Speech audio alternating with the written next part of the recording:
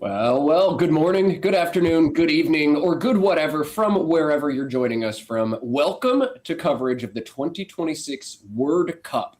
This is a 5-day, 31-game Scrabble tournament, this year being held in Williamsburg, Virginia.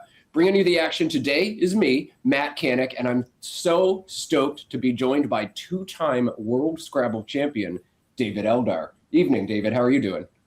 Hey man, coming all the way from Australia to you live from the middle of the night. I'm thrilled to be talking to you again. I look forward to commentating the next two games.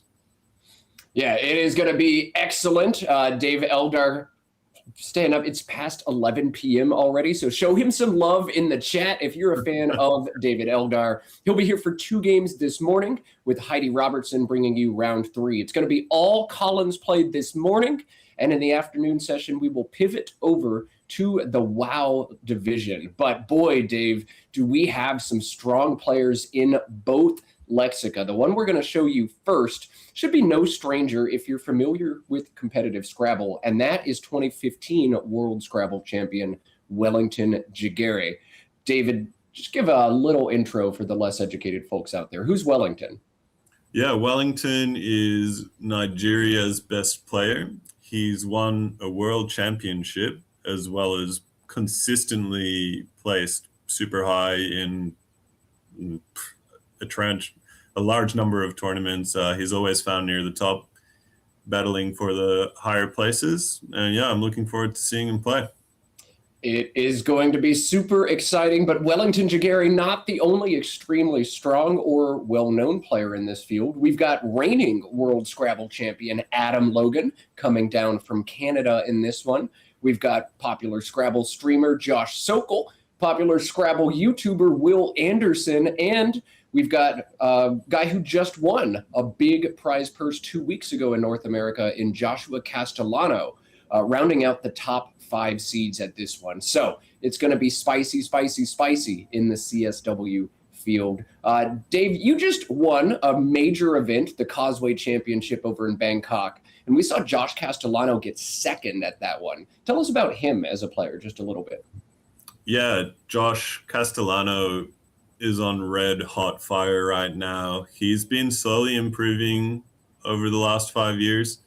He's very conveniently, for anyone who wants to, posting all of his games on Crosstables, which is a website where you can upload the games you've played and then put annotations about how you played them and the mistakes you're making. And I read some of those in my spare time. I'm not sure if anyone else does, but I've definitely been tracking his. And anyone who has been tracking his can see that he has very, very slowly been getting better and better and better, and he's making less and less mistakes, and he's sharpening up a lot of the leaks in his game. And I myself have spoken to him quite a bit about strategy, and I'll say, yeah, he's super sharp. I'd expect him to be in the running for winning this tournament. What about you? Oh yeah, no, he's rock solid player, and he does something so smart. As you said, analyzes every single move of every single game. He archives his mistakes with a series of different hashtags and compiles them all on his website. By the way, you can use his website to do the same thing at home if you want. His site is randomracer.com, and it'll pull all sorts of games from Crosstables and archive them there. As long as you use his hashtag system, you can compile your mistakes too and see just how terrible you are at Scrabble. I don't think Adam Logan needs any introduction, but David, if you had to say a few things about Adam Logan, the Scrabble player, what would you say? Yeah, Adam Logan is the master, and I'm saying he's the master because he beat Nigel Richards in a best of 15 battle, which is something that if you asked me before it happened, I would have laughed in your face that someone could do that. He had the better of the tiles, but disregard that because that doesn't matter. Beating Nigel in a best of 15 requires a level of skill that up until now we haven't really seen. And Adam has been the most consistent player, as well as myself, not apart from myself, as well as myself, that isn't named Nigel Richards in the last 10 years that's held a rating of 2100 for about 10 years.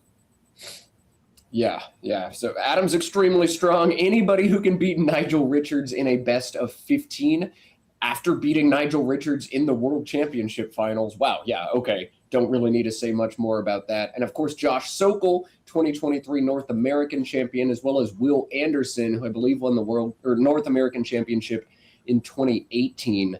It's going to be so sick to watch this field. We've got other top expert players: Ben Schoenbrunn, Matt Bernardina, Dennis Ike Caragor, Rob Rabinski, Matthew O'Connor in the field as well. So who knows? And maybe one of the young upstarts in this field, Eric Fox, Nitz Chugty, Zachary Dang, have all been on the climb. Maybe one of them will make a statement in this tournament as well. 31 games separate us from our champion, and it's looking like announcements are winding down. We're not going to forestall at all. As soon as Wellington shows up and sits down at table one, we're going to get this thing underway.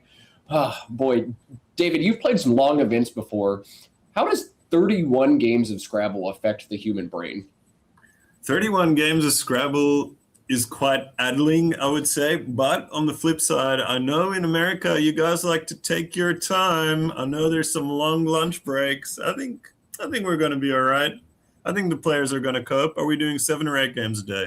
7 games a day with a lunch break of 2+ hours, David. That is a long lunch break. I respect that. You can go to lunch twice during that time. Have you ever? Oh man, I would if I could. Get double lunches, get to hang out with twice as many folks. Honestly, that's what Scrabble tournaments are about for 90% of us, is hanging out with the people. Because 10% of us, like you, are trying to win, David. Yeah, that's right. There's a small category of freaks who just come in and they've got one thing on their minds, and it's winning. But for the rest of the people, there's socializing. Everyone's really happy to catch up with all their old friends. I mean, it's more than friends at this point. It's family, really. In fact, it's more like family for a lot of us. It's people you see, whether you like it or not, at particular intervals during the year. Yeah, it truly does feel like family, for better and for worse. So everybody's got that one cousin, and then there's that one regular Scrabble opponent too, where it's like, all right, we're good. Yeah, exactly. I'm gonna slow this one down before I put my foot in my mouth about that. All right, Wellington's not seated, but we will cut over to a Scrabble board anyway. You're not here to see my ugly mug. Maybe Dave's beautiful smile, but we're going to cut over to the board. Wellington about to show up. Zachary Dang will be his opponent. And we talked about Bangkok just a few minutes ago. Zachary came from the U.S. all the way to Bangkok and made a statement for himself out there. He ended up winning his division in that tournament. Those are divisions of over almost 100 players. To come out on top of one of those divisions, I know you know what that feels like, David, but really impressive stuff from him. Wow. Congratulations to Mr. Dang. I'm looking forward to seeing him play. I don't know anything about his game. Can you give me any insights? I would if I could, but I can't. Zachary was playing very frequently on the scene until about 2017. Life took him away from Scrabble when he had climbed up to a rating of about 1,600. And he just came back last year, 2025, after an 8-year hiatus. Recent results have been very good indicators for him. He finished 5th at the California Open, despite being seeded in the bottom half. He won his division in Bangkok. Clearly, he has been doing some work on his game. Is that work enough for him to knock off a former world champion? We'll find out. We've got Wellington. We've got Zachary. We've got tiles going in the bag. We're getting ready to play some Scrabble here. I'm looking forward to this. He sounds like he's primed for an upset. Are you predicting the upset, David? Well, with him starting, that's something in his favor. And we'll see how Wellington goes. Did I see Wellington? Yeah, I commentated on Wellington with you maybe not too long ago, and we saw he looked a little bit shaky on some words. Maybe he hasn't been playing as much lately or something. I don't know. Yeah, he definitely, I think The worst play I've seen from Wellington was the most recent tournament we've seen, that Albany Boblin Superstars tournament just last month. If you don't know what we're talking about, maybe after this one winds down, you go back and watch the coverage. It's all here on the Let's Play Scrabble channel. But Wellington, clearly a beast. He's going to play very, very good. He did just blip on a couple bingos last time we watched. So we'll see. Is Wellington back and sharp? We're underway here. Forzzy blank. Is this Fozy, Dave? That is a powerful rack to start with. You're thrilled. ZS blank. You got a wealth of options. Fozy looks pretty straightforward, but I'd take a little bit of time to look for something a bit higher scoring. 60 points were available if you want to cash in the blank with Frowsy, either with a U or a W. 60 points keeping an S, but 38 keeping RS blank is too much for Wellington to pass on. You think this is the stronger option, right, David? I reckon he probably didn't even see Frowsy or even look for it. I'm not sure. I actually think it's really close. For 20 points plus an S is 27 more. The S being worth, actually S is worth 9 now, so it's 29 more. Blank is worth 30 according to recent analysis. I actually think it's kind of a wash. I think it's pretty close. I'd probably still end up putting Fozy down. What about you? And what are you thinking for Zachary now? I don't know what I'd play. Probably Fozy on the first turn. Just 22 extra points for S blank. Like, or R blank. I think I'd take Fozy here. Engine liked this one as well. And I have no idea what to do for Zachary. There's nothing good at all. My God. The Engine's top play right now is Psychotic. Dom for 6. Sorry, DOM? DOM for 6. Wow, that is not what I would have expected at all. What's wrong with comp here is the first thing I'd be looking at. COMP. I guess it takes an O and a T. Yep, just answered my own question. All right, DOM looks all right. I mean, DOM undoubles the Ds as well. You don't want to keep 2 Ds on your rack, so I don't know. That still seems psychotic to me. I think I'd play longer here. COMPED, maybe, David? I understand the appeal of comped, and I think it's perfectly fine as well. The thing about DOM that the computer likes about it is that, essentially it just doesn't really give anything back. And after Wellington plays underlapping DOM, making something on the row below Fozy, or on the row below Dom, making Dome or Dummy or whatever it is, then Zachary will very likely have a comeback play. Mind you, I think I'm still just playing comp here, but I don't think it matters too much. Looks like we're going to see a different direction here from Zachary. He's going to score some extra points, 17 for this move, CRED, but the big wart on this one is it takes a front hook. Yeah, and do you know the hook in front of that? The acred to sacred hook? Yeah. We'll see if that comes in. And? Is there another one? Yeah. Naked? Is that a thing? Naked. That's good. Which means having the mother of pearl. Explain that to me. I would if I could, but I can't. We'll see if acred comes down. Wellington's got a great rack, AALORS blank. Can pounce on that spot for 72, but there's one double-double available to him for 86 on this move.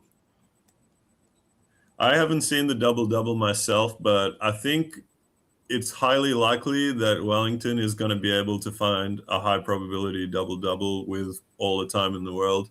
He definitely, so a bit of information about him, he definitely has been through all the 7s and 8s, or I think it's extremely likely at the very least.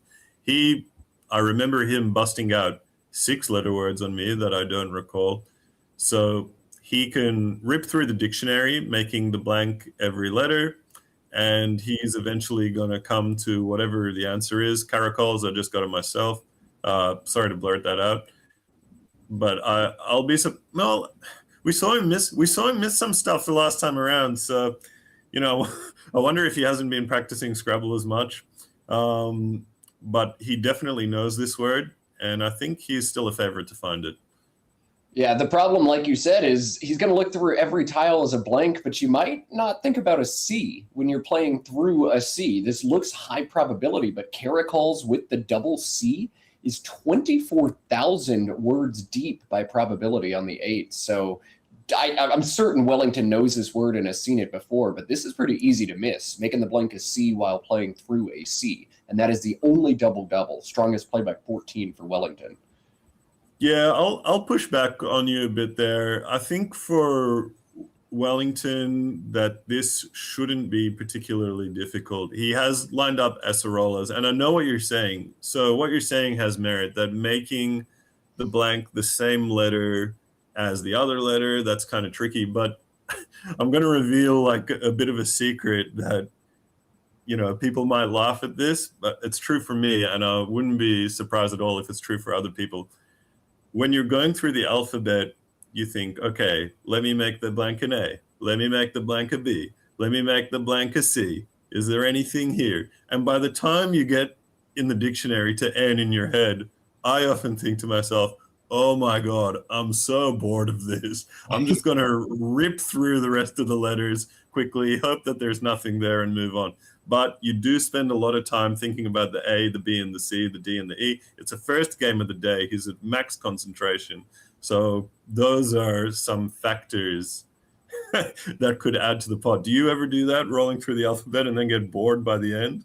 I seldom actually make it all the way to the end of the alphabet. I usually get distracted by X, Y, or Z before I'm there. So yeah, the fact that C is early in the alphabet working to his advantage here. The fact that he's playing through a C working against him here. And I'm very surprised. We've seen Wellington now, what, like 4 minutes on this move already? He knows there is something. He feels it in his bones. He's got to find it. Yeah, it is very important to get a double-double down here to push his winning chances up from 80 to 85 or 90 or whatever it is when he gets this bingo down. He knows there's very likely to be something here, and he knows that it's worth taking the time to find it. And that's champion instinct. Let's add one extra layer. If you look over at Zachary's rack, David, I'm sure you're going to notice it instantly if you haven't seen it yet. What does Zachary currently have?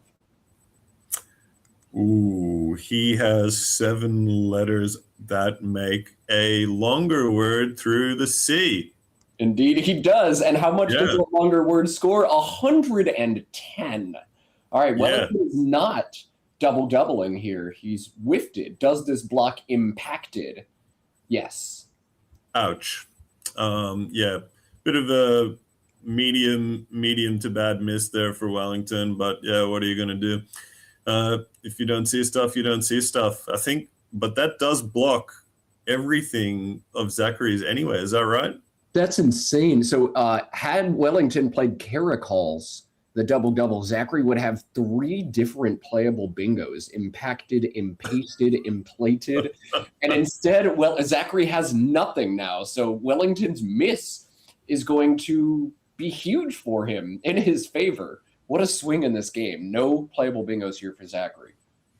Yeah, X-ray vision. Sometimes it feels like when something like this happens that your opponent can just see right through you. Now he's going to have to probably put down some sort of overlap using the C. He's still got options. Paste is the first thing that leaps to mind. Is there anything that you're seeing that I'm not? No. Maybe just imped. Imp would be the other option. It's going to be paste or imped, maybe tamped in that same spot. I don't know, but paste or maced through the C look very strong to me. I think that's what he should choose here. Yeah, any of these options will be perfectly fine for him. He's going to take his time, though, here. This rack, if you're not a very well-studied Scrabble player, especially if you're coming back from a long break, looks like it's very close to something, which are the most irritating kinds of racks, because you spend time and time and time on it. There's nothing there. You wasted all your time. You end up playing something for 30, and then you're like, "Ugh, yeah. Why?" Yeah. Running a sim on this, and it looks like Imped is jumping pretty far ahead of Maced and Paste. I guess with the huge deficit, you just want to open up some space, open up the front hooks to Imped and see what happens. Maced or Paste are kind of blocking down the board in a game where you're already down 93. That's interesting to me. What's the score differential between Imped and Paste? Imped is 1 less.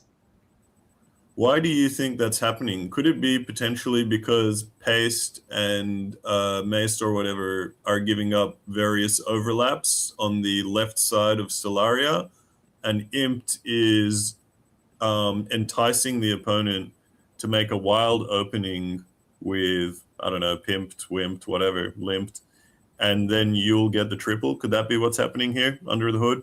That seems likely. Yeah, I'm looking at opponent's next move. Impt cedes 5 extra points to your opponent, but then scores about 7 or 8 more for yourself. So I think that's exactly as you've said. Your opponent jumps on the spot, and then you hit the triple word next turn. Yeah, so let's parse this out a bit for discussion's sake. So one of the things that could happen here after Maest or Paste is that Wellington, with his given rack, will play word that I can't think of right now, alongside Paste or Mace, make Eager and Rom, for example, for 25, 30 points. But after Impt, Wellington will be strongly enticed to play Gimped, and then maybe he'll play Agree and Gimped or something like that, then rewarding Zachary with the triple access, which will be the terminal hotspot. That'll be the last hot, I'm saying in air quotes, it'll be the hottest spot on the board, and then he'll score the highest. Sorry, I'm having a bit of trouble like explaining this into words, but in the sequence of events, the guy who plays on the triple scores the most. So is this making any sense? Is any of this getting through to you? Triple, are you saying triple is more than double? Is that the thesis? Yeah, something like that. All yeah. right. Advanced math with Professor Eldar today. We're not saying imped, but amped. This same idea, same execution may lead to that triple, but the downside to this play is all of the other I's are still in the bag, whereas several A's have been played. So Zachary pretty likely to draw unto I treble after this one. But a good idea. Yeah, he may not have been sure if imped was a word, but in any event, perfectly fine. Gare and ME, Gare and ME, or ramped, as we would say before, or gamped, if that's a word, I can't remember, having a sort of similar effect here. I'll come back to what I was saying before. The genius of the Scrabble board and why it's so well designed is because every move you make gives away something else. So you can see the way the board is structured, that the scoring hotspots are diagonal. So you can't access two at once, not easily in any event. So when you access one, you give another one away. And when your opponent accesses one, they give another one away, and so forth and so forth and so forth, until someone hits a triple, which is the end of the board. So that concept could be at play here with the amped. Then someone overlaps amped, making ramped, gimped, whatever, and then you take the triple, and then you end that chain of events. Does that make more sense now? Yeah. I mean, I think almost any even like bottom division Scrabble player has had the stairway to hell, where you just kind of staircase up to the top triple, and then after somebody hits the triple, oh God, we're out of spots. There's nowhere left to go. What do I do? And you have to open something new. Yeah, exactly that. So yeah, no, I've been there. Everybody's been there before. Exactly. And the guy who hits the triple is actually, it's a small thing, but it's actually the guy who's most likely to win the game, because those small edges add up pretty fast.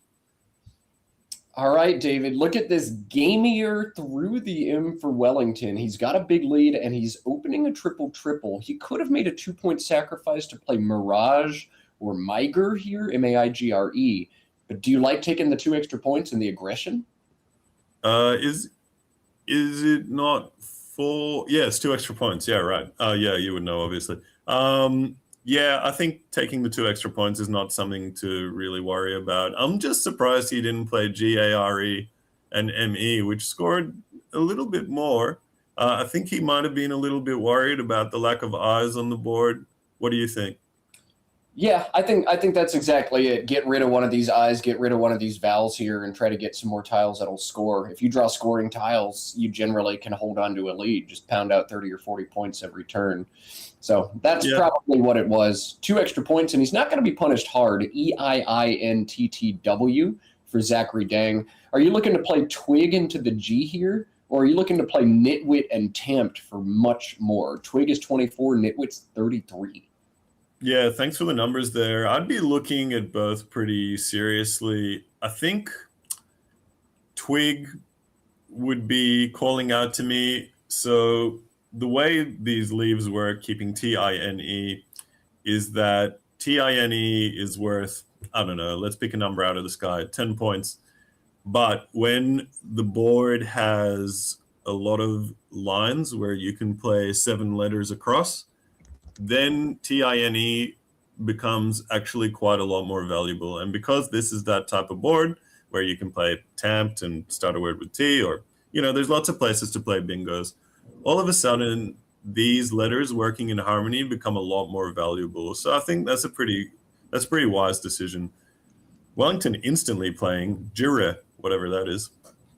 Yeah, throwing it down very quickly. 30 points looks pretty strong. If he wanted to, he could have just played JEE for 20, held the more synergistic EIMRS, but I think with the lead, take the points. That makes a lot of sense from Wellington. We'll see what Zachary draws into this EINT. Bingo prone. Will he convert on his plan? Yeah, I'm looking forward to seeing a bingo to keep this game close. Meanwhile, Jire is an exclamation of expressive surprise, which is South African.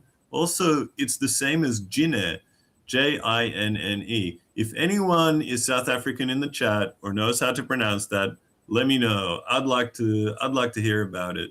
Meanwhile, terrible draw for Zachary Dang. 3 ends. He wants to put 19 down somewhere. He can't. He's going to have to play 2 ends off for like 10 points somewhere. Wellington's drawn a really balanced rack. This is looking like big, big trouble already. Yeah, this is not good at all. You hate drawing ENN into EINT. One other fun option for Zachary last turn would have been playing the same 3 tiles, WIT, but instead of playing Twig, playing Wit and Tamped. That would set up a big stamped front hook and potential non-bingo triple triples like Swaggery or something like that. Twiggiest, I don't know. I think that would have made this game way more interesting. But yeah, Zachary with the brutal pull of the lower volatility play, and now he's looking close to dead in this one already. Rough. Yeah, that's an interesting thing that you say about playing Wit and Tamped. I hadn't actually considered that, but just having Twig on your rack gets you closer to Twigsome, Twiggier, Twig-like, Twigless, Twiglets. There's more than you'd think. And that could actually be enough to push it over the line. Some of that stuff shows up really, you'd be surprised how often that having 4 out of the 8 letters required for a triple is just enough to justify. Yeah, I mean, you don't draw into them all that often, but that you can draw into them alone is pretty big. And the reward is so big when you do convert on those lower percentage draws, like, wow, game over, almost a huge pendulum swing if you get the triple.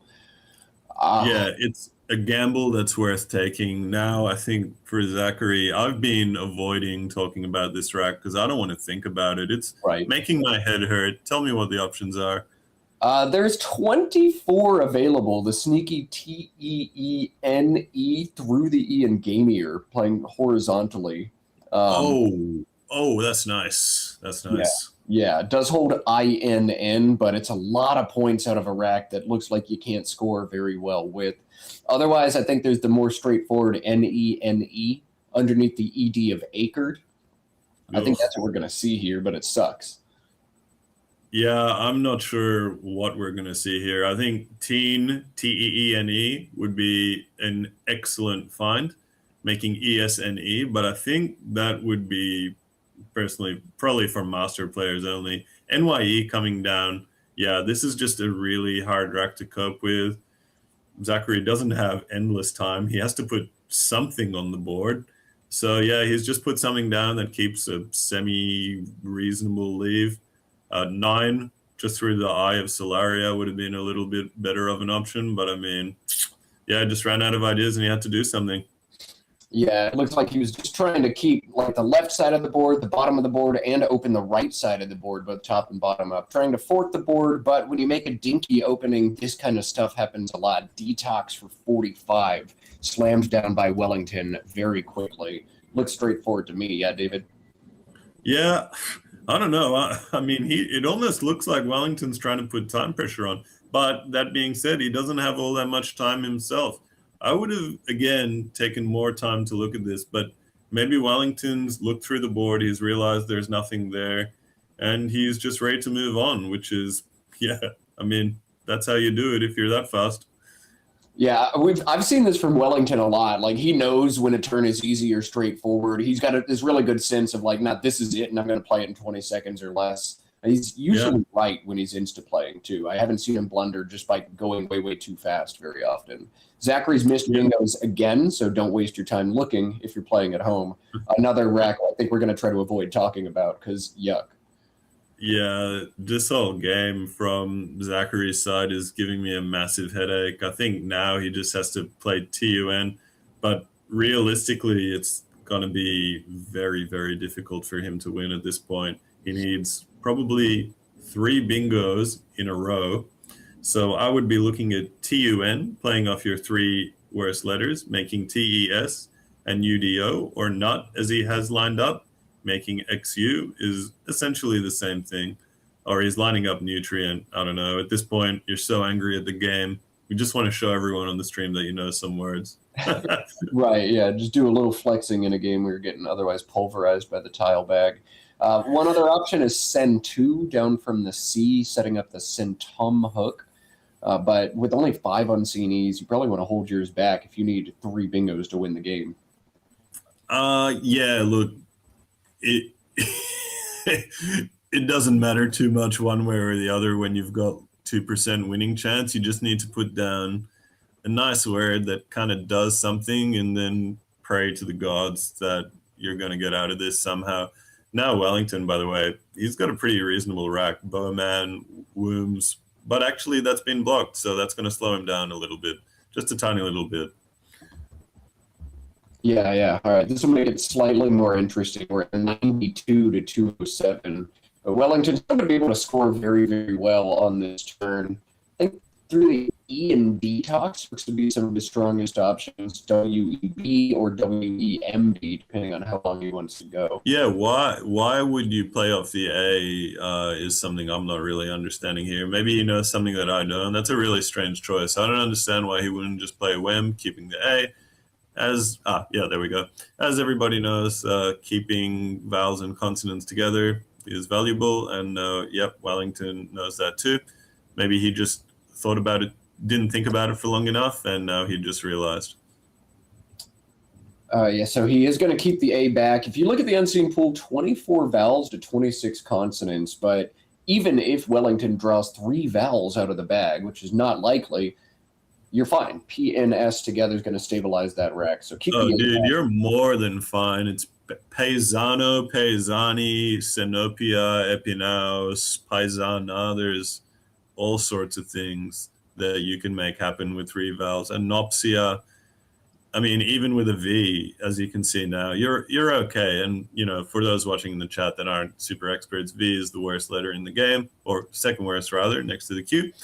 But it's a ruiner of games, and you can see even with this rack, Wellington can make the V work. He can play Vespa and Wems for 40 something, effectively putting an end to this game. Yeah, and incredibly, Zachary's rack looks promising. CEFINRT. Forgive me if you've heard this one before. Zachary can't bingo, and he's only got 11 minutes on his clock. This certainly feels like a bingo rack. He's got R's and I's floating out, A's, and no, there's nothing there. Zachary's going to have to take some time, look at all the options, and then, again, just pick another sad play in what's been a very sad. I'm praying for him here. It's a shame he can't get down Infector, Reinfect, or Frenetic, or something crazy like that. Little quiz for the chat. I'm going to ask, what is the other spelling of frenetic? The crazy spelling. I'm looking for the crazy spelling. If you know it, put it in the chat for me. Do you know that one, Matt? Is it just PH? Not quite. Not quite. Frenetic, but with a PH at the front? That is a valid word, but it's not the answer I'm looking for. Oh my goodness, there's a crazier one? There's a crazy one. Call up Shakespeare, call up Milton, call up your favorite poets. This is a valid word. Like frenetic, means frenetic, does not take an S. How? Anyway, let's see if anyone knows it. Yeah, all right, chat, educate us. Otherwise, David's gonna have to spoil this one. All right, I'm very curious now. I'm excited to solve this one. Learn something new. Confine, getting desperate here, trying to open a triple. Oh, I love it. You need to score points. When you're losing by this much, you need to score a whole lot and just hope you get lucky. If you score 6 again, trying to get a bingo next turn, Wellington just scores 40, and now you need a 4th bingo to get back into this game. So confine, score 30, open the board up. I love it. Why not? Do it. Maybe Wellington has 7 vowels. Yeah, confine, conifer, make Wellington work for this at least. Let's put a bit of pressure on. In the chat, Josh Watt showing up with Frentic, P-H-R-E, so far so good, N-T-I-C-K. How did that get into the dictionary? I don't know, but it's a cool word. Frentic. Excellent. Fur coming down now is in the tree, I guess, which, yeah, I mean, it doesn't quite do enough here, but at least it keeps good letters and it keeps the miracle just in touch on the table. If only he can draw an S, a blank, or something magical to get this game a bit closer. We'll see. Is it the big draw he needs? O-Y-H? I think so. It almost looks like something, but it isn't quite even anything at all. It's a very balanced rack. The Y and the CH and the O all kind of work in harmony together here, but there's no way for him to bingo. He'll be able to score 40 points easy, but we're going to need a lot more than 40 points to get back in this.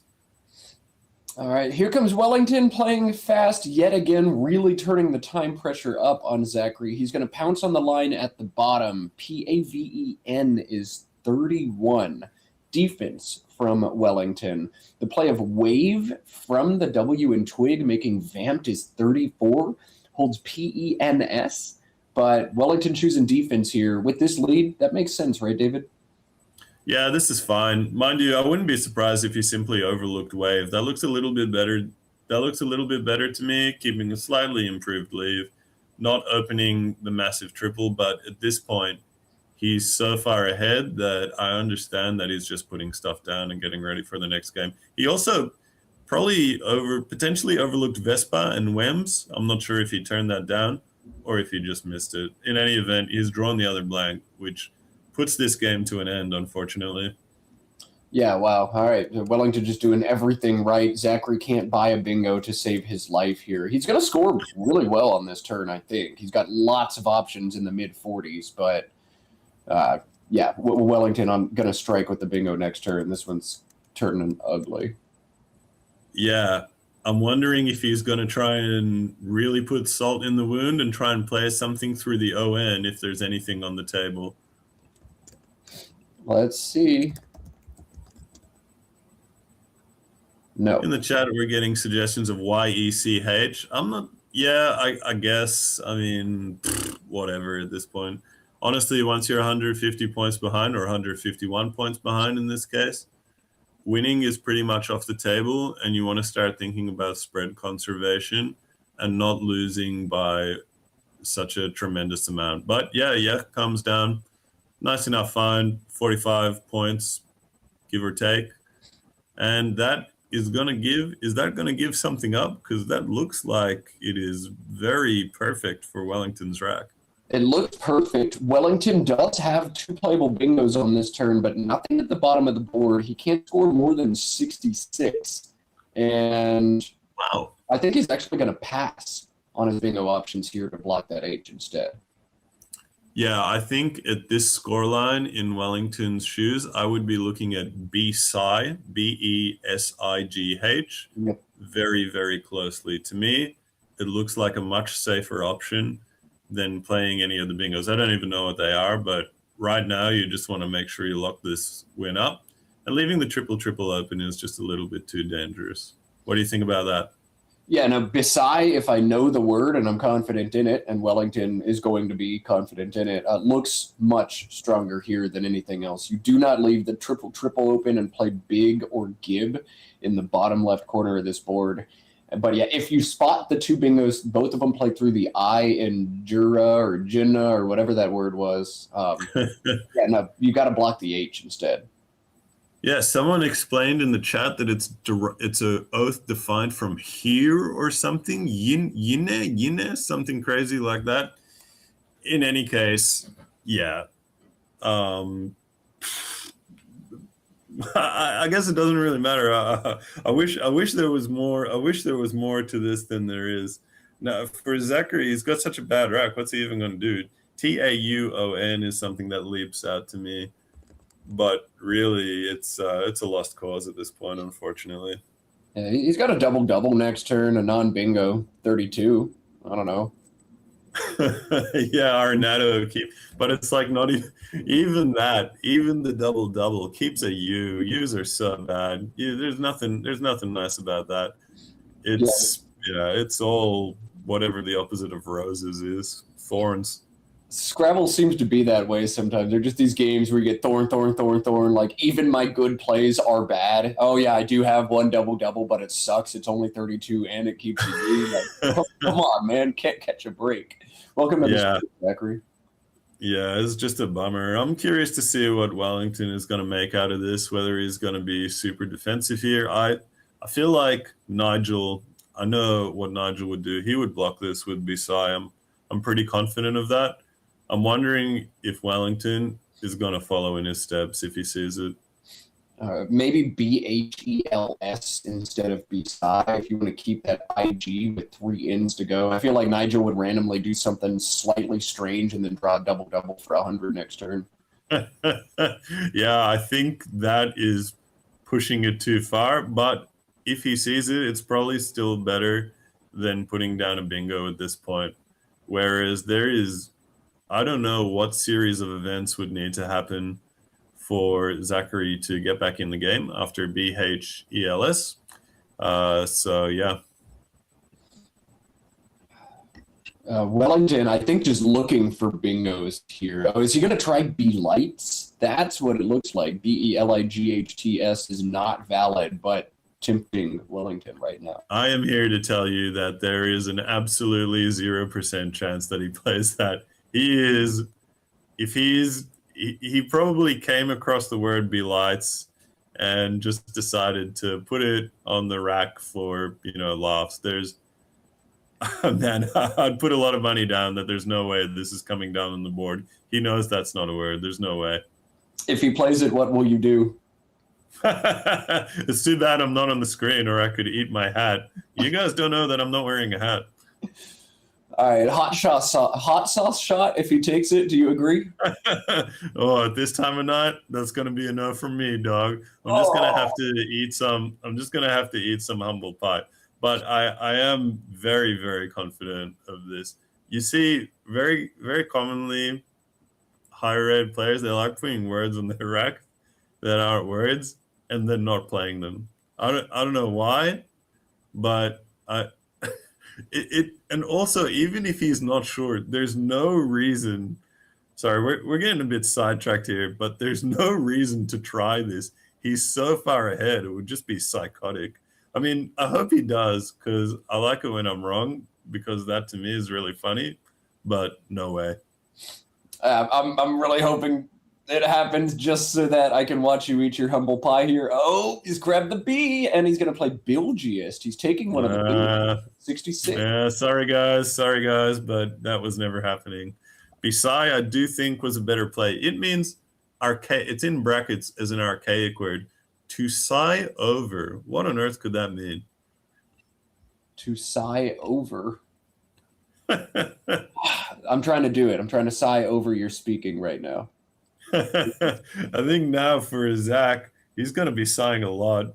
If he knows the word tall on, his double was blocked. Oh no! If he knows the word tall on, TAUON, making ST across the bottom of Bilgiest, or even across the top if he felt like it, he could have opened two triple triples at once for a last gasp absolute miracle triple through the H. We're talking less than 1 in 1,000 here for some sort of word starting with Q, an 8-letter word with Q with a H in the middle, something like queething, which I think is a word, maybe. No, it's not. That needs another A.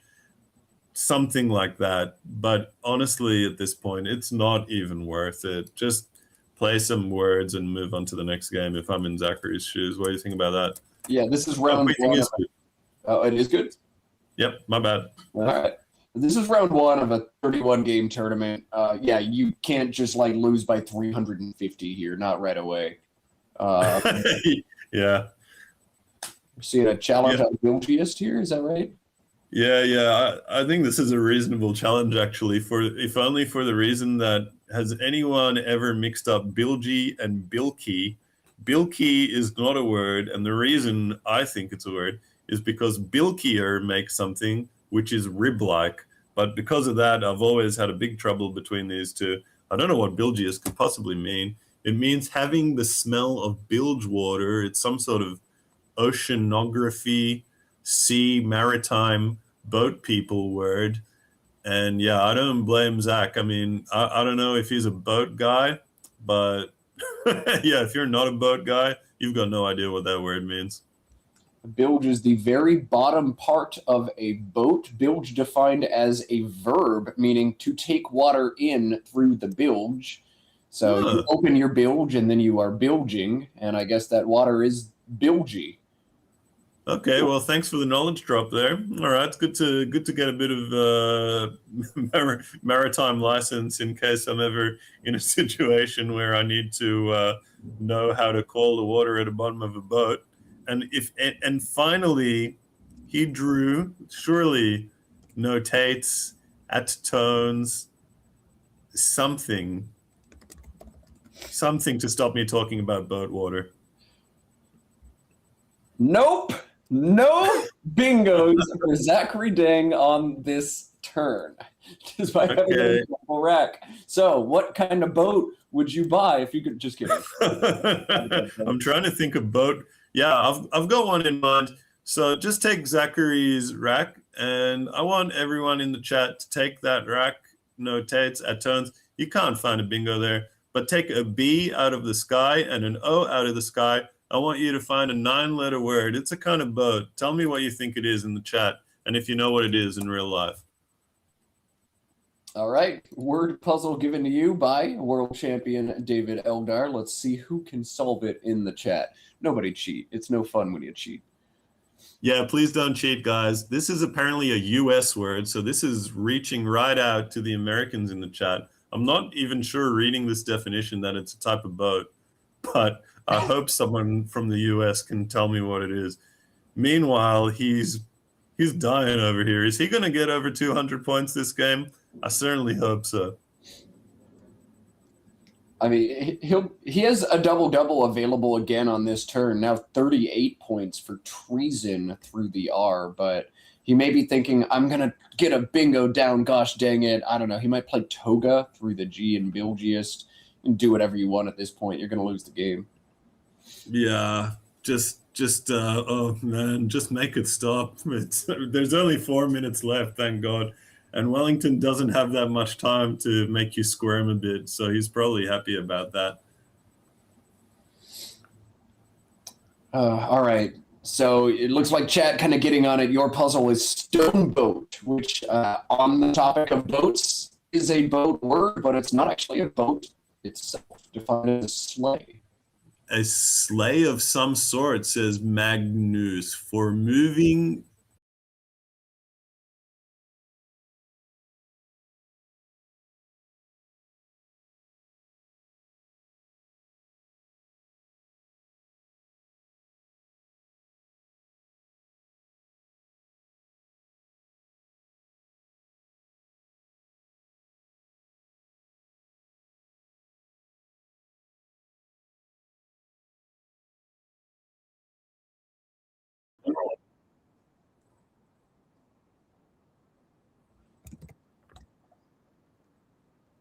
I've got some comments to add. Zach is down to 3 minutes. Wellington 7.5. He's looking to put probably Hollow down, keeping Ring next turn.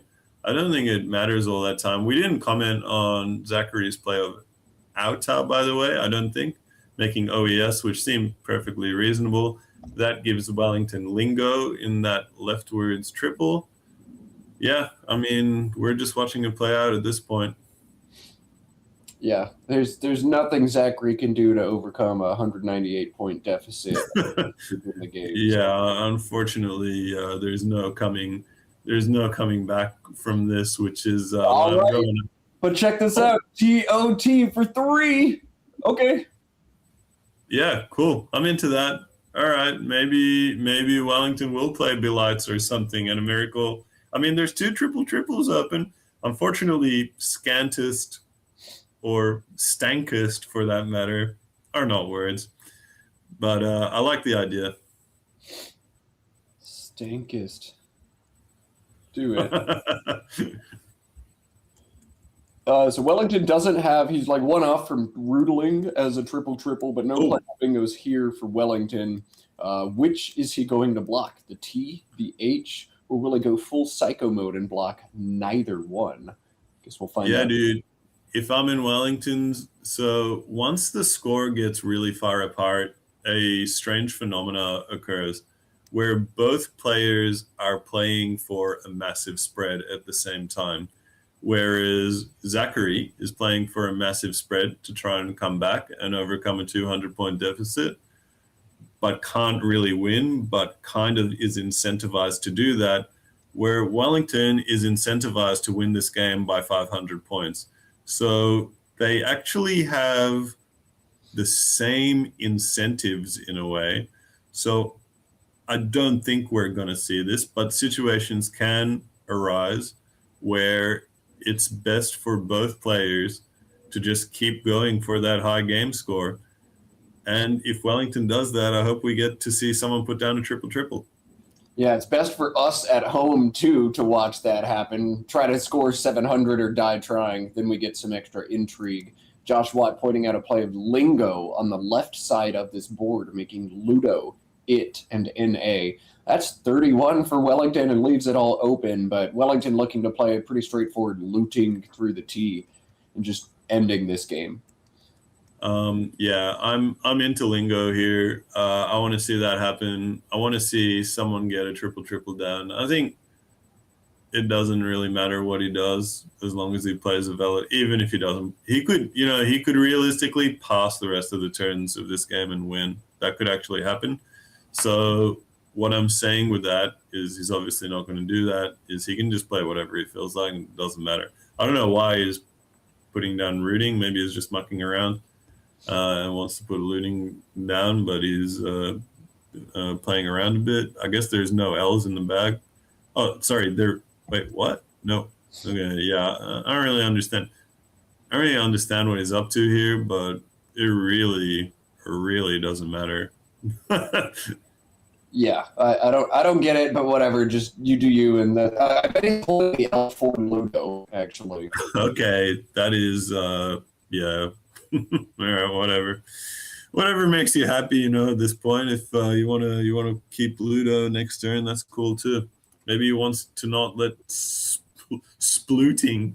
That word is making me laugh. He's protecting the splooting extension. Oh, it's not a word. Sorry. Wait. Oh, yes, it is. Yeah, sorry. My bad. That is fella. Oh, Stank coming down. 50 points. That's Zachary's highest the whole game, perhaps. Yeah, it is. And I think this actually should have been Stake or Sneak in the same spot. Nice that he's noticed the spot, but there's so many battles in that bag right now. You want to hold one more consonant back. Oh, yeah, that could have been a slight improvement. But, yeah, he's got a minute and a half left, I guess, on the flip side of that. And you're right, yeah, he draws double E. He'd probably be better off having his E's undoubled and a slightly more balanced track. And try and put down Unshaven or whatever. But yeah, Pity we didn't get a closer batch for this one. I was hoping for something exciting. I'm hoping next game we can get it a bit closer. Yeah, that's the dream. And we'll see. We don't have a matchup chosen just yet, but we'll communicate that with you guys at home when we know who it's going to be. We'll have one more match with David Eldar on the set before we got to let him get to bed, as it's now right around midnight his time. And hopefully we get a good one, because I would love to hear what you have to say about a good close game. Yeah, I'd love to call a close game with you rather than handing out boat quizzes. But you get a bit of both here, and that's all right with me. I come for the good, I come for the bad, I come for the in between, the creamy middles. I'm here for it. So let's see how this game wraps up, and let's hope the next game brings us something interesting. We will see, as it's all just kind of getting to the end of this one. Wellington is going to look at the unseen pool. I think we've got it a little bit off right now, but Wellington can't lose this game. Yeah, I wish, I really do. Yeah, what's it? How many are in the bag? 0? Or No, I can't quite tell. There's actually 3 in the bag right now. I'm trying to figure out what's going on with our unseen pool. Yeah, I guess just something through the H, making, I don't know, halo, I mean, whatever, fire, alloy, AULOI, and paven, making an A with the end of paven. I mean, whatever. This is academic at this point. Yeah, he's going to play hula, sure. Yeah, sure, whatever. And then for Zachary, maybe suave and fires or something. This is the first game of the tournament, if I'm not mistaken. This tournament is held by the WGPO. Is that correct? That is correct. The Word Game Players Organization. I hear they're a very virtuous organization. You want to tell me some of the virtues that they stand for? Yeah, so the WGPO, or Word Game Players Organization, receives an annual gift every year, a very generous one from a top expert in North America named John Shreve. They have buffed up the prize fund for this event over in the WoW division. $10,000 will be the first prize. You can see Ori Swift and his Crocs in the background behind Zachary Dang, one of the favorites to win that. And in the CSW Lexicon, I think they were aiming for a prize of 7,500. That was contingent upon 55 entries. And when it was all said and done, I think they fell just short of that mark. So I'm not yet aware of the first prize, but I know it's going to be beefy thanks to that generous John Shreve donation. Okay, cool. Well, looks like there's going to be some high stakes action on the pointy end of the tournament. Now, tell me, is there going to be a final, or are we just doing a standard draw? 31 games, whoever's on top of the end wins. It's that 31 games. Whoever's on top is just the winner of this tournament. There is none of that best of 5 to this one. All right. Well, that sounds as exciting as anything to me. Well, I'm looking forward to that part of the tournament as well. Yeah, so Zachary now with 10 seconds left on his clock, just 2 tiles left on his rack, the S and the U. Looks like he will not make it to 300 points despite his last 2 plays of 50 and 35. Didn't do a whole lot wrong. Could have been a little more precise, but really just got hammered by the tile bag in this one. Yeah, he was super unfortunate. There were a lot of turns where he could have refined things by a number of points, but he needed more than good tiles to overcome a player of Wellington's caliber. If the tiles were switched, it could have been a bit closer, but you're going to need good tiles to overcome Wellington. He had absolutely shocking. It would have been very hard to work with, even for the best players in the world. And yeah, sometimes in games of luck, you just get it handed to you. That's how it goes in this one. LODE is the final play from Wellington. Zachary's going to grab his US and go out for 12 in this spot. And we'll get a final score of 447 for Wellington, 281 for Zachary. We would generally put the overhead mic in this one, but it's not quite set up and ready to go. We'll have it for the rest of the tournament, but we're going to cut away from the board for this one. I have received word from our production team that the next game, Dave, It's going to be Matthew O'Connor versus Adam Logan. Oh yeah. All right. Cool. Cool. Cool. Cool. Cool. I'm looking forward to that. Matthew O'Connor has written like a little sort of book. It's not quite a book, but like a e-book of some sort. It's basically his notes and thoughts about Scrabble. I took a read through a lot of it. I thought it was really interesting. I think he really knows what he's talking about. I'm looking forward to seeing this match. All right, so we'll have a link to that after this game, but we're going to go ahead and wind down for right now. Once we get Adam, once we get Matthew, we will have game 2 from Virginia coming your way. We'll shut her down and see you guys in just a moment. Can't wait.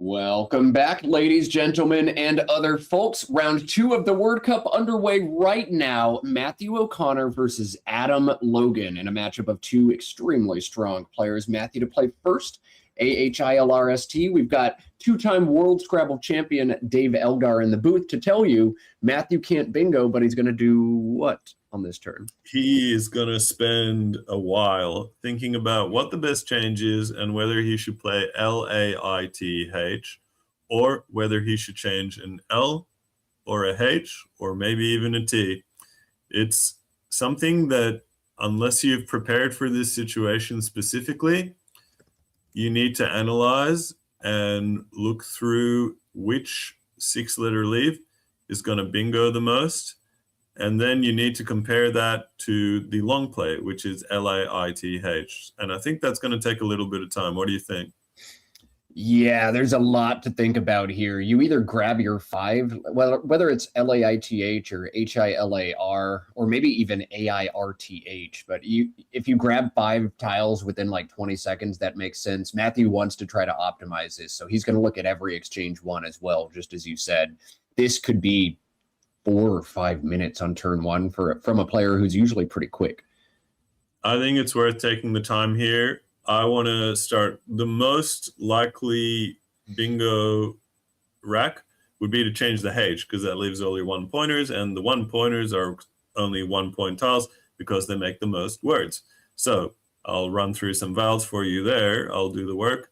Lariats or latrias with an A, saltier with an E, trisula or rituals with a U, Sliotar, or however you say that, with an O, or oralist, and with an I, liatris. That's every single vowel. Doesn't go with an R, doesn't go with an L, doesn't go with a X, but that's looking like a good start to me. Change H, I think that looks pretty promising. All right. Engine saying, if you're going to exchange 1, exchanging H is a way to maximize bingo percentage, suggesting about 85%. But those bingo scores so little with all 1-pointers, it would actually still prefer exchanging the L. You're a little bit less likely to bingo, but scoring 4 more on average next turn. Yeah, that's really interesting to me. Yeah, I think it would be a common mistake, and a mistake that I could see myself making is to optimize for scoring, optimize for getting the most bingos, and mistakenly exchanging the H instead of the L. But in any event, I think playing is probably fine as well, but this one's a bit difficult for me to analyze. I would need a computer to tell me the answer. A computer is saying playing or exchanging both making sense. When a computer gives a slight edge to the exchange 1, you always want to take that with a grain of salt, because a world champion player like Adam Logan will adjust his play in a way that a computer won't. Matthew says, I'm taking the points, and this seems fine. 24 for him on turn 1. Adam Logan now, DEIOOTU. You're playing through this rack, but how, David? Yeah, this is ugly. I think the first thing that jumps to mind is Dhooti, DHOOTI, and the first thing that jumps to my mind is, how do you spell that word? Because there's 20 different ways to spell it, and one of the ones that I can never remember is if DHOOTI or DHOOTIE is good. I think they're both good, but I don't know that they're both good, and I wonder if Adam is having the same question right now. I think if you're playing using the H, hideout looks like a slightly stronger option instead. Yeah, that's absolutely better. Getting rid of the U, which, as I said in our previous game, is a terrible letter. There's also outed along the top side of Hylar, which actually looks pretty good to me. Adam's lining up outie, which I don't think goes anywhere. I think it's just looking at it. But outed on the top looks very strong to me. It puts down one of my favorite words, UH, and it puts down one of my other favorite words, TI. Why are they my favorite words? Because they can't have a hook on one side of them, which means they're going to lead to a block board. And I like playing block boards. Everyone likes seeing block boards. When you play a block board, why is it so exciting? Tell me about it. Well, I love closed boards or blocked boards because all the traditional rules go out the window all of a sudden. You're not just trying to keep super bingo prone letters and see if you draw good stuff. You have to change the rules completely. Look at this. Yeah. Hoodie. Yeah, Hoodie, fine. Someone's saying in the chat that Macondo wants outed, and I definitely agree with that. I think this is, I mean, the slightest of misjudgments, but it looks okay. I think, yeah, it gives up a lot, honestly, like, but it also gets back a lot. So I could see a case for it, but I think keeping the U is probably not so good. I think Hideout would perform better. I wouldn't be surprised if Adam just overlooked Hideout.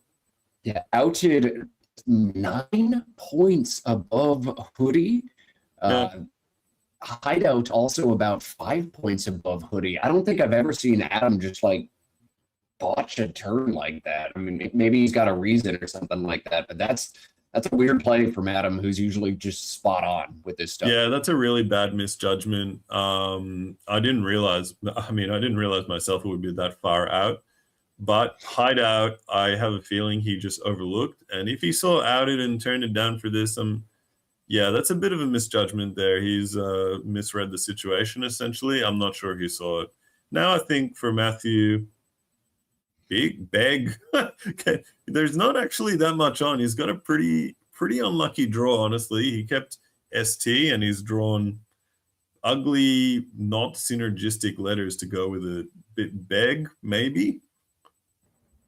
He's looking at Brig. He could play it here or with Hoodier. He's going to opt to take this placement. Open the triple line, 22 points. Feels okay to me.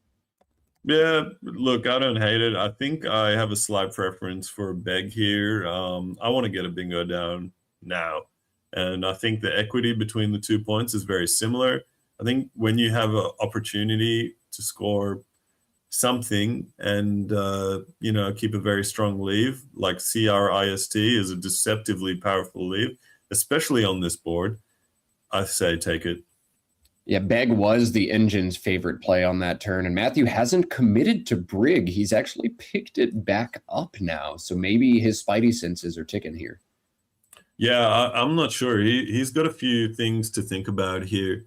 I think it's pretty close between these decisions, so I'm going to take a moment to answer a question from the chat, which I think is very relevant, especially to Adam Logan.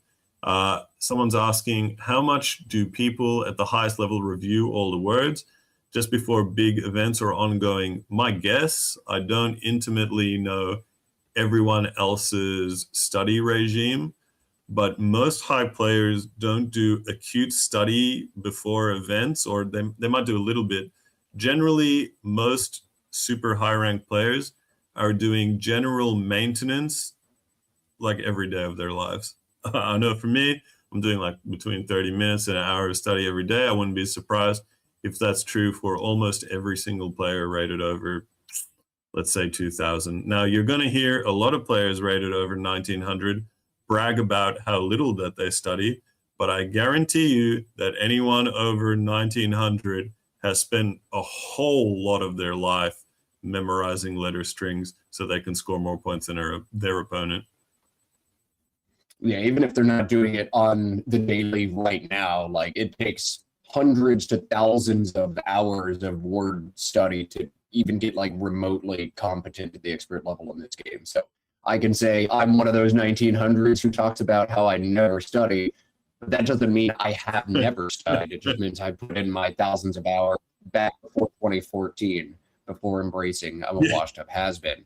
Washed up has-been is not Matthew O'Connor is. He's opted for Beg, the computer and Dave Eldar's favorite play. Yeah, like love to see it. This is shaping out to be a good game. I think for Adam, we're going to see some sort of TATOU, I believe is a word, coming across Hylar. I wonder if Adam has noticed that, or if he's just going to play auto, which looks like auto and Bigot. Yeah, that looks good too. Probably even a little bit better.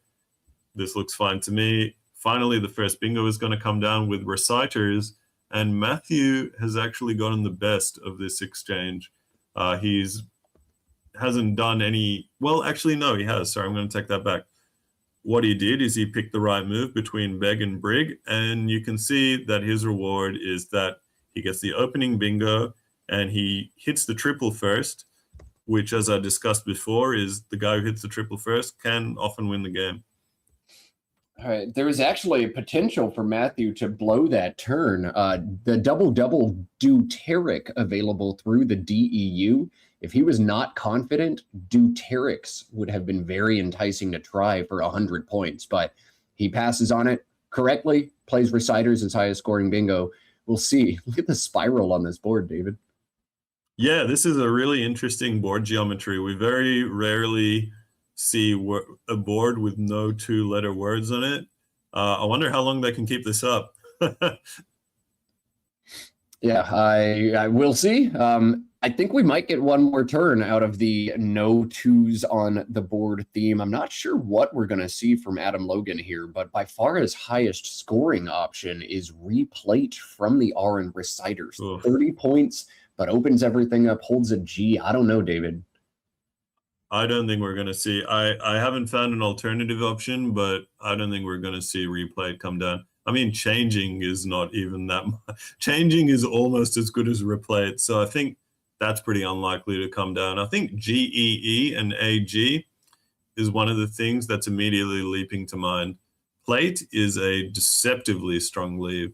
It works very well with the S along the bottom. Adam needs to get a bingo down. He can't score anything anywhere that I can immediately see. So my instincts are leaning to make GEE and AG for about 10 points and, crying into your hand and hoping you draw a bingo. Yeah, that feels pretty good to me. Set up the P for behind it, GEEP, valid in CSW play. Keep the S at the bottom of the board and try to hit that as soon as possible because you know Matthew's going to try to take it away with his lead. So GEE makes a ton of sense here for Adam Logan. Yeah, I wonder what we're going to see from Matthew in response. This is, despite the play of Hoodie, this is still going to be a closed board the way this is shaping up. It's heading towards the bottom left corner. I think KORO and Hoodier at the bottom left is a likely play for Matt next turn, but we'll see. Yeah, it looks really good. Knock out the S, score a lot of points, get rid of all your doubles at once. Wow, big play for Matthew. Yeah, and with that, he's going to take a commanding lead in this game. I wonder what Adam is trying to cook up here. He's trying to make something happen, but there's just nothing here that I can see. I wonder if at some point, be go and an E, you can put an N there, be gone. And I wonder if, I reckon Adam will know this. I'm not sure Matthew will. Be gored, past tense, is a word, and people learn the sevens.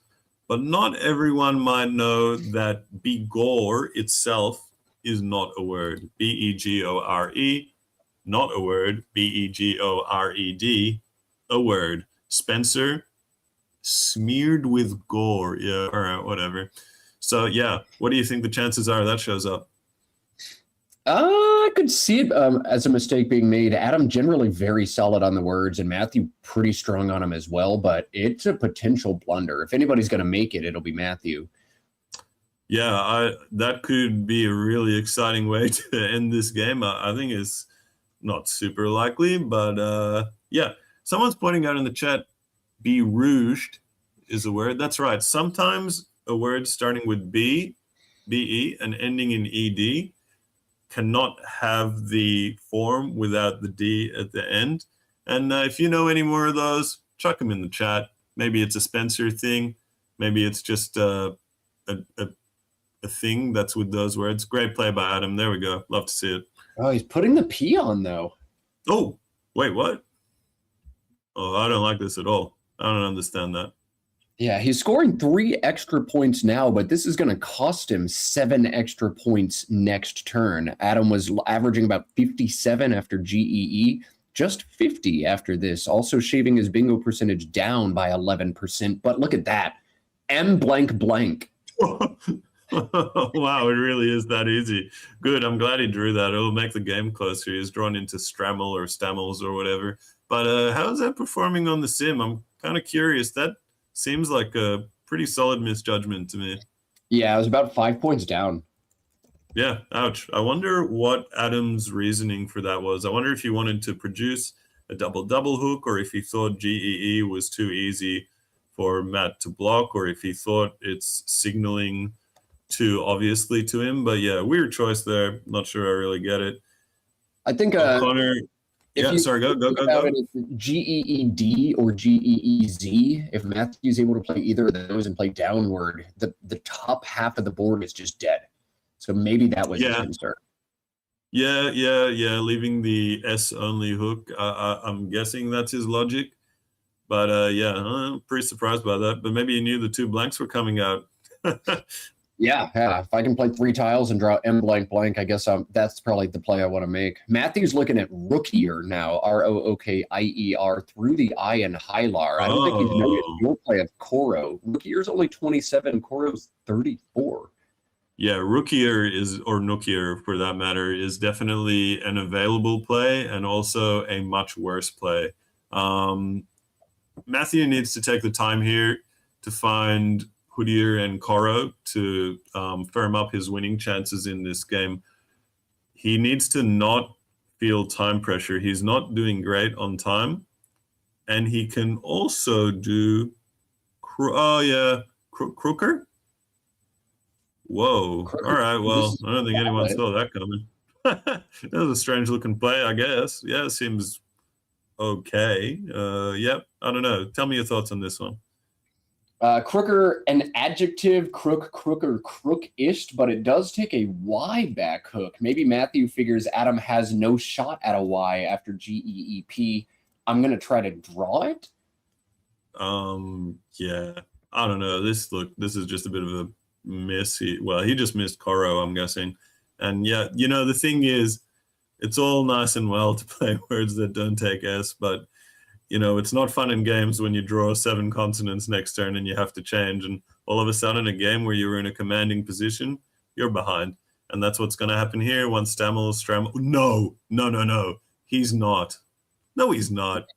Medley is valid. This is 9 crookery, right. Oh, that's genius. Oh, man. All right. Phew. Yeah, I forgot about crookery.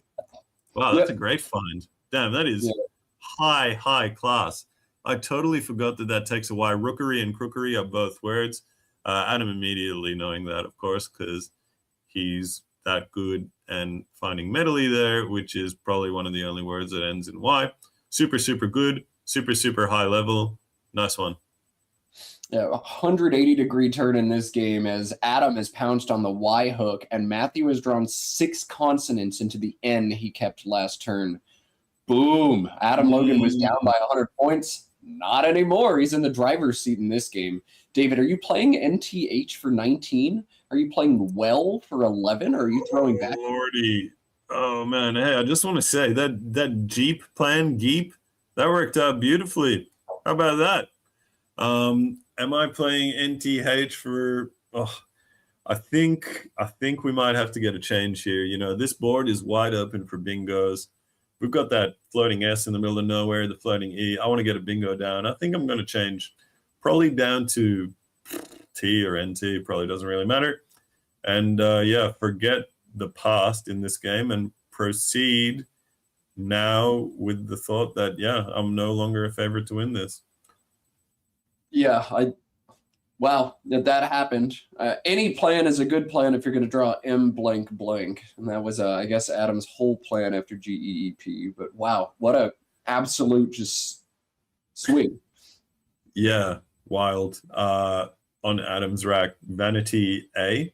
I'm not seeing anywhere for much of anything, really.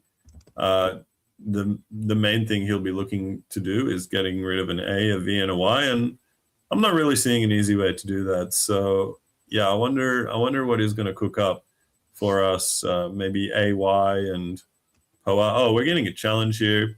So Matthew's getting an extra 5 or 10 points to Adam here, and Adam could definitely make a mistake. This is perfectly reasonable if he doesn't know it himself. All right, so the challenge on crookery, I guess Matthew was not trying to set up the Y and draw it, just didn't think this word had any hooks. All right, so that's what we see there. And now Matthew, 13 minutes on his clock with more than half a game to play, a 2-point deficit and 7 consonants. Oh boy, has this one turned around. Oh man, yeah, he's also actually running kind of low on time here. He's gonna need to speed up his game a bit, which just adds another unpleasant wrinkle to this already unpleasant turn of events. He's looking at WELL right now. That would be 11 points. Keep the double N back, but this is a big decision. You see the Y on Adam's rack. This is going to get pulverized. Welly must be a word then, based on that comment, because I have no idea if it's valid or not. I wouldn't be sure at all. Yeah, Welly will get hit. Welly and Tivy, Tivy, or even just Ivy is going to hit for like third.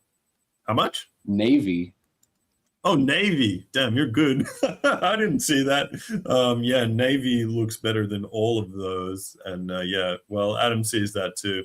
That's a lot of points for a very bad rack. Sorry, not very bad, a medium bad rack from Adam. And now he's starting to almost run away with it as Matthew draws 2 U's. Ouch. You see anything here? I mean, good news is you got 2 vowels. Bad news is there are 2 U's. Yeah, unhip is like the one play that makes sense here for Matthew. Unhip through the I in Hylar.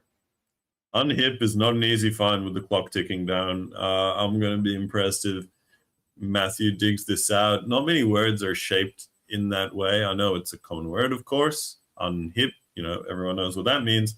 But just thinking of starting a word with a U, ending it in a P, not something that everyone's going to come up with here. Unhip would be a great find. And let's see if he comes up with it. I'm starting to seriously worry about his time situation. I mean, I know Matthew can play extremely fast. My whole adolescence was playing blitz games against Matthew when he was a small child. He can play 1 in 30 minutes, no problem. He sees so many options so quickly. But yeah, perhaps if this end game gets very complicated, he won't be able to solve it out. Yeah, unfortunately, the amount of iteration required in endgames, unless your name is Nigel Richards, that's not possible in 30 seconds. And especially now, Adam is going to have AXIL, OX, POA, and KI coming down for 50 points to put him in a commanding lead. Matthew's going to be sitting on another U. This game is turning very, very quickly in front of us. Yeah, Matthew has not seen unhip. And if you don't see unhip, this turn is very hard. Yeah, there's not much on at all. If you don't see it, there's totally limited options. I mean, 2 U's as okay. None and Begone is a reasonable second best play. Yeah, that HPTU leave could do some damage. You can't play off both U's at once, so this is probably the best non-unhip option, but definitely a miss. And here we go again. As you said, AXIL 51 for Adam Logan. Dude, we were 1 tile away from uniaxial there, if that's a word. I think it is. That would have been epic. Ooh. That would have been, but not quite. Matthew has drawn the Q after the UU draw last turn, a Q this turn. Lucky. Very lucky. The worst tile in Scrabble, unless you got a U already on your rack. Here comes Quep. Looks strong from him. Just keep an eye on that little spot between the KI and the V. You can slot an E in there for Kiev, as in a chicken Kiev. I think that might be what that actually means. Yep. And putting an E there can be very powerful. Just the E by itself is worth 24. So E's on this board are at a premium. Yeah, someone's going to play Elf for 32. It's just who and when. Yeah, exactly. Now for Adam, a very strong rack. He's very close to a bingo, but this isn't a bingo board. So it's going to be interesting to see him navigate this, whether he's going to try and go for a bingo or whether he's just going to try and play a scoring move. Oh, man, but what scoring move do you play here? This is a really fun turn for all of us to learn from Adam Logan. We get to watch what he does while we pick David Eldar's brain. This is sick. My brain goes to OI and QI here, get some points, but stay in range. Does that seem good?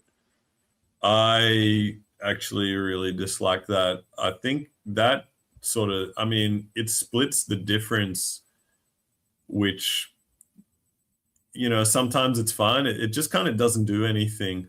I kind of want to go one way, or I want to go the other way on this particular texture. And what I mean by texture is the score difference and the shape of the board. So I want to strongly lean into a bingo, or I want to strongly lean the other way. But I'm struggling to find anything of anything here. There's really not much on. You could shell out for the bingo. You can play off OU in different places, either from the L in Welly for 4, LOU, from the S in reciters for 3, or you can play it with OPE for 7. So I'm going to tell you something. I don't think playing LOU, blocking the Kiev spot, is crazy. I actually think that spot, blocking it, is worth something. That said, I don't think that's enough. I don't think you can do OPE. I don't think it provides you enough options next turn. OUD, I don't think that works either. I'm kind of out of ideas here. Are you playing SOU for 3 just to lock down the board, and when Matthew opens to just bingo on it? No. I love the idea and I want to see that happen. But the thing is, even on a blocked board, which this is, I imagine that Matthew's average is still over 30 points. So SOU would give you a 30-point lead. Matthew will play for an average of 30 points. Then all of a sudden, your scores are level and you have a bingo rack and nowhere to play a bingo. So that's not a situation that I'd want to be in. And I don't think Adam's going to want to be in it either. I think he's going to think this out some more. I think he's going to take his sweet time on this one. There's a lot going on here. Yeah, this is a crazy turn. You were spot on. SOU gives Matthew 32 on average next turn. Matthew just takes the lead straight up. So you don't want to block the board. You want to try to get your own bingo down. I'd feel terrible, though, if I did play LOU for 4, gave up an 80-point bingo to the S and reciters, and just lost the game on the spot. Yeah, that would be pretty brutal. I mean, yeah, it's funny. All the things you're saying are kind of leaning towards OI and QI, but still, that's not doing it for me. I'm going to take some serious time in Adam's shoes, and I'm going to look for something a little bit better than that. What's the computer saying? We've talked about this enough. Let's get some answers. It has a lot of things really close to each other as well. All within about half a point of each other is OU and OPE for 7, LOU for 4, OI for 17, even AI for 17 in the same spot. And a fifth option in there about 3 points down is just 2-2 for 4. Plunk. That's cute. Yeah, so, what... in these low scoring situations, it's funny. You want to spend a lot of time thinking about it to get it just right. But the irony of the situation is when all your scores score so little, then they end up not being that much between them. So you probably would have just been better off saving the time and picking one. But that's not the way it ever goes. Wow. Super bizarre series of events. Matthew O'Connor setting up his D, Adam drawing unstayed out of the bag with a D. Oh my God. That's disgusting. Adam held A and STU, draws ID. Matthew sets up Joe, and then Adam just bingos in that spot. I wonder if ZHO was Matthew's best play. I mean, we didn't really get time to talk about that. I wonder if playing off the D probably was not better. It looks all right. This looks like a very big piece of bad luck. I mean, that's a game-ending play from Adam. He's come from basically being dead in this game at the start to being in a commanding position now. I think Matthew's winning percentage will probably be below 5% at this point. He's pretty much dead, and it's time to get the boat quizzes out. All right, boat quizzes coming your way soon. DEFGRST. Matthew draws 1 vowel, but he needed 2 to threaten to do some damage. The S at the bottom of this board is his real only chance. He's going to have to distract from it and then try to bingo to it. Or maybe we'll see. Elf for 34, making I was just about to say, you presaged it. You called it in advance. This is the last hope. ELF. We've been talking about Kiev and Elf since several turns ago. I'm ready for it to come down. He's got to take that spot away from Adam. It's critical. I'm telling you. The whole game hinges on this. Will he spot Kiev and Elf? We spoke this play into existence 20 minutes ago. He must find this. I have no idea. Adam's had 2 insane pulls, in blank and then ID. Just completely crazy this whole game. Yeah, he's being hot here. He is drawing hot tiles. He's playing well. That metal leaf find was beautiful. I mean, it's one of those things that you either see. Oh, there it is. Yes. We've got Kiev. We did it. We did it. All right, it happened. Yes. Nice. All right, cool. Come on, give him 2 vowels. Let's make this interesting. I don't know. Is there actually much on for Adam here?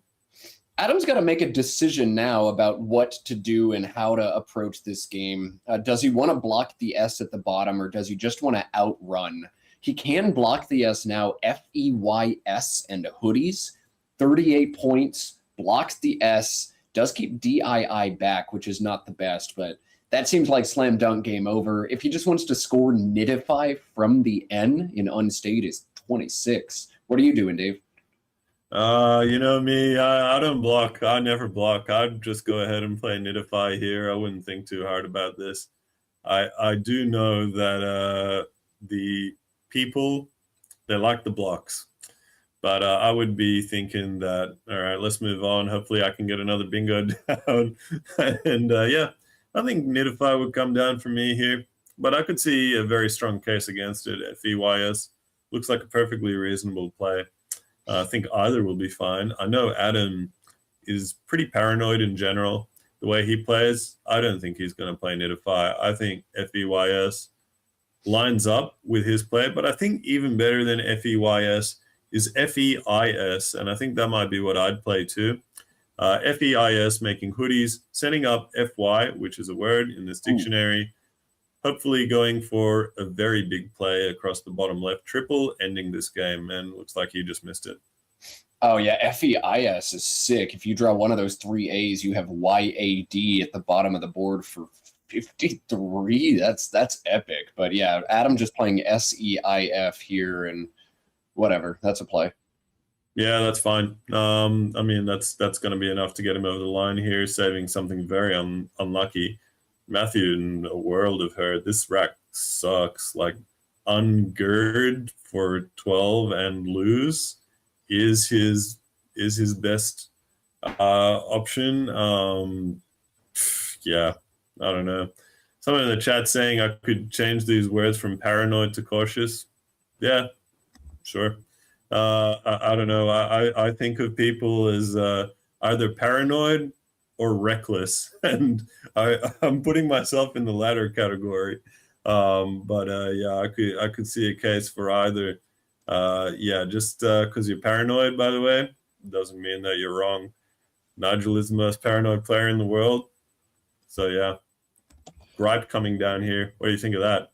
I thought we might see REM for 5, like try to Hail Mary into dusting or something. But no, this you got to score more. Yeah, I could see a play for that. I could see a way in there. I don't know.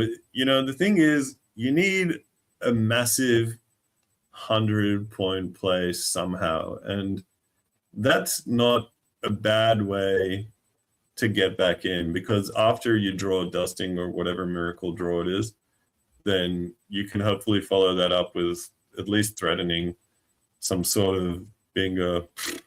I don't know. I hate it when the games come down to this. This was shaping up. I mean, it was a very interesting game, and then Adam miracled a D out of the bag, and now he's just gone and ended it for us. Yeah, we've seen 2 world champions draw both blanks against their opponents and just kind of dominate them in the 2 games so far. Adam went down big early in this one, but whoa. I'm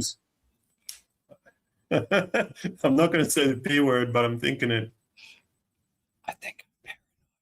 Yeah. Yeah. Jai Burr into the R44. That Jai is... at the bottom 22. All right. Cool. Wild. Yeah, I mean, he's turning his 90. I mean, the thinking here is perfectly logical. He's turning his 99% into 100%, which I totally understand. Yeah, I think, I mean, for me, this is too far, but yeah, I respect that Adam Logan knows exactly what he's talking about. So yeah, fine. Oh man, yeah, okay. So that's what we see from Adam, leaving 22 points on the table, but blocking the only real way to lose the game. All right, David Eldar, not calling it paranoid, but you know, I might actually call it.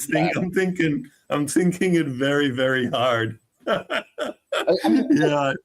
let's talk about it just a minute. Like Jaiber leaves 6 in the bag, so even if Matthew bingos to the S, he's not going to bingo twice. Like you're still going to win. Yeah, I mean, gripe also is not an especially strong sign that a bingo is coming. It's just a sign that you've got some kind of bingo-ish tiles. But I mean, yeah, yeah, I mean, it really feels like overdoing it to me. I can't recommend this in good health. This is a real don't try this at home kids play. Adam Logan can do whatever he damn well pleases as far as I'm concerned. If he wants to play jibes for 30 less points, well, I'm going to start considering jibes the next time it shows up. But yeah, if your name isn't Adam Logan, don't try this. If your name isn't Adam Logan, don't try this at home. But yeah, Adam definitely can do whatever he wants to do. Adam, one of just 3 humans on planet Earth who has won 2 World Scrabble Championships or more. Of course, we've got another one of those players in here in the booth with us, calling him not quite, but maybe paranoid. And Nigel Richards would be the 3rd and final. And who knows about that. Thanks very much for the shout out. I've definitely enjoyed being here for these 2 games. I'm sad it's coming to an end. But this is not the end of the Word Cup coverage for you, is it, Dave?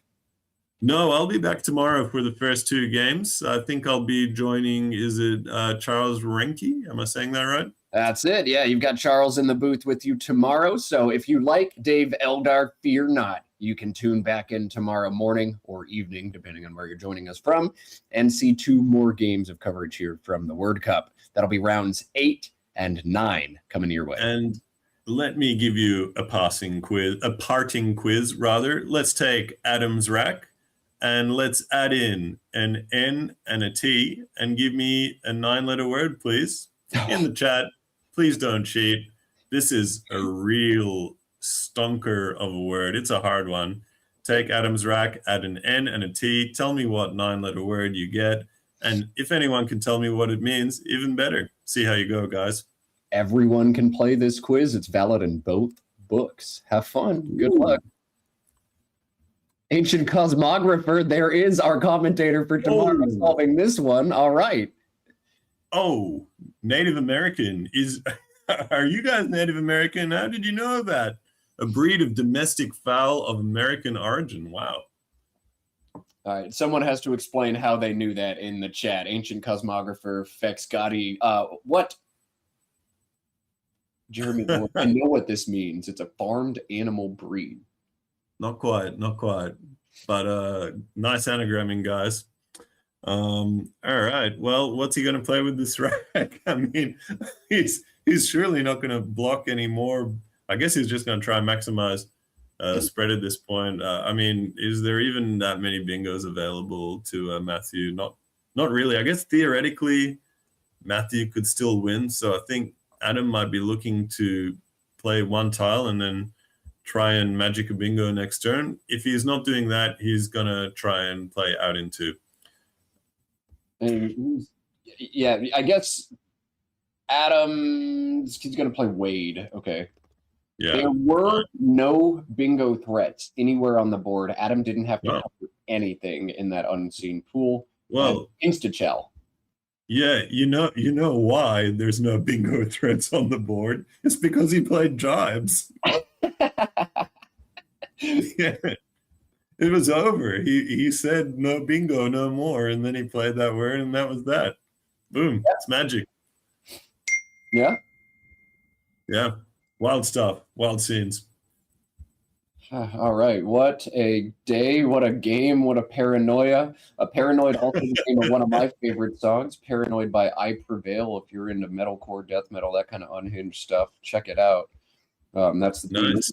playing in my head. I was thinking you'd say Black Sabbath. Is that just the noob comment? Nah, Black Sabbath Casuals. metal. I listen to new stuff because I want to see it played live by dudes who are still alive and not in the city. Oh yeah, that guy is definitely dead. Well, R.I.P. He gave us a great Paranoid song. And now ANS coming down for Matt. That looks like a pretty reasonable outing 2 attempt, if I'm not mistaken. Kant in the top left, and Ut, and then Actin through the eye, something like that. Yep, that is his best in game. Yeah, cool. Nice find. Probably dorm for Adam, maybe. That's his best in game. Yep, he's solving it all in like 8 seconds, doing what world champs do. Yeah, well, super interesting game, actually. There were a lot of interesting decision points. The crookery was the turning point here. Missing Coro for Matthew turned out to be a game-losing error. Maddie coming down, then he drew 100 consonants and he couldn't make a word, but he tried to make one anyway. Well, and that got hit for too many points, and that was the big turning point. Well, yeah, one of many.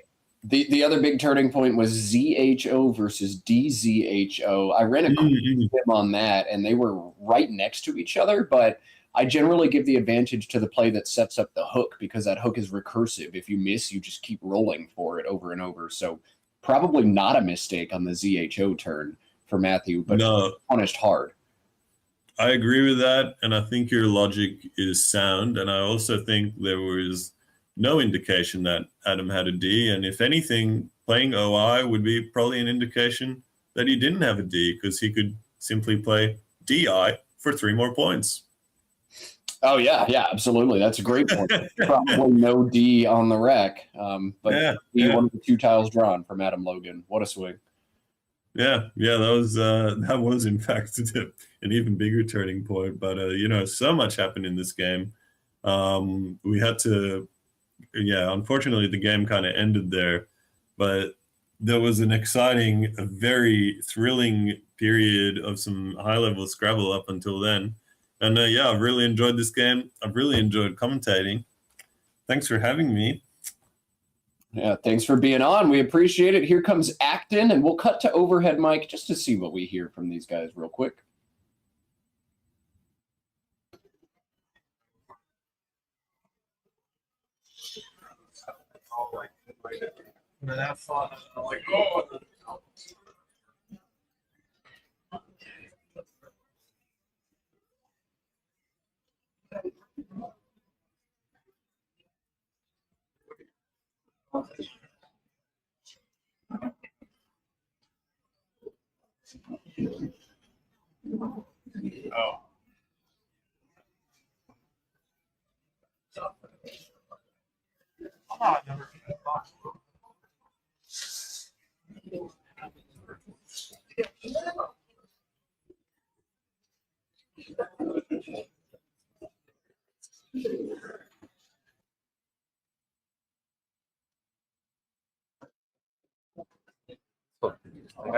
ST considered both exchanges, but 24 using ST, so yeah, a little too nice. So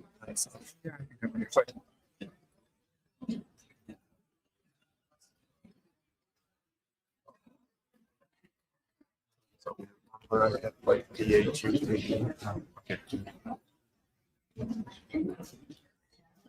Oh, I guess I'm.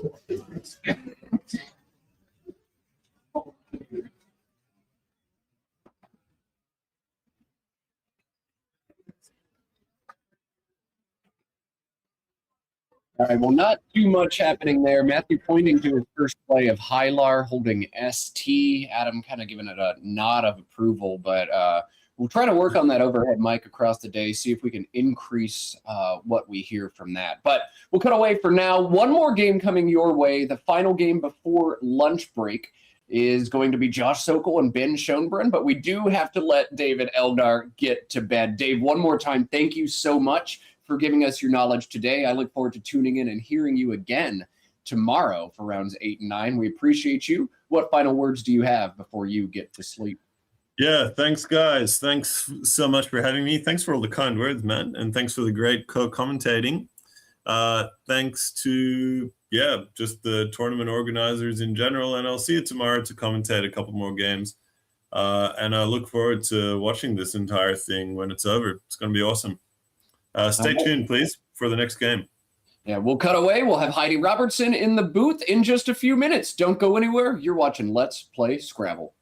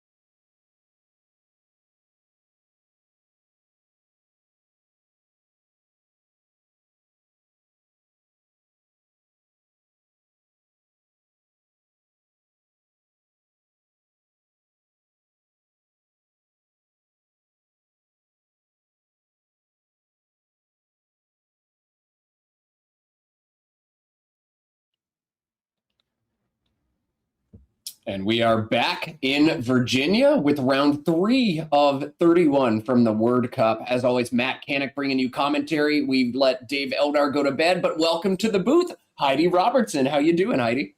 Good, thanks so much. I listened to those first 2 games. Obviously, I was annotating them, so I had to listen.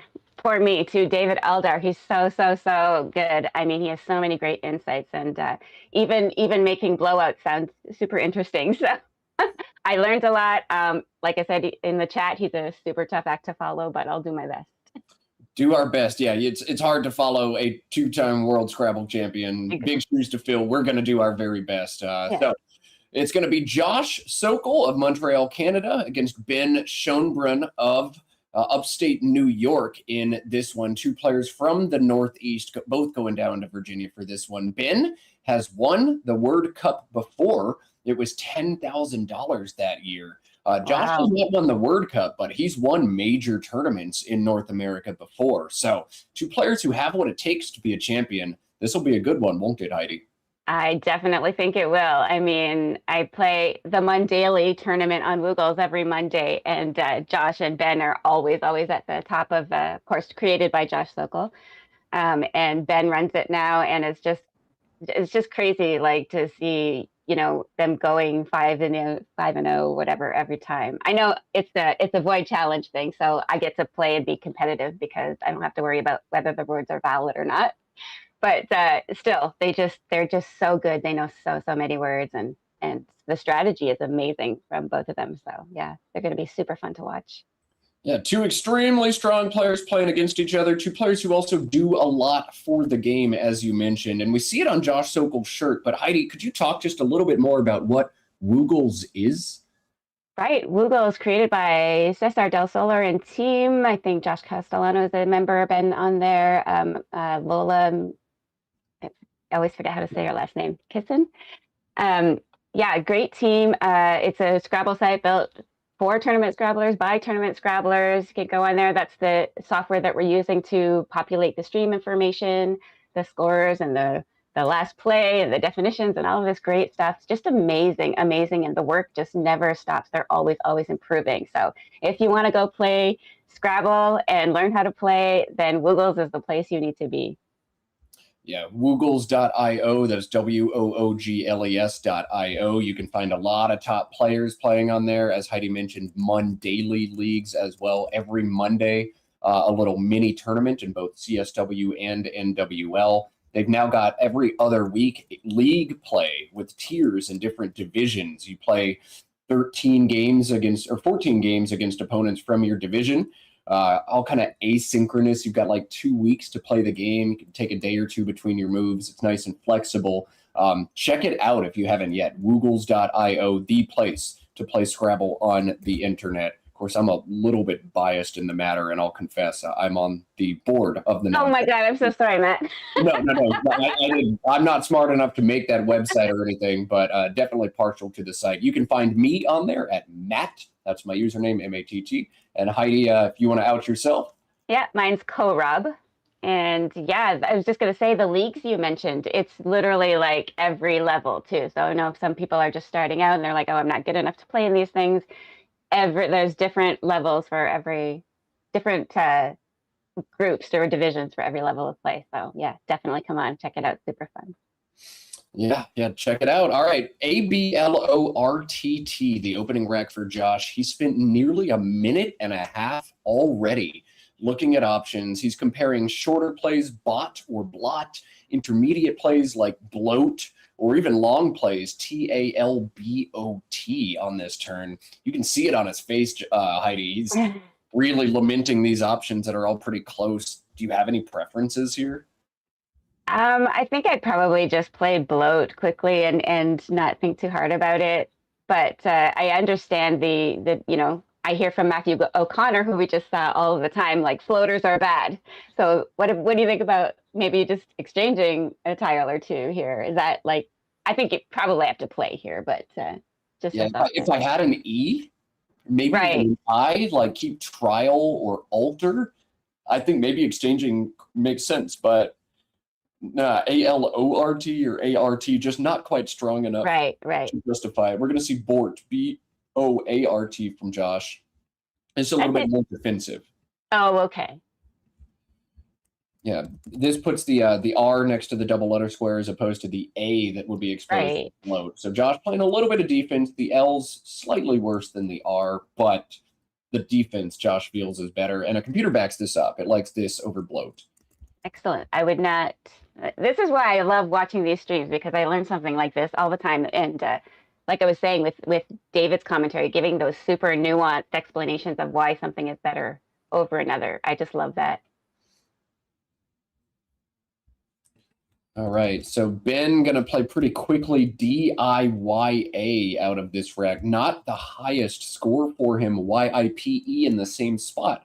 Scores 2 more, but Ben wants to keep the E. This one makes a lot of sense to me. That looks great. I didn't really actually even notice, sorry for talking so much, but I didn't actually notice what his other options were. But I think that Dia does a lot of good things here and keeps your most bingo prone tiles maybe. So yeah, I think that looks good. All right, and now Josh, hands on his neck, IJLSTU and the game's first blank. He does have this playable bingo, setting it up right now, Juliet's and Bort's. 73, the only bingo he's got on this turn. But he hasn't played it yet. I wonder what the hesitation is, Heidi. I think it's easy to think, am I making this up? Well, maybe not for Josh, he knows, but I don't know. Maybe he thinks he prefers, he's got the blank. Maybe he wants to just think about playing just the J right now and bingoing later to sort of maximize the score over 2 turns. And also, if he just plays something like Jut, it's keeping it very close too. So maybe denying Ben a few opportunities next turn. Yeah, once you identify the bingo, you've got to ask yourself, what's the best non-bingo play? And it looks like it might just be Jut or JUS and Bort's. JUS is 19, Jut is 10. Juliet's plays for 73. So to me, it's a no-brainer. If you're confident of the words, you've got to play it. It's way stronger than any other option. This is a Collins-only word, and that is the big hole in Josh's game right now. He hasn't quite seen all the Collins, but I guess he's confident enough. He's going to pull the trigger on it, and this is going to stay. Yeah, I was pretty sure he knew this word. So Juliet's defined as a code word for the letter J. So cashing in his Juliet for a big score. Okay. All right, and then Ben to respond EGIINPT. His gambit to keep the EIP together and bingo next turn has failed. There are no playable bingos here for Ben. So he's got a lot to think about. Do I keep the ING together? Do I keep the EINT together? Do I try to keep it all together? How much do I want to score right now? This is looking like a toughie for Ben.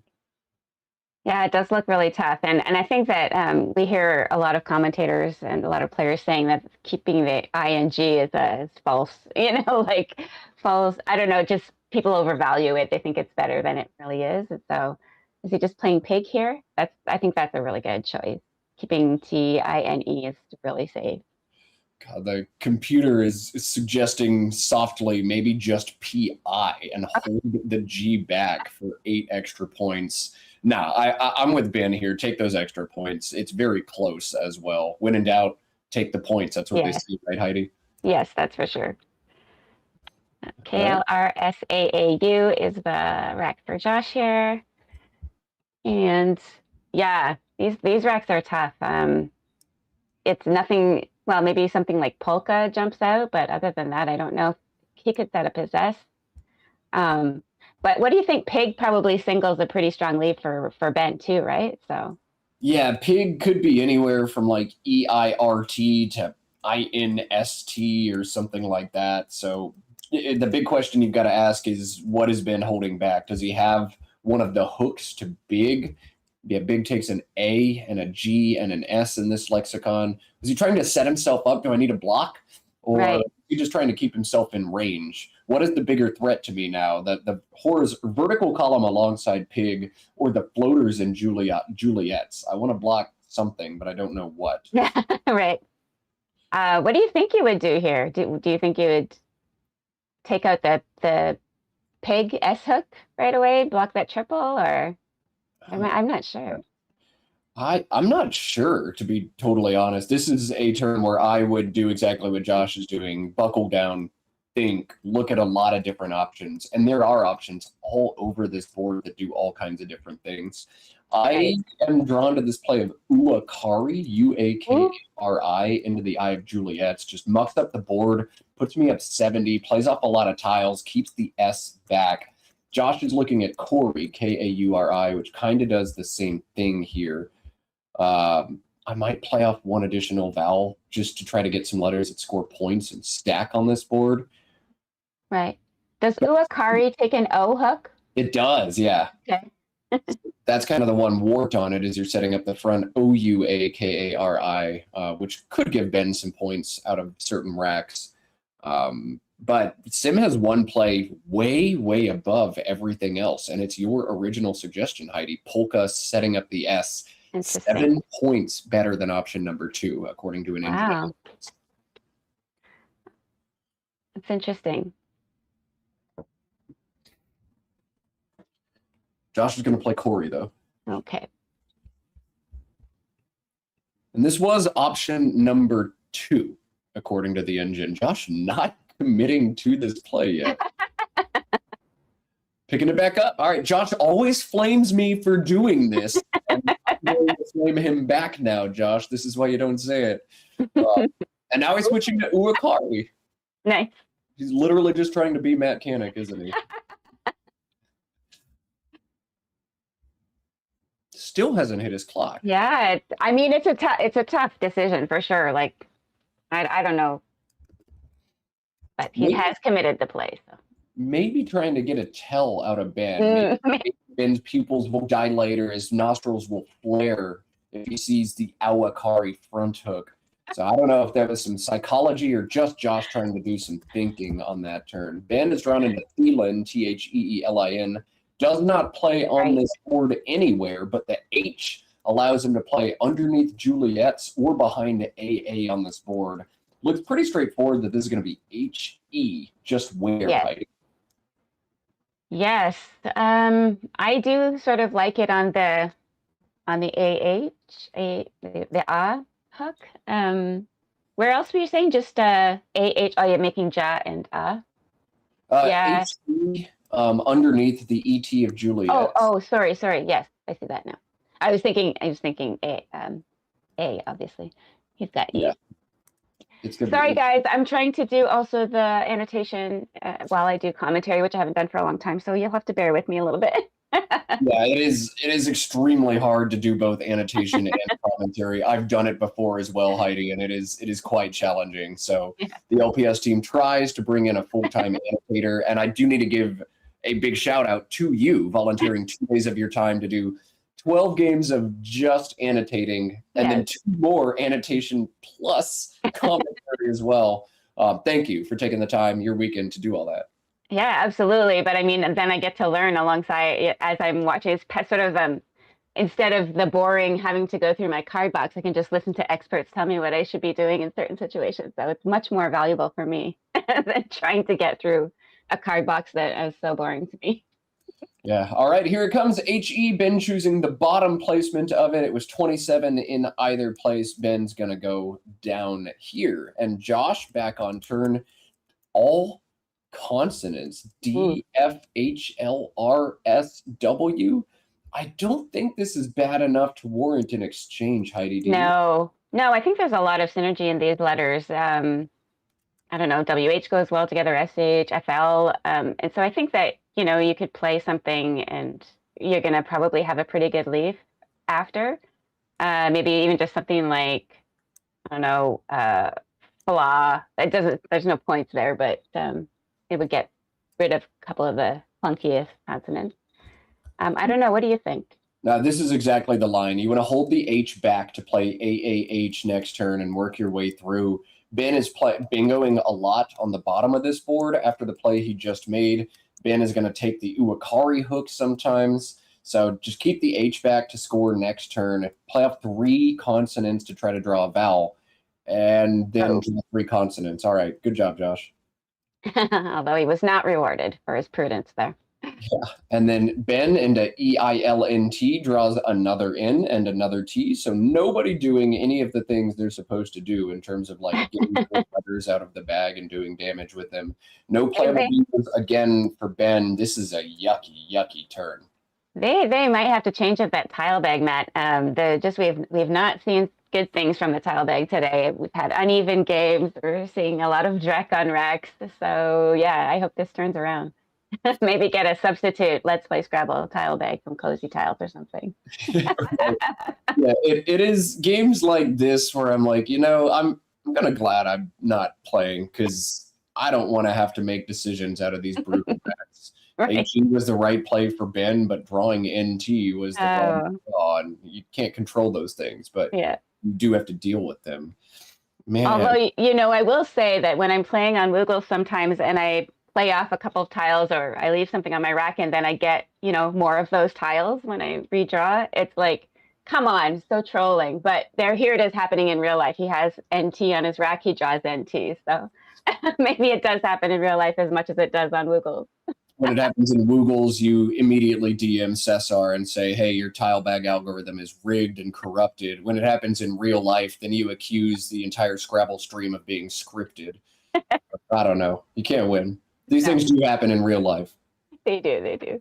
Oh, God. All right. I guess what on earth is Ben going to do? That Engine's suggested play is sort of psychotic. It's playing ELINT alongside the UA of Uakari. Open a triple 18. Yikes. Good. I'll do like literally anything except that. Thanks, Quackle. Thanks for nothing. Jackson in the chat suggesting lintel, maybe? What do you think about that? No. Punch me in the face before I play lintel for 12 down from an L, exposing the entire board. Pass. No, good. Sorry, I'm trying to channel my Dave Eldar a little bit. He is behind, though. I don't know. He wants to create more space, maybe? Set up the S that I don't have. Yeah. Well, there's already an S hook on the board, though. So he shouldn't be worried about that. I disagree. I might play INT alongside the UA of Uakari. Okay, yeah. But, make some new space. I want to keep the bottom of this board open. I've got the deficit. I kind of want to hold the L for AAL if I draw the right stuff. What if you just play lint setting up your E? E-lint. Yeah, lint, setting up E-lint. The problem is if you look at the unseen pool, what do you see, Heidi? Yeah, there's a whole bunch of these. He doesn't know that Josh doesn't have any vowels, so he can't do anything. Man, plays like INT for 12 feels so bad. And when I'm on the other side of the board and my opponents do crap like this, I'm like, well, that must have been bad. But I think Ben actually got that one right or very close to it. See, I mistyped there. INT. Yeah, DDHRRSW. This time, I think it is bad enough for Josh to exchange, but he's considering WAH, WAAH. 18 points. Yeah. Yeah, that seems really rough to keep DDRRS. I don't think you can do that. Yeah, it is 18 points, but I'm exchanging down to HRS as well. I want to keep the H. Weirdly, WAH is winning a sim. Really? It's early on. I'm only 300 iterations in, but WAH is simming like a... Oh, no, now it's getting punished. Okay. Monte Carlo's finally drawing consonants. Yeah, exchange down to either SH or SRH. Given it's 30-30 on vowels to consonants, this feels like the right play from Josh. Nice. Okay. HRS, you left okay. All right, CELNOTU for Ben means he's drawn Noctule. The only question for him is where to play it. 76 on top, opening a triple, or 71 on bottom. I'm taking the points, Heidi. Are you? Yeah, I think so. Well, yeah, I think so. There's two spots you're opening anyway, so, maybe Josh takes one, you take the other. Yeah, that makes sense. There isn't one unseen blank, maybe two unseen blanks. I'm a little more hesitant, but 76 feels better. 5 additional points. I'll embrace the risk. Yeah. All right, and then Josh has actually found some vowels. They do exist for him. AETHRSV. He's got the A he needs for bigger, and I think just I got a letter wrong. I don't know. Badge and bigger. Yeah, that looks great. 28 points. Does Biga also take an H back hook? Do you know? Big as a Collins only. No, it takes an E and only an E. Oh, okay. I must be thinking of Bima, B-I-M-A-H. Yeah. Yeah, B-I-G-A, taking just the back E. Biga defined as a chariot drawn by 2 horses, and it is pluralized only with the E. Right, okay. So is it psychotic to play CH and HI, just drop the H for 24?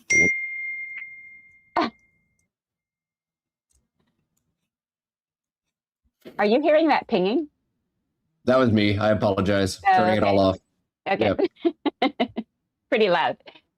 Okay, so we went with Hag. Hag holding, oh yeah, ERSV is nice. That looks good.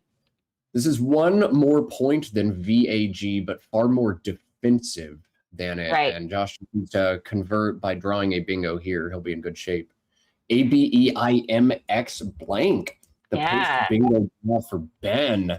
He does have 91 points available now. Oh, that's not an M. That's Benji mode. That's a W. God dang it. Ben. Okay, I was like, I don't see that. That's why he did that, right? To fool you. He wanted to set up mixable. No, okay, wax is all he's got. Ah.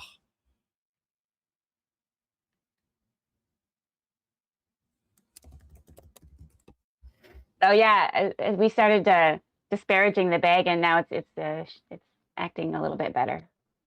Players are getting better tiles.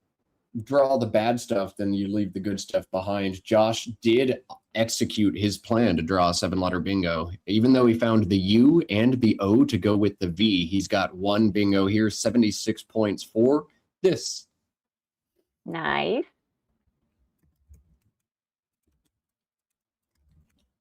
All right, so it's going to be Devours for 76, puts Josh ahead 232 to 201, but Ben's draw into BEI blank ENO means he's going to bingo right back and ahead again. Ooh, we got a good game, don't we, Heidi? Yes, we do, which is great because, I mean, like I said, those first 2, they were interesting, but they were a little bit of blowout. So there was a lot of interesting positions, but yeah, I think the games were decided really early. So now the question is, what will Ben bingo with? He's going to look at the N and Noctule for triple opportunities, but the double N combination, there's nothing there for him. Then he's got to find where else can I score. 76 is the best he can do using the S in Devours. He can also do 75 with Ebonize underneath the DE of Devours. So we'll see what bingo Ben opts to choose here and how much time he wants to spend. They do very different things to the shape of the board. Yeah, that's an interesting observation. Like, do you want to? I don't know. Would you think that you'd play Ebonized under Ted, under Divorce, or do you think you'd play through that Ebonized or something? I'd look at the unseen pool and try to figure out what to do. I see 2 unseen S's, and my opponent's likely going to beat me 2-1. Josh has just drawn 7 fresh tiles, and I'm lined up to draw 7 fresh tiles. I don't like playing Ebonized through the S and Devours, setting myself up for a situation where Josh has the last S, and I'm just powerless to do anything. I would do what he was doing. Yeah, I think I would too, for sure. So here it comes. Ebonize for 75, a 1-point sacrifice to take out the line that'll be a little bit harder to muck up otherwise. Ben is ahead 276 to 232.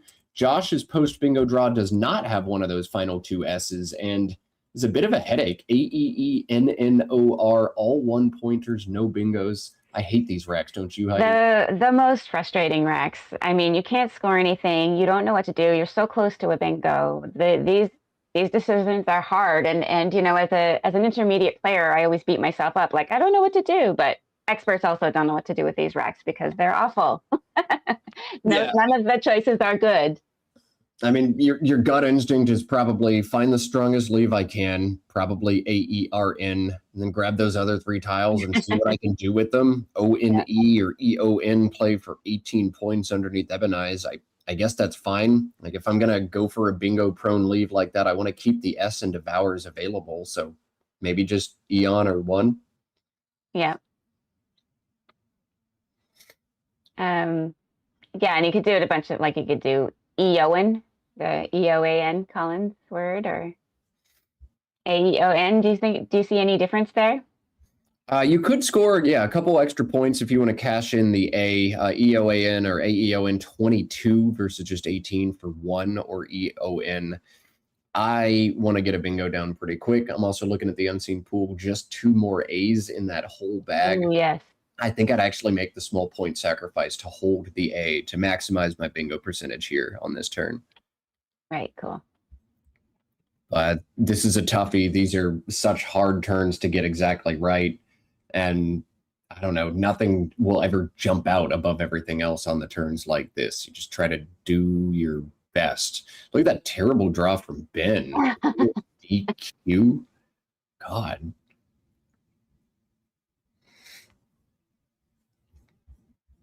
I mean, it looks like he's got, I don't know. I look at these, there's words on his rack. So it's not as bad of a rack as like UUVFL, whatever, you know, so W. So I feel like he's going to be able to score some points next turn. You know, he's ahead, so maybe he can make some defensive closing plays or something. I don't know. The engine wants these 3 tiles played, but slightly differently. It wants EON under the EBO of Ebonize. I think Josh holding the N to play EEN. Yes. That next turn, you see there are no Ks, no Ws for other high-scoring back hooks. Maybe just slightly off from Josh, but he'll draw Learner and Relearn. Ben's going to immediately play QI. So we'll see how long it takes Josh to bingo on this next turn. Oh, yeah, Learner and EEL is 69. Right. Learner, yes. And if it's not Learner and EEL, the only other options are Learners or Relearns into the S of Devours for 60. So you don't like setting up back S hook on Learner if you're Josh, but you have no choice here, do you, Heidi? Yeah, I don't think so. I mean, it still looks better than playing it the other way to me. So yeah. All right, so here it comes. Learner for Josh is going to put him ahead yet again in this game. We've seen so many lead changes. We're seeing another one here. It is a 7-point game, 319 for Josh Sokol of Montreal, 312 of Ben Schoenbrunn of New York. DNOOPTV is Ben's rack now. That's pretty brutal. This is a coin flip of a game. Yes, I know, and that's what we want to see. I was wishing for a more competitive game this round, and we're getting it. So yeah, what is he going to do though with this rack? I do not know. This is brutal. It's pretty ugly. I don't know. This is probably not a good instinct, but I might think of playing something under Juliet's, like Dawn or something. I guess I have to get rid of a P or a V here. So Bow maybe.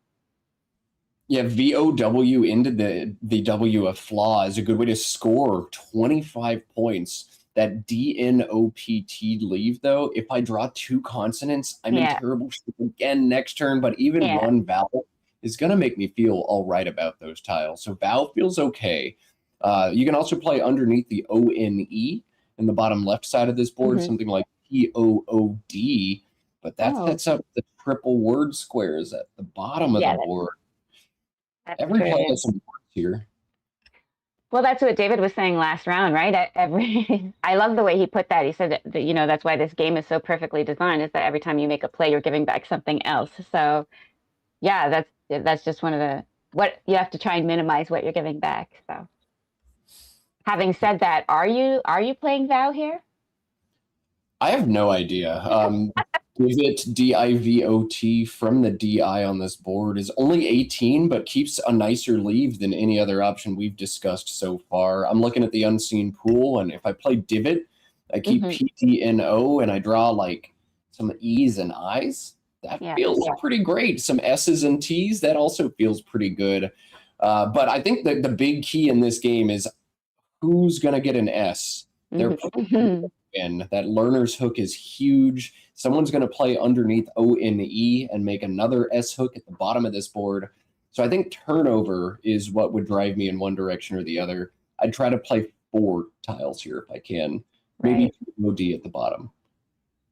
Yeah, that's a really good point. Although divot was one of the words I saw right away when I was saying, you know, he has words to play on his chi turn. Here he is going to go with Vow.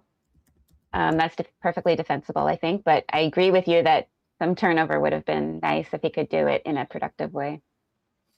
Yeah. So as we said last turn, S is pivotal in this game. We see Ben only turning over 2 tiles, but it's all for naught. Josh has drawn both of the final 2 S's in this game. Even though he's down on the scoreboard, he has to feel very good about his chances of winning this game now. EEFMRSS. These positions require quite a bit more nuance. They require you to slow down. I've got the stuff. Do I just pounce on it right away? Or do I wait? Josh can be patient here. He's going to spend some time. Yeah, for sure. Yeah, you do need to look at the board and take some time because nothing is super obvious or jumps out right away as a really good scoring option either. So yeah, I don't know. I'm not seeing anything immediately obvious that's better than everything else.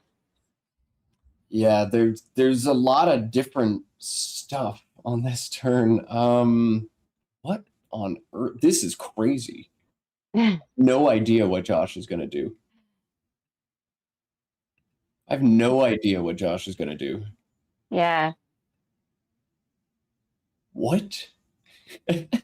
It's really interesting because he's a little bit behind, but he has those S's, like you say. He can afford to be patient. I don't know.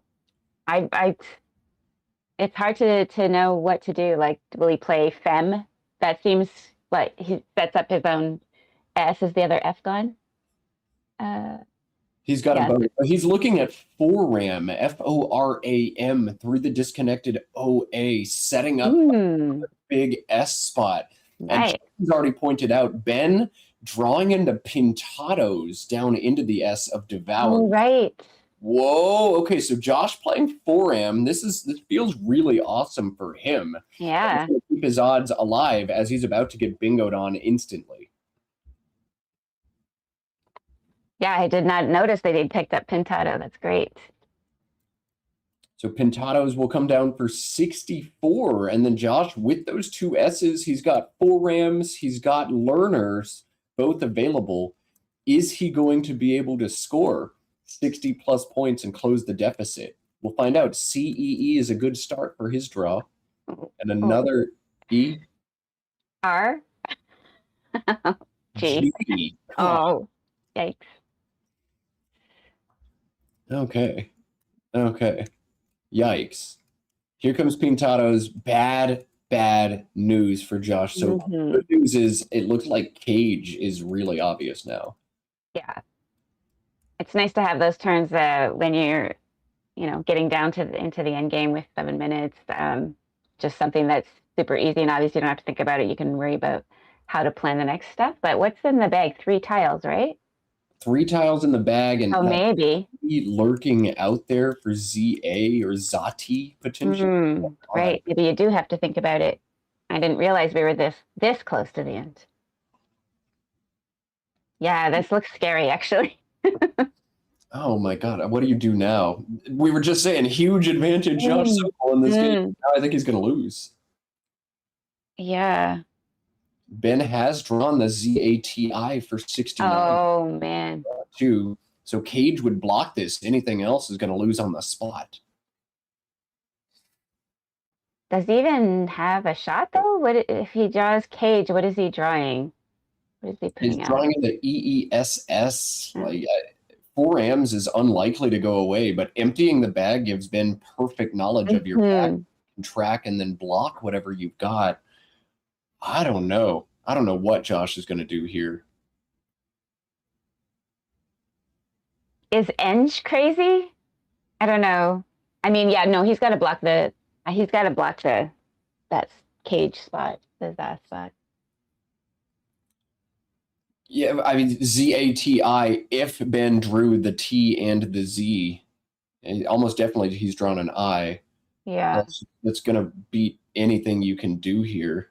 So what if he, I mean, he's making a bingo, but what if he just plays keg there? Whoa. Just CAG. The problem is if you do that, you're keeping EE. I know. Yes, and it's like you need to draw the bingo to convert. How often do you do that? Oh boy.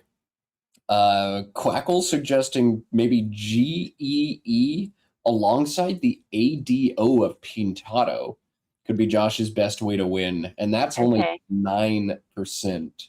Shot here for Josh. Right. Just for our sake at home and our entertainment, what is in the bag? An E, an O, and a Y. Oh, Josh is done. Well, it was definitely close. Could have gone either way up until this draw, I think, from Ben. So yeah. Well, and that awful draw from Josh too. Yeah, we thought Josh was in commanding position, play learner, set up S hooks, draw SS out of the bag, but Ben playing Val, keeping DNOPP, then drawing AI and bingoing. Whoa. Crazy. You know, I heard some Robin commentary, I think maybe at the SPC or whatever, and she was just saying, like, sometimes, yeah, you make a super whatever play, just don't worry about your leave, and then you get rewarded by drawing bingo out of the bag. So it seems to happen a lot where you think you're leaving Drek and you bingo. We saw Adam do it this morning, picking up the 2 blanks and an M for medley. Yeah, sometimes, the rack will just take care of itself. Ben was 11% to draw a bingo after VOW, but sometimes the long odds hit. Yep. Yeah, there was still 11% chance, so yeah. As we're getting towards the end of this game, we'll see what kind of gambit Josh Sokol can conjure up, but I am going to ask those of you watching the stream right now, thank you for joining us. Pat yourself on the back. We appreciate having you here. And I especially appreciate the dozen or so of you out there who actually physically picked up your hand and patted yourself on the back. I see you are. Thank you. And B, keep that right hand suspended in the air and click the thumbs up button underneath this video if you haven't yet. We're going to be running the same stream all day, and if we can get the afternoon session bumped up YouTube's algorithm, we really appreciate it. I know some of you guys coming from Africa, coming from Asia, coming from Australia are going to bed, winding down, or tuning out as we switch to WoW Play, but every thumbs up gets Scrabble more exposure on the internet, and I think that's a win for anybody involved. So thank you for playing along if you haven't done that. We appreciate you.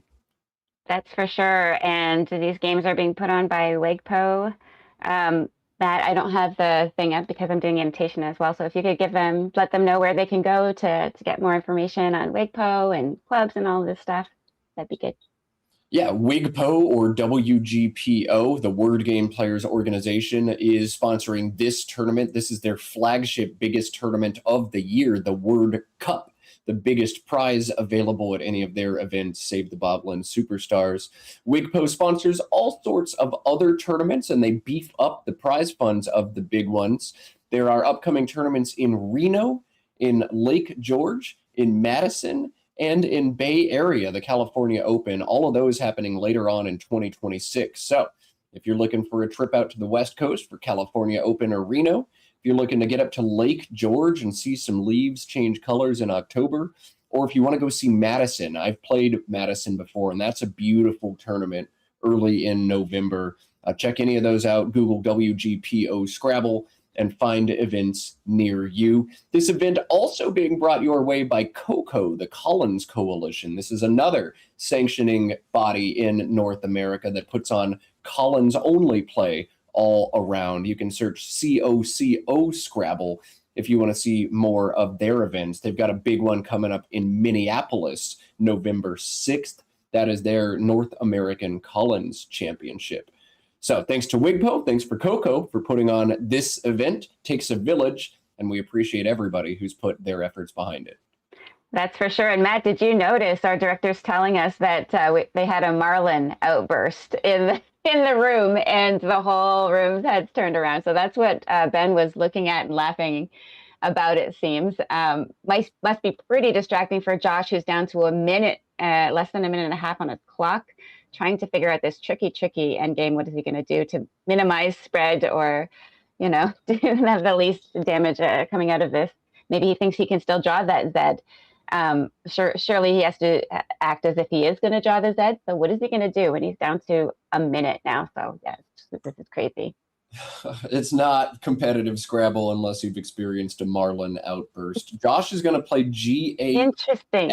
This makes a ton of sense, actually. Make another huge bingo line and just make Ben sweat. But you got to draw the bingo, and he's going to draw more vowels instead. Yeah. So now, purely academic, Ben's going to do his tracking, realize of CEEEOSY. Yeah, I've got nothing to cover, nothing to defend. I just got to go out in 2.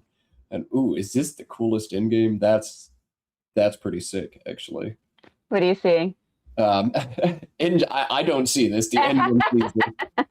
Ben's top end game. He sees the threat Josh has of COSEY underneath 4 amps. That's 53. Wow. But it's just ignore it. Let Josh have it. He's basically forced to play that. It's media through the E in Ebonize, making done and setting up ZATI for 42. Wow. Wow. That's sick. crazy. That's sick. Nigel seeing that every time. Well, yeah, Nigel about the only one who's seeing that every time. But Ben can do pretty much anything and win this game. Just go out in 2, and Ben's going to find some sequence that lets him go out in 2. This will be the final game before our lunch break. Lunch is going to be back at 2 p.m. Eastern time. That's a little over 2 hours from now. We heard Dave Eldar this morning lamenting about how long lunch breaks are. I love that when he said you could have 2 lunches in that time. So funny. Or you can, scarf down American portion sizes in time as well. We'll be back all afternoon. It's going to be WoW Lexicon today. It'll be me joined by Zach Bitker in the booth. And we'll have Heidi behind the scenes doing more annotation. We appreciate you, Heidi. So if you're a fan of WoW, they're a fan of Jackson Smiley, Ori Swift, Joey Kravchik, Rafi Stern, that's what we're going to be showing this afternoon. That is the division with $10,000 US on the line. Wow.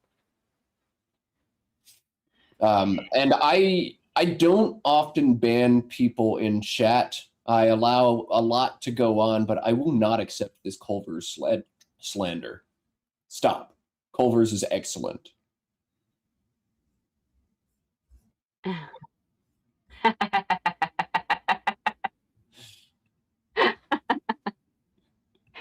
I didn't know what Culver's was, so I didn't get the joke until I read the chat.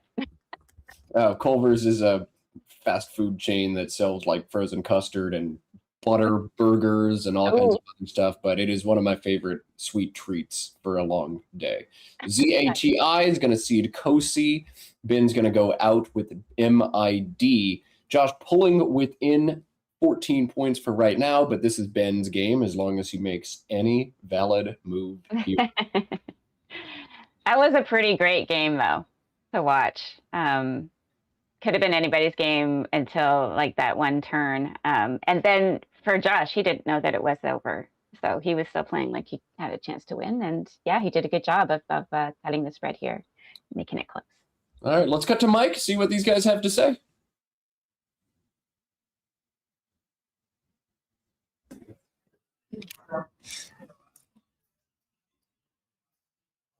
Great. Yeah, that's Thanks. Did you miss something? Yeah, I didn't consider playing VH. GRMs. Oh, okay. I thought you might have, like missed a bingo or something. I mean, probably. I mean, it's me, No, right? no. No, my goal this game was to get 400 because I haven't done that yet. Oh, Jesus. You did. So I'm happy, very happy. See how happy I am.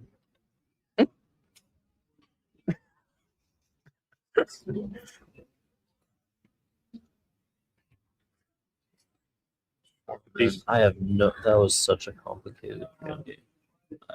End game? Pre-end game. Oh, That I was so weird. from you have no chance. That's what I figured from your One. I was also watching. Yeah. Yeah. I couldn't figure out like there's so many things here. I didn't even think about the Y here. It was like Amity or something. Yeah. I would have also really bad. But yeah, and that was like a 0.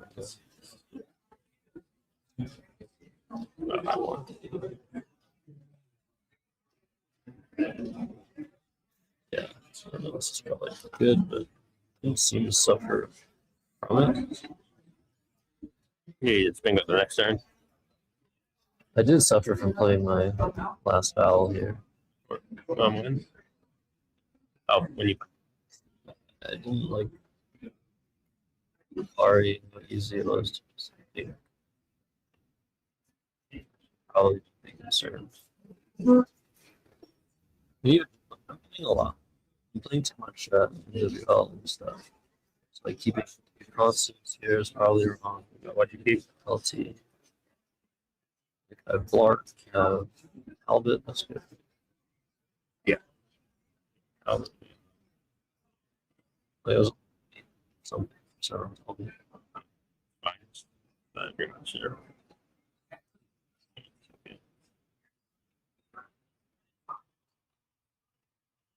All right. Pokemon, my second rack, taking that. You don't see this super often, but Josh Sokol going to start this tournament 0-3. At least, as he said, the consolation is he scored 400 points for the first time in this one. Josh, get something for lunch, something very different than you had from dinner. Wow, Josh Sokol 0-3, Heidi. How's that make you feel?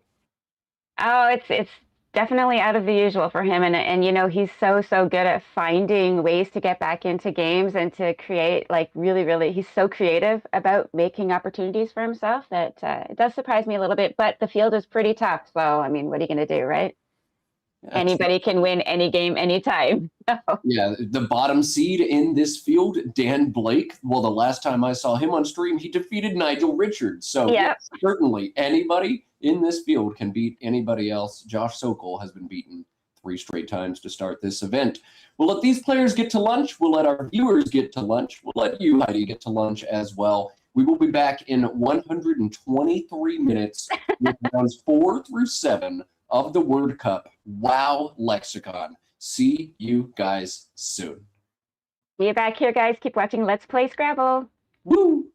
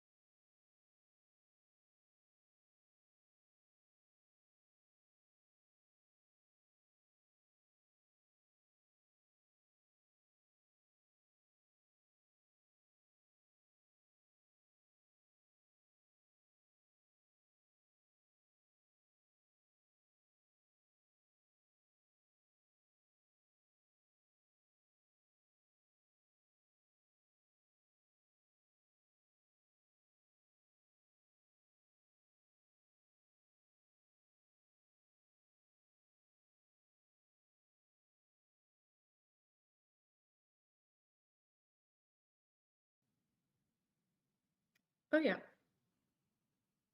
Yeah, that looks good to me. Yeah.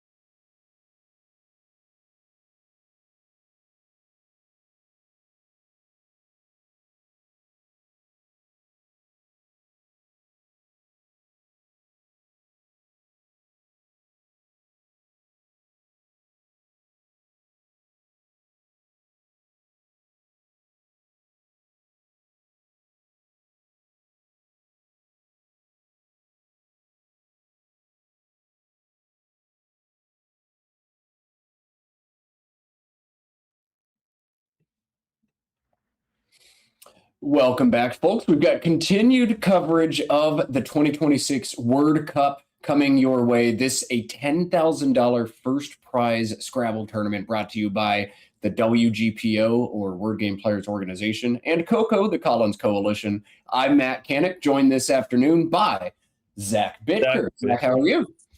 I am doing great. How are you, Matt?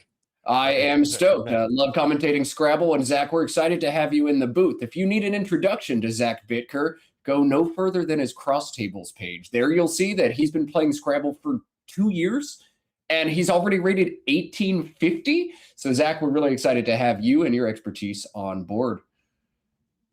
And Matt has been playing Scrabble for about 20 years and is also rated high 1800s and is a very experienced commentator. So very high quality coverage. I'm excited to be in the booth with you, Matt. Yeah, and this morning we showed you play from the CSW Lexicon. For the afternoon block, we're going to pivot over to the other division here. That is using the WOW, or WOW Lexicon. North American dictionaries about how to describe it for those unfamiliar with it. It's going to be awesome. Taking a peek at the standings from this morning, just 3 players escaped the morning block unscathed at 3-0. Trip Payne, Billy Nakamura, and Evan Chester. Of those 3 players, Evan is the highest seeded at 13th in the division, and that's who we're going to show you in round 4. Evan's a strong player. Zach, you know quite a bit more about him. I think we'll cut over to the board while you introduce Evan Chester. Yeah, Evan has also been playing for just a few years, also rated high 1800s. I go to college in the Pennsylvania area, so I've played Evan many times. He has a great perspective on the game, really strong strategically, doesn't have as strong of a word knowledge as some of these other top players, but has great intuition, natural anagram ability. Ori needs no introduction. Super strong player from Texas for many years. You know him pretty well, Matt, because you used to live in Texas. And Evan very quickly finding sensory, his opening bingo. It's a great find, putting the Y on the double letter score. Again, really strong anagramming skill. I can't imagine with the 2 S's and the Y that's extremely high prob. So nice job by Evan. Only 19 seconds used there. And Ori with a bit of a clunkier rack right now. Yeah. What are you seeing here, Matt? DFMOO or OPRR, the opening rack for Ori. Evan had his bingo down before Ori even had all of his tiles on his rack. So welcome back to the stream, Ori. Ori has set up FRMP, perhaps trying to manifest like Frump, but that's not happening for him. Nothing fun here. I'm probably going to play off PROF, either with Prof on either side of the SE of sensory, maybe Proof through the O of sensory, but one of those lines, Zach, do you have any preferences between them? I like Proof. It scores pretty well. You definitely want to get rid of those consonants. And I don't think it's worth sacrificing the points to play Formed just to get rid of one more consonant. I'd probably be looking at the Y, although I don't really like too much of what's on the Y. Yeah, the Y would be a good spot if there were like any reasonable word, but I think it's going to be these 4 tiles played for Ori. Just Proof left, Proof on the right, or Proof through the O. They all make some degree of sense. I'm guessing probably PROF on the right side, Ori. Yeah, yes, the other way gives back a little bit more. Yeah, Proof is nice because it keeps the E and the S open. This bingo lanes. It does, yeah. So if Ori's looking to bingo, Proof might be the line to go, but Ori generally tries to control the board a little bit better. I think it's going to be Proof on the right side. Now setting up Perform. That'd be crazy. Yeah. You'd need another E for that. Perform through the E in sensory is not a terrible option here. And he's going with Proof, keeping the board open. Yeah. And I like this play. And Evan with a few A's, but the Z, which is a good tile to have when you're up, scores really well. And he can try to block a bit. What are you seeing for Evan over here? Geez. I'd be thinking about trying to set up the Z. Like if I can play OAF alongside the SE of Sensory, setting up Zaz for next turn, like something like that would be cool. I just don't really see how exactly to do that. You see, Yeah, he'd need a very specific draw to hit Zaz right there. I like plays that get rid of AZO. I think those are the best plays I'm seeing. Yeah, So AZO are underneath. AZO like proof. Yeah, underneath either the P or the F of proof. Those are okay. I don't know. I'd rather do a little bit more damage with the Z if I could. I think I might hold it back. Ooh, hang on. ABBA. If you play ABA next to the SEN of Sensory, you set up Zaz, you set up OBE. Is there even a 3? Oh yeah. Oh, you set up Azo. Azo next to ABBA happens unless it's blocked. But Evan's Evan's gonna gonna go with play Zaz, which it does close well. I think it. I don't totally agree with this play. I think he should have gotten rid of another vowel, or as Matt said, maybe try to do some more damage with the Z. It's definitely one of his higher scoring plays, but those two A's and O, and now he's drawn into another A and O, are definitely going to hold him back, and you're going to need a few bingos to beat Ori. What do you think, Matt? Yeah, not a fan of that play. And Evan's probably going to kick himself when he goes back and annotates this, like 14 or 15 points down on some of the other options. So that, in terms of Scrabble mistakes, is rather sizey. It's a hard turn to analyze, but perhaps a little bit more time could have been used by Evan. The draw, though, AO, that's just insult to injury. After ZAS, Evan scores about 26 points. After ABA, Evan averages 52. So, that's how bad the lead was compared to some of the other options out there for Evan. Ori on turn looks like he's made his choice pretty quickly. Doesn't have a lot to do. DIMRRVY. Playing Privy here.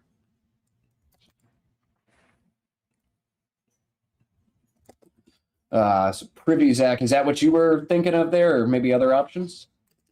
I like it, getting rid of the V, getting rid of a few consonants. Just really tough for Ori with that many consonants. Yeah, MRD play through for sure. Yeah, not terrible. And Evan with a tough rack. Yeah, that if you could play through this rack, Bazoo, BAZOO is like, yeah, I like that. That it might be worth it, but exchanging 7 like also makes some sense out of this. Zach, you trying to fight through? I think Bazoo scores enough that I would try to fight through. It also sets up AB overlaps right next to Zaz, and it scores enough. At FAA, that's like one too many A's than you want, but it's not terrible. He can definitely score with it, especially with a lead. It's not the most open board, so I don't think he should be like too aggressive here. He's got a good position. Yeah, the opening definitely not correct for Evan to do in this situation. So the question is then, do I try to play? Bazoo, like you said, sets up the F, scores just enough. I would pull the trigger on it, but we might see him just dump the rack in a few seconds. I don't think Evan's gonna dump the rack, and I don't think that B is that big of a bingo tile to worry about. It has an opening. It blocks the E in sensory for the most part and blocks the N in sensory quite well. So I really like Bazoo. He has those tiles lined up to the right, not in the order we're hoping. You're analyzing on Quackle, Matt. I would imagine Bazoo is ahead on equity. Bazoo crushing the simulation. It's like 12 points ahead of exchanging. I figured it'd be stronger, but I didn't think it'd be that much stronger. I guess AAF on a board that's shaped like this is actually not that much worse than just a random draw. There aren't really bingo lines available, so why not just use your F and score points? He's going to play a far for 14. I don't like this, Zach. Yeah, Bazoo is clearly better. Yeah, he Doesn't- clearly missed the- there. That's the only thing that I can describe that as. Yeah, I can't imagine this being a strategical decision. Bazoo, it is a little tougher to see. It's not very instinctive to think, oh, I'm going to score through the Z with no bonuses here. But that was the play. Now Ori on Uh, DEMORU. He still hasn't done much damage this game. We'll see how long he wants to play here. Setting up MOU off to the side. This would be meow through the E and sensory. Also meow through the A and a far, MIAOU. So you think we're going to see a meow here, Zach? We could see a meow. I'm also looking at Forum if he wants to score a few more points. Oh yeah, forum down from that F and a far is 20. Definitely want to get rid of your U and M and get a good chance at bingoing. And IDE is a pretty good leave. Try to aim for a little bit more tile turnover here because there are both blanks still remaining. I think if you're thinking operation turnover for Ori Swift, you play meowed, MIAOUED through the A and a far. That also opens up the left side of this board in a way that I think would be pretty annoying to do. Forks really well. I really maybe not tack the ED on. He's going to play Diaform here. This is the best he can score, just about 30 points, but it holds a U, Zach. Interesting. I think I like Meowed a little better, but I can't fault Ori for this. It does open up a menacing S hook. And Diaform is an adjective, no S hook. Oh, I'm sorry. So no S hook, but a U on your rack, because that's one of the worst tiles in Scrabble. Though a blank scored by Ori Swift, a W to go with it.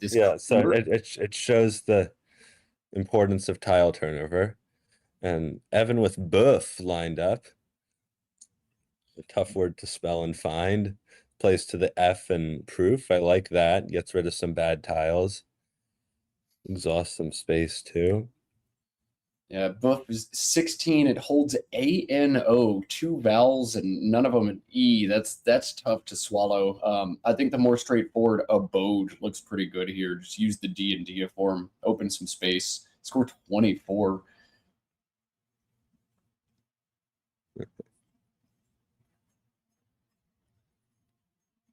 All right, Noah Slatkoff in the chat thing saying he thinks Diaform might be S bait, so we'll see if Evan falls into the hook trap here. Maybe that was some of the thinking for Ori, and Ori will do stuff like that time to time. So, well, I sure did. yeah. So, see, it is plausible. Evan is good at remembering the hooks. And if you don't know Evan, he also annotates a lot of his games online and gives really detailed, charismatic annotations. So check out his Cross Tables profile. Go to Annotated Games if you want to get an idea of how he thinks. Yeah, Evan, one of several players out there in this younger generation who are giving us a lot of their games, their thinking, and I just want to emphasize again, that is such a smart thing for a developing Scrabble player to do. Look at every single position of every single tournament game you play. Take it a step further if you have the time, and even look at your club games. It's so easy to fall into this mental cognitive trap of like, I just got unlucky and that's why I lost tonight. But you can almost always find something you could have done better to sneak out more win percentage. I completely agree. And it is tough for a little bit at first, but after a few games, you get used to writing down your leaves. And Quackle can be a little tough to learn, but there's usually a few players, especially in the top division, who know how Quackle works and can easily teach you. So if you're a newer player, go up to some of the top players in your club, ask, how can I download Quackle? How can I simulate the results? And once you do that, you're going to be gaining hundreds of rating points. Yeah, there are also probably a few tutorial videos out there on YouTube. And if there aren't, shoot me an email. I'll make one myself because that's one of the best ways to improve. There are also other engines like Macondo out there. So yeah, ask an expert, reach out to a friend, drop in the chat. People in Scrabble want to help you learn and get better. We want you to enjoy the game as much as we do. We did see Buff played by Evan Chester. He made his original I like this. DHINU W blank for Ori. We saw him keep just that U. The W, just a little too unwieldy. He won't be bingoing this turn, but he's got lots of points available. WHID into the D of Diaform is 33, or just WHA into the A of Afar, 27. How do those make you feel, Zach? I like those a lot. Definitely want to shed the W, maybe shed the U if you can, although I don't think there's a high scoring way to shed the U. He has a really high chance of bingo and keeping DUN blank. I'd say take the points here, and Wood looks really solid to me, and he is going to make that play fairly quickly. Now back to Evan with a rack of AIJNOOU. Should probably consider dumping some vowels alongside the J. I like Zhao, JIAO. Plays along both and sets up his other O. What is the sim like, Matt? I haven't run the simulation yet, and just looking at some of the options out there, but JIAO and BOs, I mean, clearly the top equity play on this turn. It's not the highest scoring. He's got JOIN alongside Boof for 30 on this turn. I don't like that with keeping 3 vowels. And Zhao, it sets up his O so well, where if he can draw into another consonant, he can hit that spot for 30 next turn and take a really commanding lead. Well, could Evan be making any inferences off of Ori's recent plays? I don't think so. Ori played Diaform, just getting rid of 6 letters, and then played WHID after a little bit of hesitation. I don't think you can make too much of an inference out of this. He's looking at join. Again, this plays for 30 points alongside the BOE, and while Zach Bitker gave it a bit of a thumbs down, this is actually what's winning a simulation on the move. I think that the 3 vowel leave is never something you want, but the vowels still play nicely alongside the JO of join, and the board sucks otherwise, so whatever. Good letters, you can't do anything here. I think, in a standard situation, I'd take Zhao. However, if Evan can infer that Ori is keeping some good bingo tiles, join keeps it a little bit more closed because EN takes fewer hooks than BO. So perhaps Evan playing a little more cautious here with the lead. All right, and caution apparently necessary as Ori drew untaxed with a blank E, but this does not fit on the board. Ori's found what looks like his very straightforward play of AXE into the E of sensory, 46 points, and move on, right, Zach? I would take that too. It's just too many points to pass up. Yeah, I spoke with Ori Swift on the phone for about an hour after his performance 2 weeks ago, and if you didn't see it, you really need to get back and check it out. Ori finished second at this year's Scrabble Players Championship just 2 weeks ago. He lost a best-of-5 matchup against Mac Meller, the tournament champion, on the very last move. But across the full best-of-5, Ori played very quickly, trying to push Mac into time trouble. I talked to him about it afterwards, and he said, yeah, no, I think that was very effective. I liked rushing. I felt very confident in the moves I was making, and he was just hammering out the easy turns very quickly. We saw him do it again with Axe, though I think he could have played it a little faster even. We saw that a lot in the SPC with Joey Kravchik and Joey Malik on stream many times. These players just keep finding these moves faster, and I will say that even though the Scrabble community might have been larger a few years ago in like the mid 2000s, Scrabble, I think, is being played at a higher level than ever right now with Nigel and Mac and all of the amazing engines designed by players like Cesar del Solar, who lives near me. And these players aren't just finding the right moves, they're finding them fast. Yeah. All right, here comes Vogue from Evan Chester. This feels pretty straightforward. Just hammer out 29 points. Yeah, get rid of that V. Yeah. A fun option would have been Bum into the M of Diaform, setting up Ovam with just 2 unseen O's. But Vogue, no, I think that's a little too cute. Vogue feels great. And we'll pull over to Ori now. DLNTUW blank, a third consecutive turn with a blank on his rack and no playable bingos for Ori. This time he's really going to slow down on the scoring. The best score without burning that blank looks to be just 20 points. So this one, a dicey turn. Is there anything, Zach, that jumps out to you right now? No, this is a disappointing draw for Ori. I would really take a while here. Ori's found Unwit, and I think there is one standout play. It is Unwit, and Ori's gonna play it now. So, well done from him. Not well done from Evan Chester, who has drawn AAUULNT. Now his highest score is just 16. God, somebody do something, please. Zach, are you trying to play through this rack? It's tough. I think exchanging is something I'd give a lot of consideration to. I'm not seeing a good place to play Unao or Luau, so probably exchange down to ANT. Very good place. Playing down to ANT, not quite. No, you can play down to ANTU if you play either alum into the M of Diaform or Joual, Joual. Yeah. I was saying exchange down to ANT. I see. Evan looking at Yulon from the Y. This is 16 points. And yeah, I think if you play, this is the play you make. Yeah, I think this might be worth it. It's probably close. And it does exhaust space really well. Yeah. All right, Yulon. Yeah, it looks like probably the strongest thing to do. Yeah. I just nothing else makes a lot of sense. We'll see what Evan does, but well done from him spotting that play, taking his time, looking for something else. You don't want to keep ATU and score 16, but you've got to. There's just nothing else for him here. Yeah, it's probably worth it. And look at a nice find by awesome. Evan, but I can't blame Evan for wanting to find something better because it is disappointing.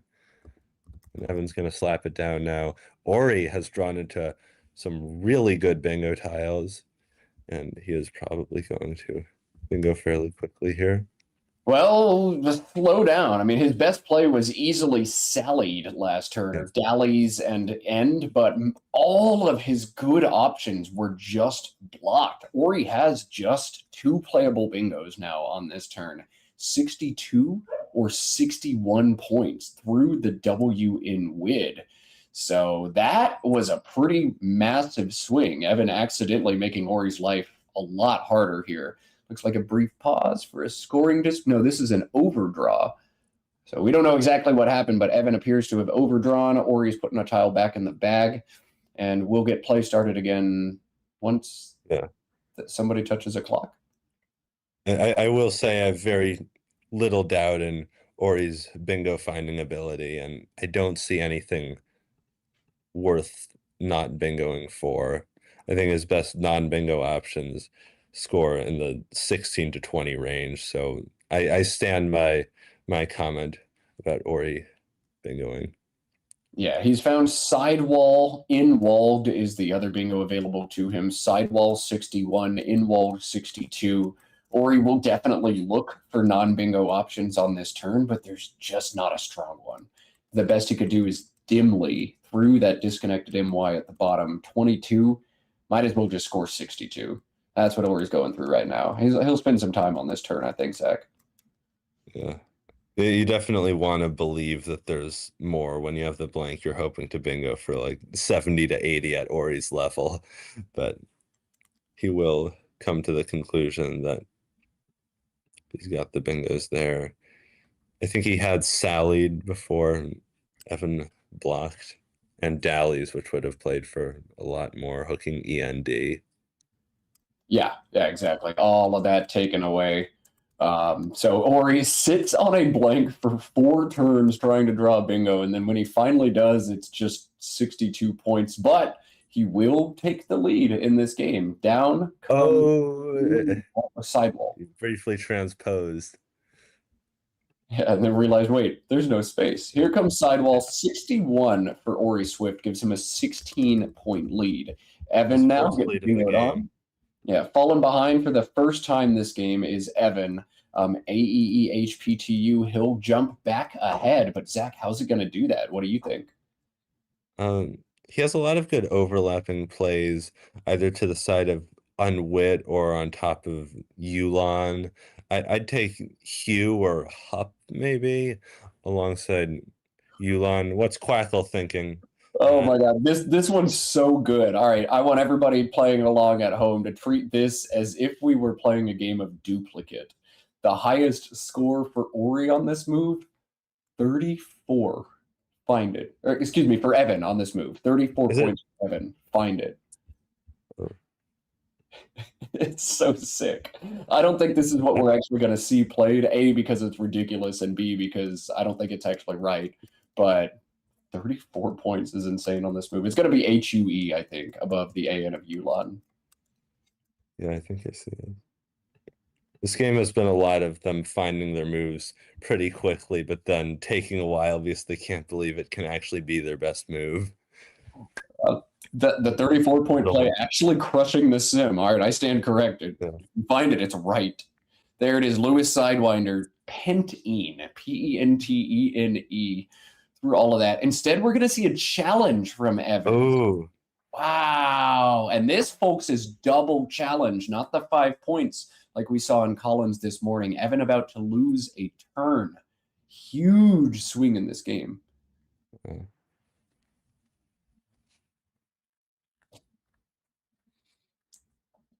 So not 34 for Pentine, not 24 for Hugh, 0 for Evan Chester on that turn. That's just word knowledge. Evan is a great player and will get up to speed with those over time. Yeah, the fact that Evan Chester has made it as far with as many bingos as he knows is actually pretty incredible. I know how much Evan has studied. I will not say that out loud on stream to the entire world, but he's definitely not seen the whole book yet, and he's already so dangerous. We'll see how high his ceiling is once he gets more words in that noggin of his. Yeah, perhaps you can give more insight into Ori's phoning ability. I don't personally think of him as somebody who would intentionally phony, but he did have that blunder at the end of the finals against Max. So perhaps Evan could be thinking back to that and maybe thinking that Ori is getting confused again. Is Ori Swift known to phony, Matt? I would put it back in the category of things I don't think I'm supposed to say on stream to the whole internet. Yeah, Ori will do it when he needs to. Okay. Not often, not all the time. He's no Jackson Smiley or anything, but he'll play phonies. Oh boy, so what does Ori do? Suddenly ahead by 16, suddenly thinking, wait, am I playing defense now? That's pretty cool. I don't think we're going to see Ori open this board up, but are we going to see him try to close it? Are we going to see him try to keep a flexible bingo prone lead if Evan opens the board up? He's looking at Bite right now, which plays above the AN of Yulon. It sets up Biter with 1 unseen R and Bites with 2 unseen S's. This doesn't seem like an Ori Swift play to me. I don't. That seems more like it. Yeah, definitely want to not open things up after you get challenged. That in general, when someone challenges, that is a sign that they don't like their options available. In addition to, most obviously, they don't think your word is valid. But you wouldn't want to give any extra floaters. I got a little confused when you were suggesting Bite on top of Yulon. Yeah, that scores 6 Slightly more aggressive. in that spot, but yeah, that's a bit psycho. And Ori is by no means a psycho player. He loves to get up, control the board, close things down, make your life difficult. Ori, a great board player. That's his MO. Evan now back on turn, same position. Pentine still crushing a sim, but that's so hard to spot. HUEs, they're just the more human play, right, Zach? Yeah, this seems very logical. I'd definitely take this over HUP, which does not take an S and would keep double E's, even though the Hugh scores a little fewer. Evan needs to play aggressively and try to go for that bingo with a good leave. All right, Ori held Or E by R. It's a fairly balanced rack. Yeah, MORT into it. Gonna try to close this board up again. I don't think there's any way he can knock out the back hook of Ooh. HE. Oh, Did cool. Evan Evan just drew into bingo. Yeah. Plays along with Hued, which is unlikely to get blocked. A huge swing for Evan, but right now the focus is on Ori. One option I like a lot is Orbiter through the B and bite. Gets a lot of tile turnover. There's a blank and an S left. Yeah, that most of that unseen pool looks pretty tasty. Just the GGKQ in there gives me some pause. I guess CCGG. I don't know, but yeah, blank in there. Lots of good vowels: A's, E's, I's, S's, N's, T's. Like I just draw Tysein bingo and win immediately. It's not a terrible option here. Ori's probably going to try to play some defense though, or get some more control over this board. Just don't see a way to do that. So, one thing I'm curious about is Ori might infer another E from Evan, especially with so many E's left, and with the shorter play, he could infer bingo leave. Is there a way for Ori to interfere with that Hued hook in a way that he stays in command? I don't see such a play on this turn for Ori. You could play ROM on top if you think it is a D hook that you're worried about, but 2 Ds and 2 S's on top. Playing ROM, run, and OE still seems psycho. We're not going to see Ori make this play. And there's 2 P's left, 2 T's left, so that would be very aggressive. Yeah, so he's looking at a more human play. Omit. This plays under the LAN of Yulon. Keeps 2 R's back, but those are the final 2 R's in the game. You don't have to worry about triplicates if you're Ori. Omit feels pretty good. 25 points is a lot on a board that's pretty tight, too. That's, I think, what he's going to decide here. Yep, here it comes, and we'll see, Zach. How long do you think it's going to take Evan to play co-opted? Fairly quickly. He is usually pretty solid on these high probability bingos. Yeah, nice way to partially get in the way. Yeah, or he does his best but can't block the bingo. Evan has not set it up. Oh, Evan doesn't see it. And if he didn't see it on Ori's full turn, I doubt he's going to see it. Oh, this is bad. Yeah, it isn't the most instinctive. It does have the ED ending, so my money would still be on him finding this, but he does occasionally make these word knowledge blunders being so new to the game. Yeah, that's one of the things is you have to figure out how fast do I want to add the words to my repertoire versus how automatic do I want to be on them. And I know when I was studying words back when I was Evan's age, I wanted to be 100% automatic. If I didn't see it in 1 second, then I didn't consider it known. But because of that, I didn't make it through most of the lexicon. Evan's gone a lot faster, but because of that, he's lost just a little bit of automaticity. And instead, he's going to play end cap. This is a good play, but co-opted for 74 was much better. I agree. And this is going to with the insanely hard. Oh, God. Oh, God. He's got a bingo from the P, Zach.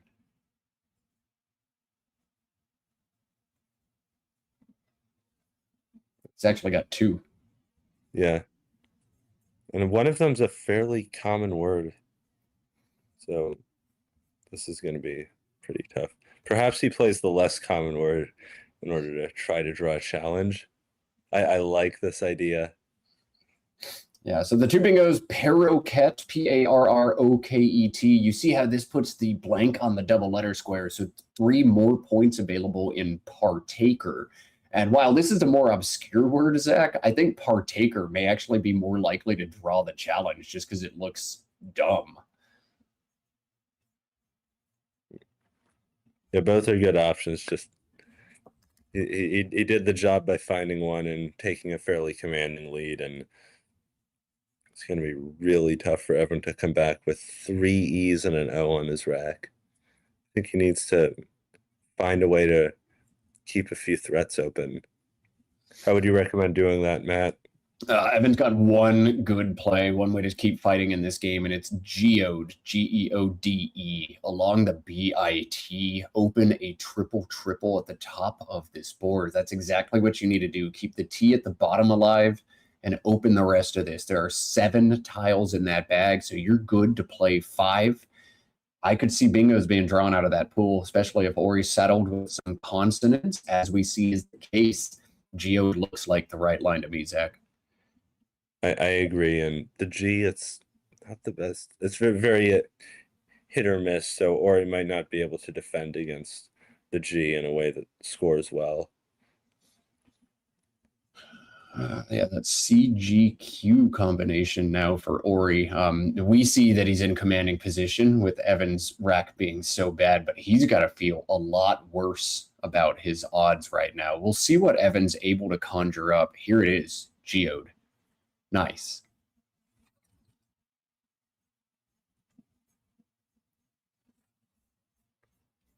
And if Evan doesn't open the board, Ori is exactly the player who would play QAT into the T of Parakeet for 12 points and just end the game on the spot.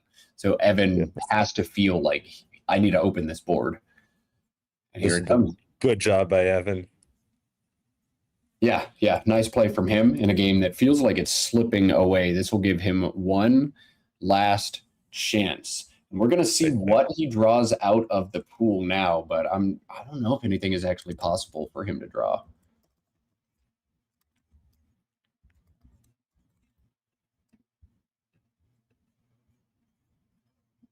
Yeah, no, it's not possible unless he hits the T at the bottom. No, it's not happening. Ori is going to look at this unseen pool, and boy, with 9 unseen, to see just 5 distinct letters has to make you feel pretty good. EEII, NN, TT, and an L. Ori does not have any threats he needs to defend against in terms of out bingos. He's got to feel a lot better about his odds now. And Ori will probably figure that out. He has several minutes to see this. Evan does have a valid word on his rack. It just does not play in title. Yeah, this board just on lock. In title would be a great way to end this game if it could happen at all. But no, just the only real threat Ori even needs to cover is Lignite through the G at the top of this board. I wonder if Ori's got the confidence. He's certainly got the time to figure it out and see if there's anything he's not looking at. He's going to look through the A and end cap for ATE bingos. Something like Alienate could maybe be there. But if Ori's firing on all cylinders, he'll eventually realize nothing that I need to cover. I'm good to win this game. He does have to worry about the Q on his rack. You don't want to get stuck with it, Zach. Does he have to play QAT here? Or do you think cages at the bottom? Or what do you think? Yeah, if I were in this position, I could figure out that my opponent does not have any possible threats. I would dump off the Q with QAT, just because you don't want to get stuck. And if Evan has those 2 eyes, Ori could be in a much tougher spot. Although I think even if Ori were to get Q stuck, he'd probably still have enough to survive. It's probably best for spread. But Ori's looking at cages. If he's confident that he can win even if he gets Q stuck, then this is a solid option.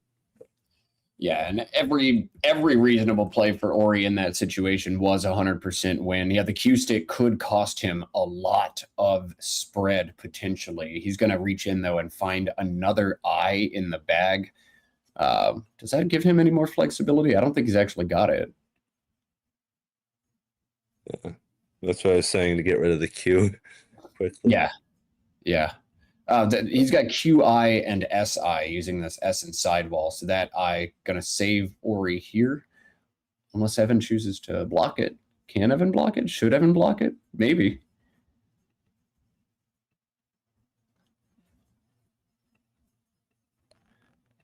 Yeah, I'm trying to figure this out, Zach. You see in blocks that make sense? Just TI and SI?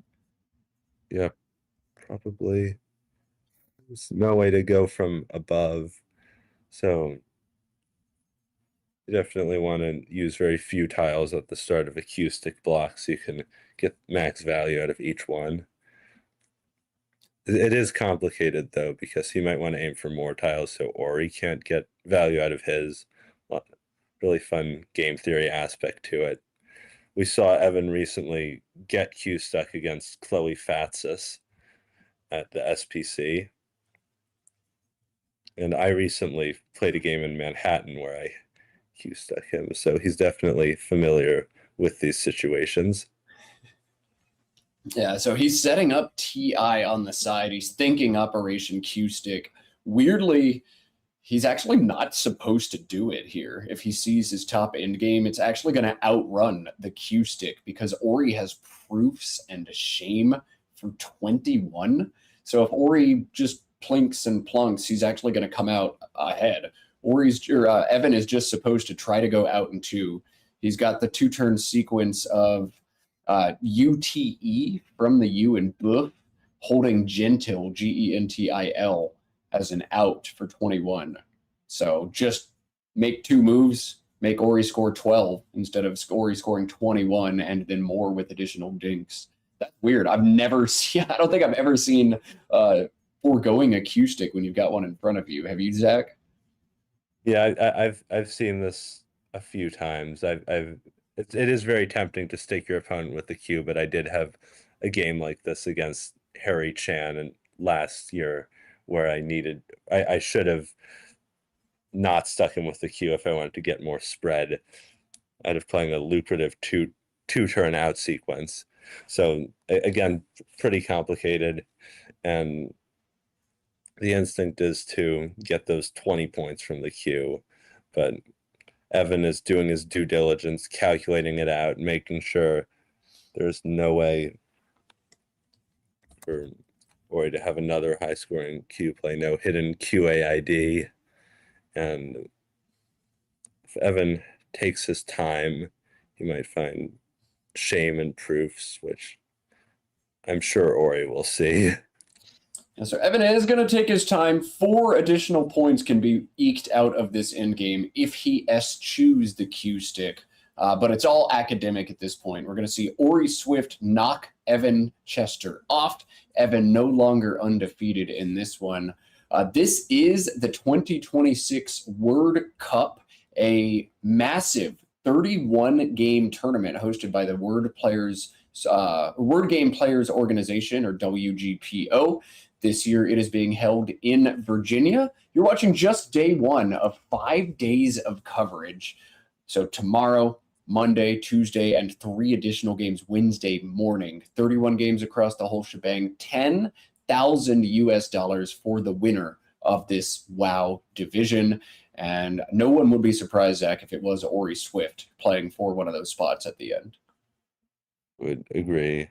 And I think Evan has also gotten himself into a position where he's not just a rising star, but a major contender as a respectable number 13 seed. It seems like it happens so often where, there's a player who's they're overdue for the big one. All right, here comes LI. Evan is going to execute Operation Q Stick, which means this one's going to play out for a good bit longer yet. But Ori's going to have to eat that Q now. Evan's going to dink and dunk in this one.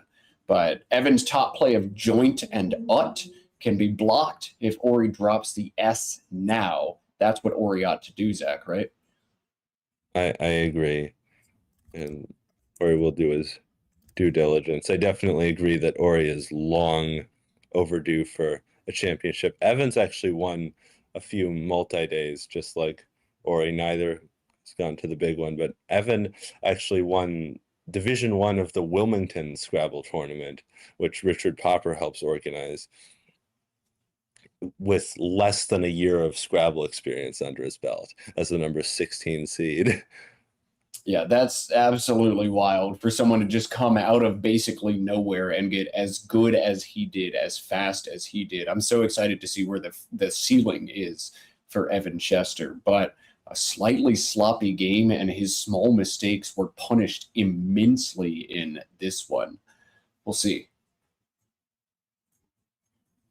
I'm getting word from our production team that next round's matchup has been decided. Another undefeated player, in fact, leading the tournament through 3 games, was Trip Payne. We'll have him in a matchup against Joey Kravchik coming up after this. And Joey is another one of those players who's, if not the favorite to win this tournament, in the top 3 for sure, right, Zach? I would concur with that. Joey, like Ori, has been in contention for a long time, almost made the SPC finals, but Matt got in slightly over him. I'm very excited to see Joey. And Trip I'm not as familiar with. I know he's a big crossword player and is also a fairly accomplished Scrabble player, rated around 1800. Happy he's having a good tournament. Yeah. So Trip and Joey coming your way. Next, Ori is going to do this correctly. He's going to drop the S, and we'll see how this one slowly rolls out. Ori's got 2 more valid plays he can make using his I and his N. Evan's probably looking to play 5 more moves in this game. It'll get interesting after this move if Ori passes on one of his moves to prevent Evan from making a setup. I know that's common when the player who is sticking the other player has high scoring tiles that they could set up. I'm not sure if it's right over here. What does Quackle think, Matt? I mean, first I need to see what Evan does, and then we can figure out the rest. It looks like Evan is thinking of playing his N off first, but he's supposed to play his E now instead. Why does it matter? Why does it matter what order you play in? I think it relates to how Ori can block. Yeah, I guess so.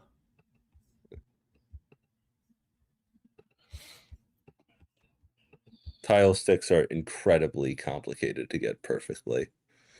All right, so Evan is going to play TAX here, 10 points for just one of his T's. AXE is what the engine wanted. Haven't really gone through all of the lines on that one, but 2 minutes and change to go. This makes a ton of sense for Evan. Now, Ori's really only got a few plays left. I don't think we're going to see him play JOIN for 11. Instead, he's going to take 2 turns to make his next 2 moves. I agree. What do you think of taxi under tax? Yeah, I think this is why you don't play tax, because now Ori can do that. But Ori hasn't done it yet. Even though I'm aware of going out sooner would have been more spread beneficial for Evan, I approve of the Q stick for another reason, because we get bonus Scrabble to cover. Hooray! Bonus Scrabble. I like watching Scrabble. Yeah. Thank you, Evan, for prolonging this game. And thanks everybody watching Scrabble with us on Let's Play Scrabble, hanging out live on YouTube. Appreciate you guys in the chat. Thanks to those who have already clicked the thumbs up button underneath this video. Every single like we get slowly pushes us up YouTube's algorithm, and I think all any of us want is everybody watching Scrabble out there. If you haven't yet clicked that thumbs up button, do it. And if the remote is on the other side of your couch and you're too lazy to go grab it, no.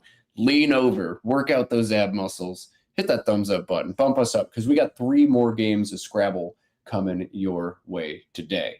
Slowly getting to the end of this one. Taxi does indeed come down, Zach, as you manifested. We'll see what Evan does now.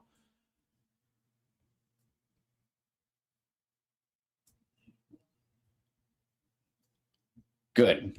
Well done, Evan. I wasn't sure he was going to see this play, but 11 points sneaky and available of EEW. One thing you really got to respect about these players at the top level is they fight for every spread point. It's not like the game is over and you just shake hands and congratulate Ori. These guys really want that tiebreaker, and they're fighting as if the game is in contention, because it could matter in the end. Yeah, every spread point could matter every time, so use the brain, optimize every single move. In a tournament like this, you're only going to get 400 to 500 decisions to make, and you want to optimize all of them. It always seems to be the players who play the very best end up on top of these things.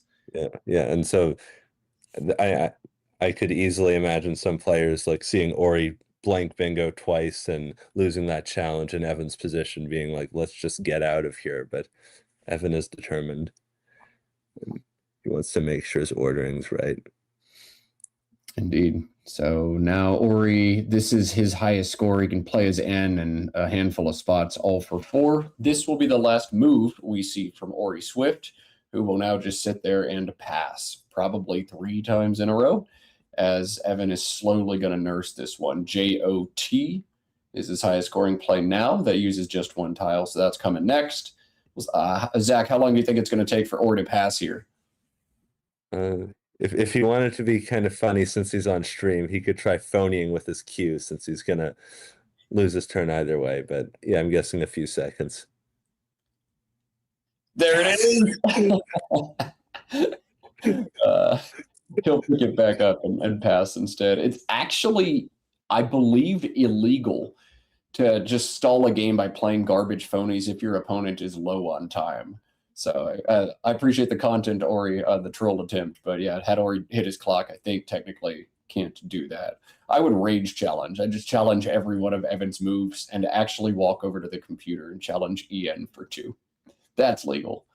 All right, and there comes Rev. We're going to cut to the overhead mic and see what kind of postmortem we get in this Ori Swift victory. I did it all. 367. Yeah. 432. Yep. Pass challenge. Okay. Said I got it all in. Pass challenge and hold. Yeah. I really wanted to play extra sensory. I was so Oh close. man. I had tax blank. Dang. I'm not sure of intro sensory. I'm not sure either. As soon as you played sensory, I heard extra sensory. I'm like, oh, let's go. Sick. Sick. That's wonderful. I didn't see that. Yeah. I literally no recollection of that in my mind, which is really bad. And I think I I would mean, have. you blocked my better bingos, obviously. Yeah. I had a sick play of dial L with 3 L's. Ooh, that's nice. Yeah. I just. And I passed up some points here. I don't want to slot the R for taker. Yeah. There. Not sure. Free track. Yeah. Dude, if not for your blip a week ago, I probably would have just blindly trusted you on that. That's annoying. But whatever. No, I wasn't improvising. Yeah, I figured. That was a different situation. Yeah. Context. Yeah. I had a ton of fucked up racks like after the first one. It was weird stuff. I have not manipulated it right. Probably not. Did you guys see me line up extra sensory? Wait. Did you guys Tile off of it right here. Did you guys line up Bofa? What? Bofa these nuts. You could have had intense. Okay. Yeah. DOT is sort of just a shot in the dark. I need to go for something. I need to open. You could have Yeah. That was less. Yeah, I know. You played late night. I had to late night. G. Ooh, I thought about that. that's nice. Yeah, So late night. yeah. He could have played late night here, and I would have had G. In hindsight, this should have probably been TI just so I could play Lax here and not get let back. I didn't think that far ahead. But it's yeah. I thought about playing Diaforms and QIS. Yeah, for 0. Yeah. You can't get It's that. actually not that bad to play for 0 there. Yeah, You know? because Yeah, I don't want you to like set yourself up. I just dropped my E there probably. Yeah. And Partaker instead of Paraclet, but it Yeah. was worth the point sacrifice. I think that's fair. Yeah, that's very reasonable. Yeah, I just under Val's like this AABFO, and I do AO into that. So it's Yeah, and you're not really drawing into anything to underline. That's the problem. Like, yeah, yeah. but what else do I do? I mean, I would have gone for Bizarre, but that was blocked. There's just not. I mean, you got to take 32 points. Oh yeah, for You sure. can play Fab. Oh, Fab's with them saws. See, oh, you have Wait. Fab. You kept the O. See, O. Oh yeah, right. Okay. Shit. I'm a complete chungus. Yeah, that's. I didn't think that far ahead. Come on, technology. On. I am not very good at. Oh, I guess we need to submit. Yeah, I'm not good at identifying setup plays yet. That's really a weakness of mine. So, all right, fair enough. I drew the blanks, but I needed them to catch up. Yeah, it was pretty pretty bad omen that you slid it over here at the start. I was like, oh man. It's going to be a mirror. You might have to submit. My phone is just not. Yeah, I can do that. Okay, so we'll Yeah, let I've just 432, 367. submit his own loss. Some fun postmortem to that one. I think my favorite part, Zach, was Ori saying, I saw you were going to play Lignite, and I was ready to extend it to Gelignite, Gelignite. So that's some pretty sick stuff. I do apologize to everybody at home for teasing you. We are not going to show Trip Payne versus Joey Kravchik in the next one due to events outside of my control. Next round, probably going to be Rafi Stern and Clay Daniel. Once we get confirmation, we'll drop it in chat. But another game is coming your way for sure. I'll let you know who the players are. We're going to wind down and be back in just a few minutes. See you soon.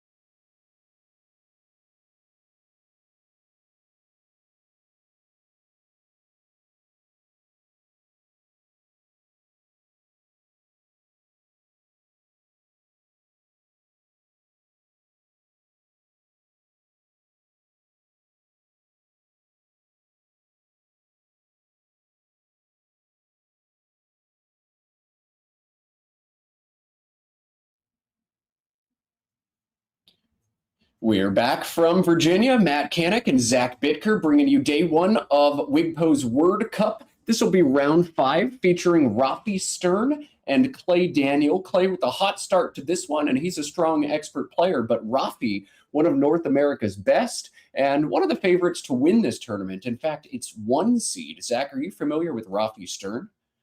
I have watched him play on stream a few times. Definitely one of the favorites. He almost won this tournament a few years back. He had a few games against Jackson Smiley where I think it was a best of 3 or best of 5 from the California area. So I haven't played him in person. And Clay is slightly lower rated, but he's from around this area in Charlottesville. So nice to see some locals getting highlighted. Clay with a very quick exchange from an all consonant rack. I like this move. What do you think, Matt? Yeah, I mean, what else can you do? Literally no playable words for you. So the only real question is, do I keep R, RT, CR, CRT? RT just about as good as any.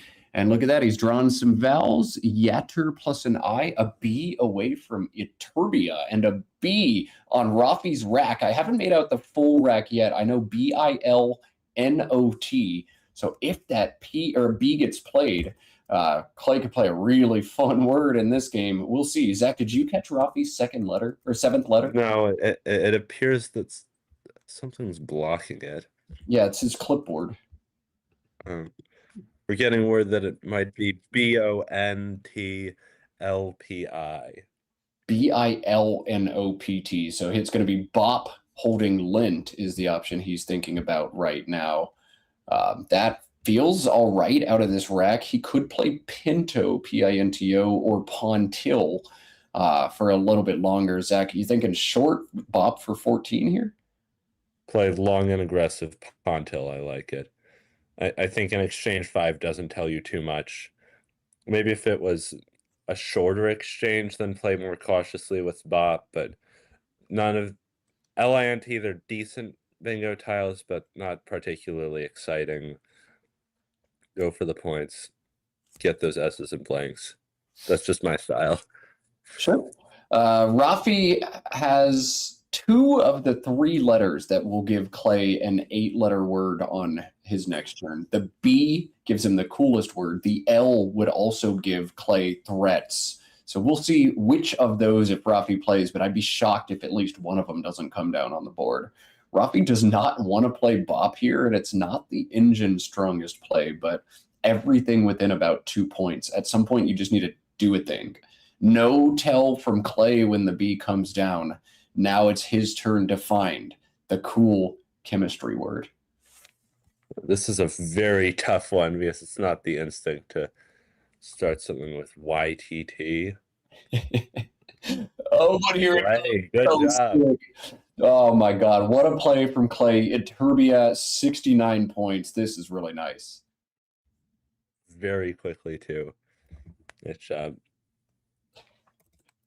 All right, well, Rafi EIO, his 3-tile draw, looks good at first glance, but does not have any of the letters he needs to bingo. I don't know how much time it's going to take Rafi to realize no playable bingos, and then after that realization, this is a tough turn for him, Zach. Yeah. He has the double-double of entitle available, keeping an O, which is probably worth it. He could play a little shorter with something like OI alongside Iturbia for 11, but I think 17 points is a little too much to sacrifice for something like that, so he would take the points. And I think Rafi will too. He has entitle sort of lined up, and now he's considering other options, looking for an N for Lenition, which he unfortunately doesn't have. These tiles definitely look bingo heavy, so if I were in Rafi's shoes without knowing that there aren't any bingos, I'd probably spend a minute or two checking. Yeah, he's still in Operation Find a Bingo. Lenition not going to go. Nothing is going to go. Of course, we have the luxury in the booth of having engines running to get to those answers a little bit quicker than the players over the board. Once you realize it's not there, as Zach said, entitle 28 points, but opens the board up to a lot of scoring opportunities, sets up back hooks, keeps just an O, the worst tile on your rack. So there are other plays that make a lot of sense here for Rafi, going all the way down to OI for 11 and some intermediate options between score big now and score more later. I know the O isn't very exciting, but and if you could sacrifice 2 or 3 points to not keep the O, then I'd do it. But the second highest scoring option is Iolite, or in Toil, keeping an N or an I, and you'd be sacrificing 5 points. I really just don't think that's worth it. And you've seen again Clay dump off 7 more tiles that aren't blanks or S's. We definitely want to go digging in that bag. The engine has 3 plays all really, really close to one another. So Rafi needs to spend some time looking for bingos and then needs to spend even more time discerning between a bunch of pretty close options. This turn has time trap written all over it. We've seen Rafi spend over a minute on turn 1 and now 3.5 or so on this move so far. I wouldn't be surprised if it's even 3 more, Zach. Yeah, it is tempting to look for a fish that scores well and keeps well. So Rafi's settling on Iolite, at least right now. Iolite and AI is 23, and the engine gives it a thumbs up. This is one of several options all right about next to one another. So well done, Rafi. He'll have floaters all over this board. Now he just needs to draw something good to get caught back up. But it's Clay who has caught this game's first blank. DJIINR blank. No bingos on this turn, but a bingo likely next turn for Clay Daniel. Zach, what are you seeing for Clay on this move? I like Jared through the E in Euterbia, gets rid of the J, gets rid of one of the I's, scores really well. Just about everything you'd look for. I wouldn't be surprised if he tries to come up with a bingo, because the blank can be a bit of a time trap, especially with 2 I's and a J, but it looks like he's come up with Jared, and I like his confidence playing this quickly. Yeah, 2 options head and shoulders above everything else. Jared is 33 or Jedi, a 5-point sacrifice to keep that R back, but I think 5 a bit too much. Engine approves of the play of Jared. Yeah. Clay doing it right. Now he's just got to draw a bingo next turn. A bingo this turn for Rafi, ULCERING, coming down with no hesitation. So we're off to the races. Rafi taking an 11-point lead. Clay's going to strike back next turn unless he challenges this. Is the play on hold, or was there just a scoring dispute? It looks like Clay said something. Go ahead, Zach. Yeah, Clay still hasn't drawn his tiles or shown his tiles to us, but he is very likely to bingo, especially with that open E and open T. All right, so big pull coming for Clay. The E and Iolite is just begging to get bingoed to. The T or the Y in Euterbia, also a nice line for him. Another N. Oh, this is looking promising. Yeah, quite good for him. Engineer plays from the E at least. Yeah, we'll see a bingo from Clay.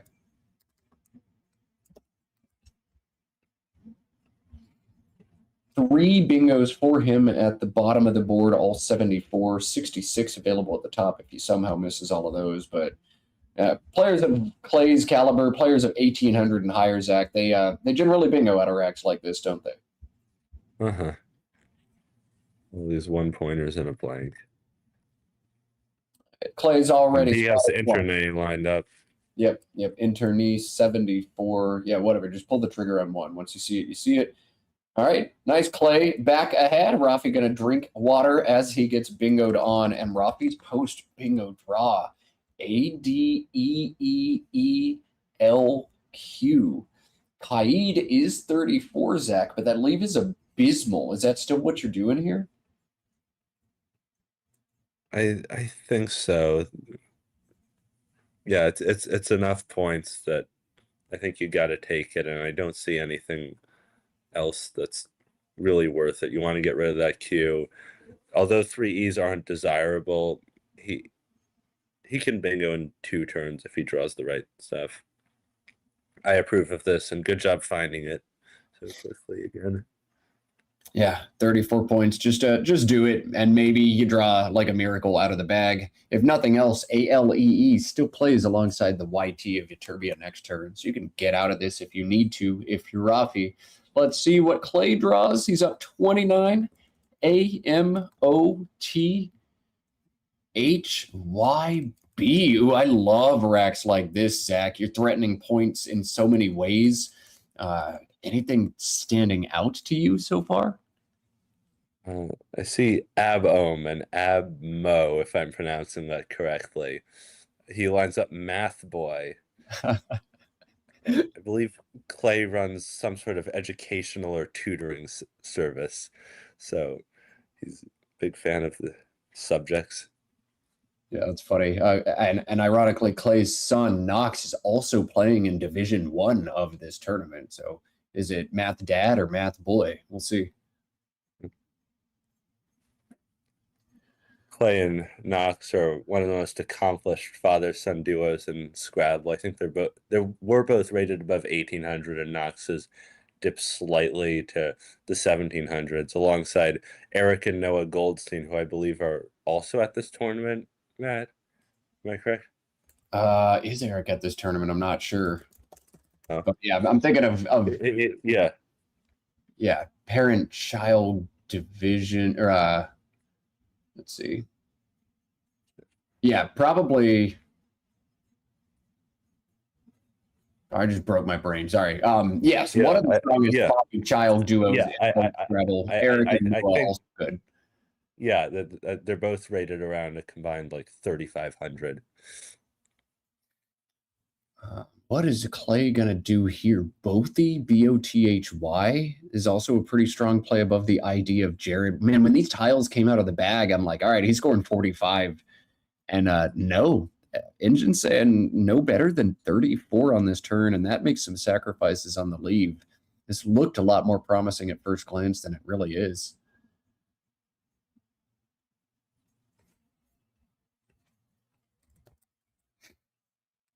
One other prominent father-child duo in competitive Scrabble, though it's not a father-son duo, it's father-daughter, Stefan Fatsis, daughter Chloe Fatsis. And I spoke with Stefan actually in between the last two games. Stefan has a big article coming on the Scrabble Players Championship Finals between Ori Swift and Mac Meller. It is coming on defector.com sometime next week. But Stefan sounds very hyped about it. And Stefan, a professional journalist, he's going to get in and get the absolute inside scoop. Wow. With both players. Nice. Look at that. Yeah, that's sick. That's sick. Rafi kept AEEEL. AEEEL. Do you remember that? And now he's scoring 34, keeping AES. What an absolute swing in this game, Zach. And he found that so quickly. That is the art of a top player. Yeah, man, Rafi's really good. Rafi is really, really good. I had a friend email me asking for a scouting report on all of the top players here, and he's like, tell me about Rafi Stern. And I'm like, he's really good. Don't try to do anything dumb against him. He's just really good. And he's showing exactly why right here.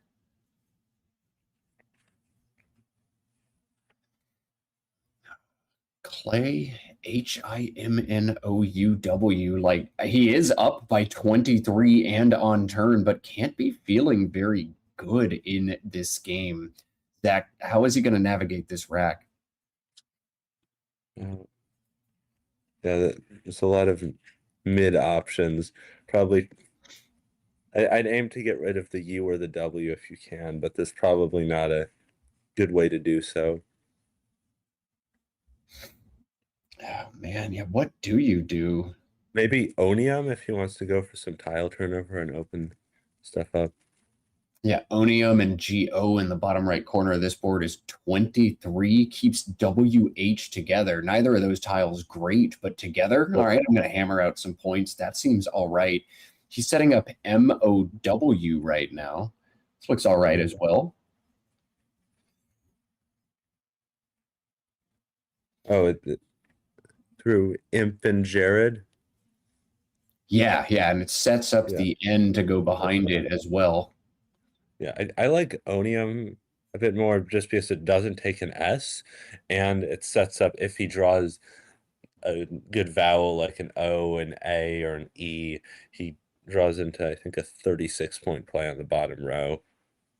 Ooh, yeah, that's nice. Now setting up Muni instead. This would, where would this go? Oh, with QI, 23 points. Yeah, this looks really good too. Yeah, nothing is great, but everything's like, as you said, Zach, kind of mid. Muni for 23, holding HOW pretty mid. Onium for 23, holding WH kind of mid. Mucor through the disconnected CR, also kind of mid, but like, all right, hold WHIN together.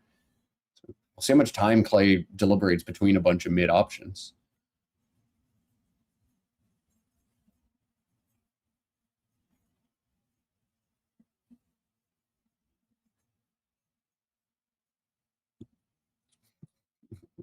Clay deep in thought, Rafi just sipping water. Not a care in the world right now. I love it. I think, yeah, there's a lot of similar plays. I do think Onium is the best situationally for Clay because that area is bound to eventually get opened up, and the U and the M aren't good bingo tiles for Rafi to work with. You can infer a lot of one-pointers from Rafi's previous play coming down so quickly, and so I don't think Clay has to worry about getting punched hard. And I feel like if he can hit Onium and Rafi maybe fishes again, he hits H and W and then takes a full bingo lead. But Muni is definitely a reasonable option. Scores pretty well. Keeps some good scoring tiles. Specifically, he has Who hooking Obe on Batty. So it keeps them a guaranteed score. I like this by Clay. All right, I don't like this draw, Clay. But then the PS is going to make his rack relatively stable. And two S's on Rafi's rack as well. AEEOSSW. Rafi has another sort of find the sneaky play on your board option here. There is 41 if he shows off another great board vision. And I think he's already got it set up. Swayer into the YER, 41 points. Rafi has set it up. Now looking at something else, Swage and Kaids. Wow. Rafi showing off all kinds of play finding ability. Now he gets to deliberate between them. It's a good problem to have, Zach. Sway 41, Swage 30. Do you like one over the other? I like Swayer a bit more here. It's just enough points, and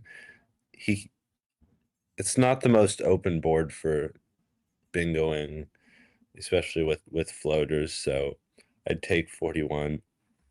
The big thing about Swayer is it puts that S right at the top of the board. That's something you don't want to do as an overdog, and you always want to do as an underdog. Rafi feeling about 50-50 in this game. So I don't know, just take the points, do it, and see what happens. It seems reasonable. You can't make a strong inference after a play of Muni from Clay, can you? Yeah, it's tough on this board, especially with how few other options there are. And I don't think the overdog underdog concept is going to affect him too much. Clay is a strong 1800 rated player, or I think he's above 1800, and Rafi isn't too far ahead. I know overdog underdog more on the scoreboard, but Swayer's going to make it play a tie game. So just kind of you're not ahead or behind. Uh-huh. All right, Rafi lost in thought right now. He's just frozen. He slides that E back over. Swayer, Swage, Swayer, Swage. And these are like pretty head and shoulders the two best options. What's it going to be, Rafi?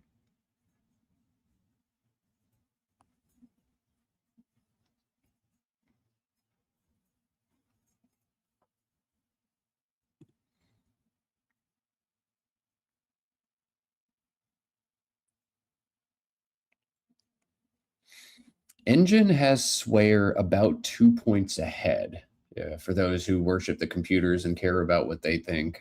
Situation like this, I think a computer analysis is going to be pretty appropriate, but Rafi gets to go with his gut a little bit more here. Swage does set up that back S that he would hold back. If he draws a 6, he's in good shape. He takes the lead in this game. So both things make sense. I don't like Swage because it sets up hooks that Rafi doesn't have. We'll see what he chooses back and forwards. It is going to be Swayer at the top. And again, Rafi saw this like immediately. I think a lot of plays whiff on a move like this, but not Rafi. He's too good.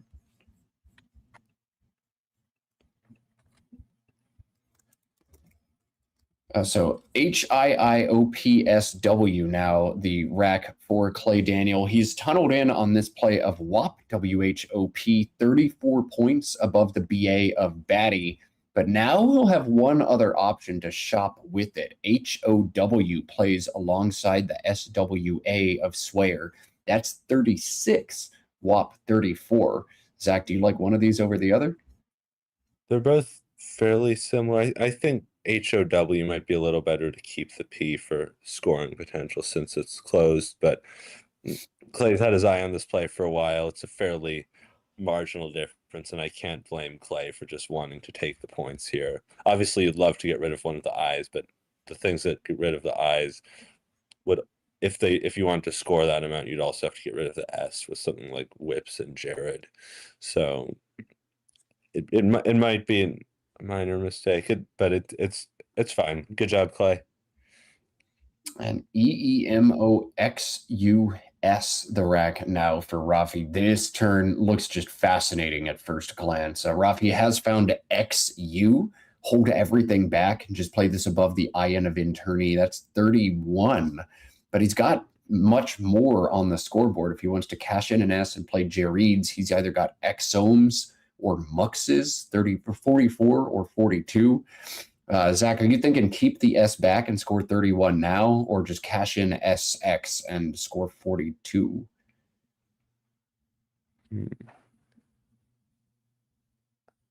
I might hold the S back because I think he'll need another bingo to get into this, or to take full command of this game.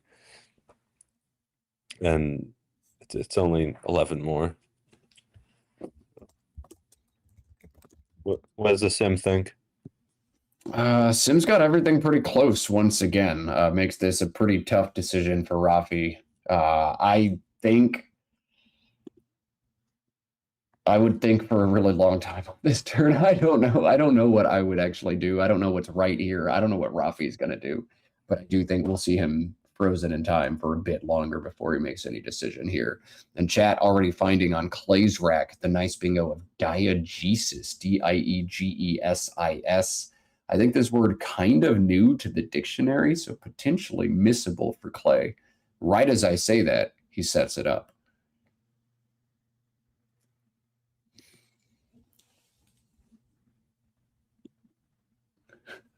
Morris Greenberg in chat wants Rafi to play MUM into the M of Muni for 10. Tell me your thoughts on that, Zach. That would be a bit bold. I like XU and Internet, and that's what Rafi's going to go with, the more standard move. I don't think XU and would be cool if he had a tile to set up on top of but it seems more standard. And Clay has a tough word to find. Yeah, he's already found it. Diegesis. This is the only playable bingo for him. 80 points up at the top, and gonna feel close to game over after this. Nice stuff, Clay.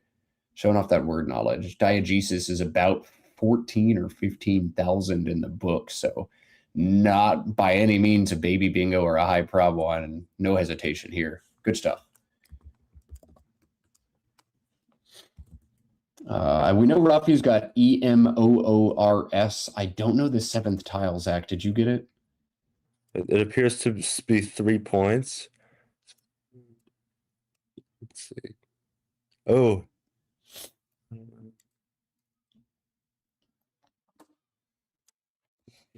And some players sit in front of the board with their arm hair blocking or their jacket blocking, their sleeve blocking, but this is new to me, just a scoreboard impediment. You can see it on the Rafi cam. That scoreboard just right in front of the little camera in his armpit pointing at his rack. Woof.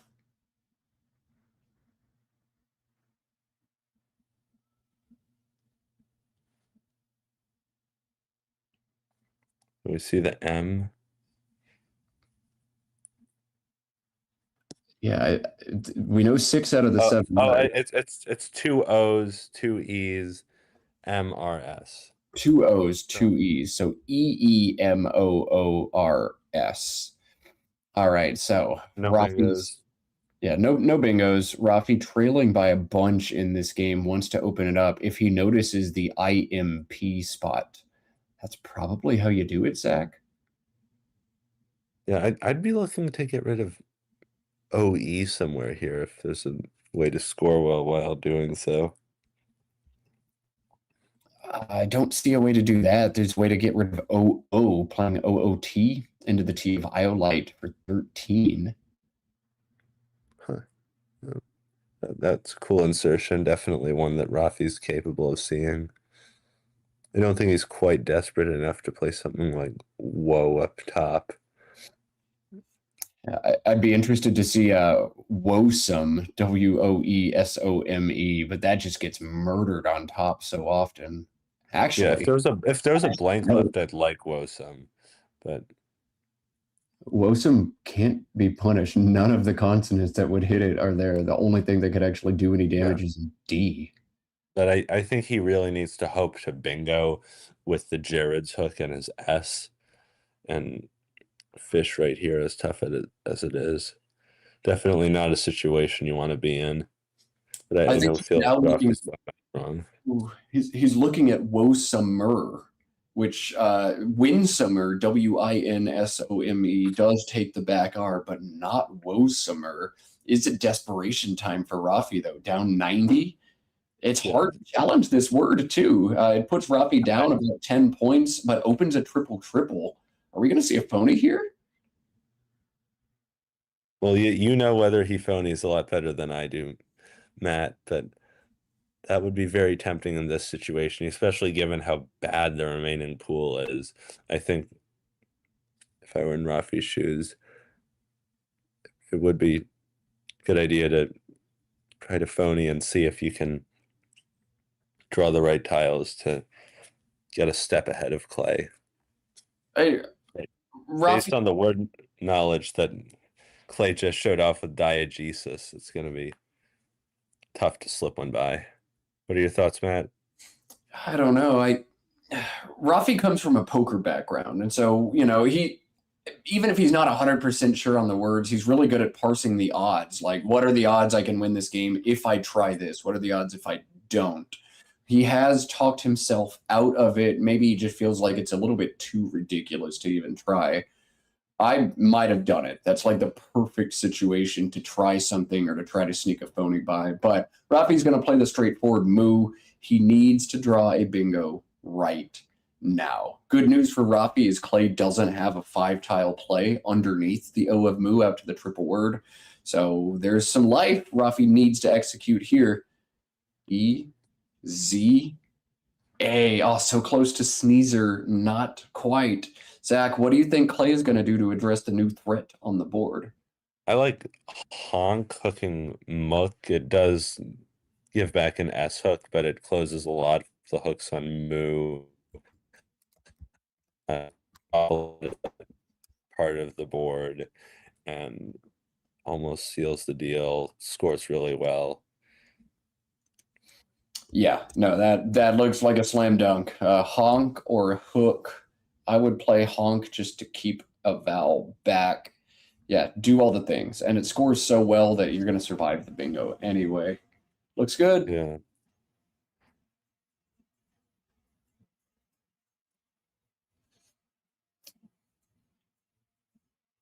Another would be to play hood if you want to undouble the D's and also keep a K for keeping a vowel to stay secure. Yeah, you're just looking to avoid nightmare scenarios when you're putting yourself up by 100. The nightmare scenario is I get bingoed on and I have 7 consonants. Mathematically, impossible to have 7 consonants if you leave 2 consonants and 1 vowel. This looks great. Nice job, Clay. And Rafi wishes he had an I for size or something like that, but alas, not there. Zach, is this going to be Z, or do you see something? I think Z is a very good choice equity-wise. Sets up another S hook. It's really tough to block, scores well, does just about everything you want in order to have a chance in it. It's just a large deficit. Or might we see where's is for 42 come down? One of the silliest words in the lexicon, W-A-R-E-E-S. I do not like that. The pool is not good enough that he could feasibly dump off 6 tiles in bingo. Oh, hang on. I don't think it's Z that we ought to see here. I think Zoea, Z-O-E-A. Rafi has the final E, and there is one unseen S, but he's also got one back. Zoea might have been the best line for it there for Rafi. Yeah, that's a reasonable option. I like Z just because I think even if you hit mooks with a bingo, that's still going to score about as much as a bingo in the triple lane. That's true, but you want to create 2 threats at the same time when you're trailing big. I think it's tough to block these S lanes that Rafi has set up, though. All right, so we'll see Clay now leads this game by 68 points. He's going to reach into the bag and count. He'll find that there are 12 tiles on the scene. So no matter what he does on this move, Rafi's still going to be able to exchange if he needs to, or bingo and draw a full fresh rack. Looking at that unseen pool, I'm not sure that Clay wants to draw almost anything else out of that bag. That is nasty, nasty, nasty. VVFFU. Ugh, and 5 A's. Sweet. But Clay has none of those A's, none of the vowels. He's got 6 consonants and no good options. Zach, do you see anything? No, this is why I said these S hooks are so tough to block right here, even though they're in like around the same spot. Highest on equity is Dolt hooking D late, which I actually like a bit just because it scores well, and although you typically don't want to open while you're up, this does create a spot where he can counter score if he needs to in case of a Rafi bingo. And I wouldn't exchange these tiles here just because the pool isn't that good. So just keep scoring and hope you can outrun Rafi. Yeah, I mean, there's just nothing to do here. Dolt seems less and less crazy the more you realize there's just nothing else to play. We might see Dolt and D late, open that triple word, like you said. Dolt and THE is 11 points, but yeah, there's just not a lot else to be done on this move. See, Clay is just sighing deeply right now. Like, yeah, I've got to be able to do something, right? Am I actually going to play Dolt for 13 and feel good about it? And I think like even the worst case scenario, he lets in like 20, 24 points or something. And even then Rafi will have to burn a lot of his rack and bingo potential in order to do that. So Dolt, I think, is better than it looks at first glance. Yeah, the longer Clay looks, the more he just kind of feels like he needs to do this, and it seems fine. All right, he's turning the board, grabbing his tiles. Here comes Dolt, 13 points. Engine also saying this is all he's got. Best play. Nice job, Clay. Nice job. And Rafi, he has a bingo on his rack of Furines and Unsafer, but nowhere to play it. So another tough, how can I properly fish decision by Rafi. What do you like, Matt? Yeah, now it's starting to get kind of dicey. Now just 8 tiles in that bag. The game is ending and starting to end pretty quickly. maybe we're going to see Rafi shell out for a bingo here. There is one sneaky spot to play the tiles FU and draw into snare on this rack. That's in front of the ZEE, making few Z. And you might think, oh God, well, you're exposing a triple word. I actually kind of want Clay to play through the F and hit the triple because that gives me another bingo line. And I'm keeping snare. I also don't want to play off a lot of tiles. That bag is terrible. So few Z looks pretty good the longer I look at this move, Zach. Yeah, I would concur with that. You do want to be aware that he's not guaranteed to win even if he does bingo. Clay's taken a very solid lead on him, so you could be a bit more aggressive with something like Fan overlapping Za. It doesn't keep as well, but he might need more than a bingo and a few more points. Fan scores 29, Fuzi scores 17, and even though Clay's plays to the triple with Fuzi would score a bit more, or would give back a bit more. You know, they would score close to 24 to 30. So a tough decision by Rafi. Yeah, points matter here, but in keeping your bingo percentage alive matters quite a bit as well. If you don't draw the bingo, you never win. But if you don't score enough, even if you draw the bingo, you might not win. So these are some of the most challenging positions in Scrabble. And Rafi's just making some loose calculations in his hand, or in his head right now. Fusey, just 17. I don't know. I just feel like that bag is so bad. I want to draw as few tiles as possible, and that's probably what I'm going to opt to do here. Yeah, Rafi's grabbed the 2 tiles, shaking his head back and forwards. I guess this is it. No, he's grabbing FA. Actually, this would be really interesting because it's going to be tough for Clay to hook ZA because there's only one G left. Little does Rafi know that Clay has said G and is ready to shut down any ZA opening. But Rafi has one of those S's, so there is a legit chance from Rafi's perspective that Clay has no way to address ZA. Yeah, I mean, you can gamble and hope that both G and S are unseen. That actually kind of makes sense here. ENRSU doesn't seem like the nicest leave, but AENRS drawing another A feels really bad into that, actually. So maybe you do want to play the A. Maybe you do want to take the chance. Rafi has a lot to think about, and all of a sudden, time's going to be a factor for him. Just 3 minutes and counting. We'll see, Rafi. What can you conjure up here? Your odds are long, but he comes from the poker world where you try to make anything happen with whatever you've got. Huh. FA is going to get destroyed if that's what he chooses to do.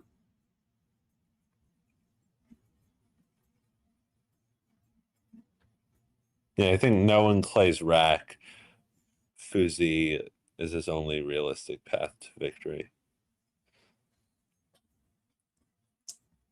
But we'd like to see Rafi make the good play regardless of the actual result.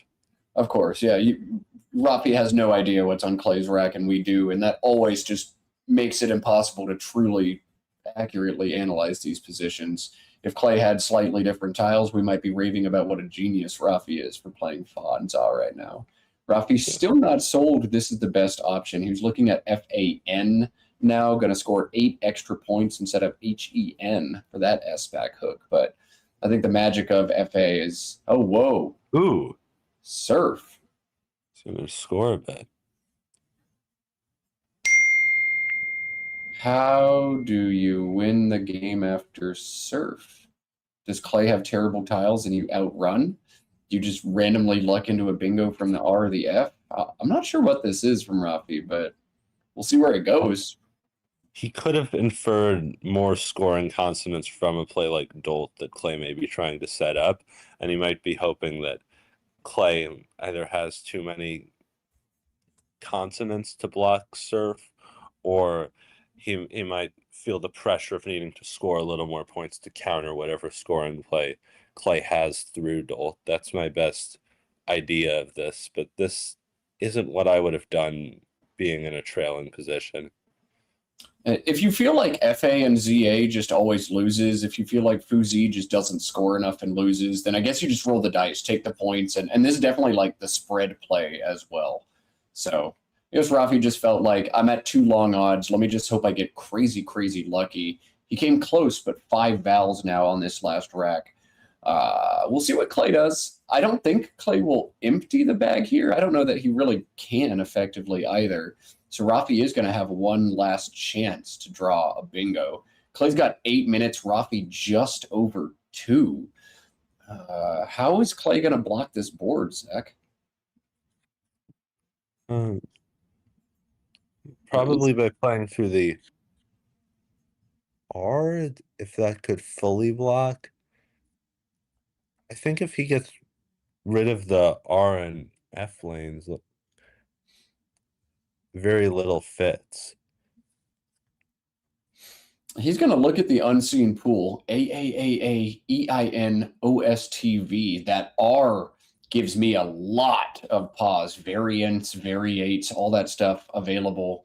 So maybe frag or crag through the R first just to be safe makes more sense. But Clay going to score a lot right now and saying, all right, if you bingo, you bingo. And Rafi does not have the bingo he was looking for. Rafi reaching in the bag. He's going to count now 1. So does Rafi fish 1 tile and try to draw a bingo that will almost definitely get blocked? Or does he give up? Actually, is it crazy for Rafi to fish an A next to Dolt for 2 here? Yeah, I was just looking at that with AL. I don't think that ever wins just because Clay has enough points. From Rafi's perspective, I think Clay has to have at least 1A to block that. And so if it was a closer game, like say Rafi was down 40 or 50, I would like that idea. But I think Rafi has to throw in the towel in this one. Rafi's going to look at the unseen pool, ACDFGIOS. He's going to fish his O instead, a little bit higher. All right, could this work? Maybe he's hoping Clay mistracks.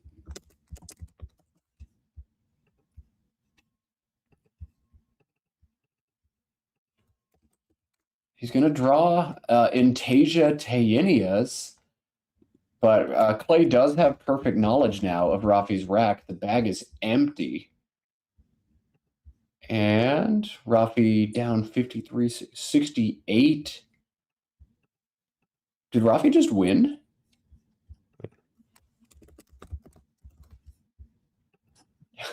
Rafi drew Oh, he might from the F. Rafi has Tayenias. Rafi just won the game. Clay can't win. Clay's done. That's crazy. That's crazy. Holy shnikes. I misread his rack at first. Good job, Rafi. Wow. Rafi had 2 minutes and 3 seconds to figure all of that out, and he plays WO for 5 and wins the game. That's sick.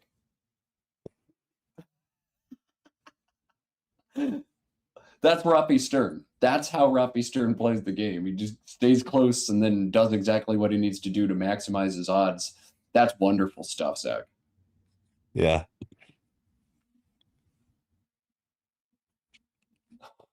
I did not see those extra bingo tiles off to the left. That's crazy.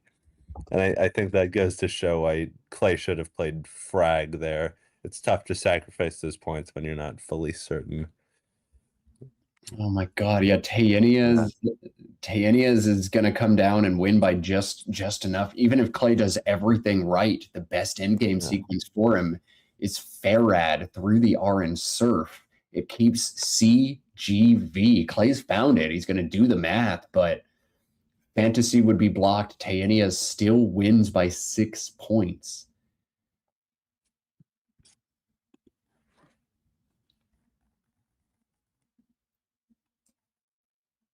Yeah, chat telling us that drawing a D also would have won for Rafi. So Rafi, with his O fish, had a 2 in 8 chance in a vacuum of winning this game, 25%, but he converted it. That's so much of this game is get near the end and try to turn 0% or 4% into 20%, 25%, maybe even 50%. Rafi's going to get a whole extra win because of his efforts in this one. Wow. Wow, wow, wow.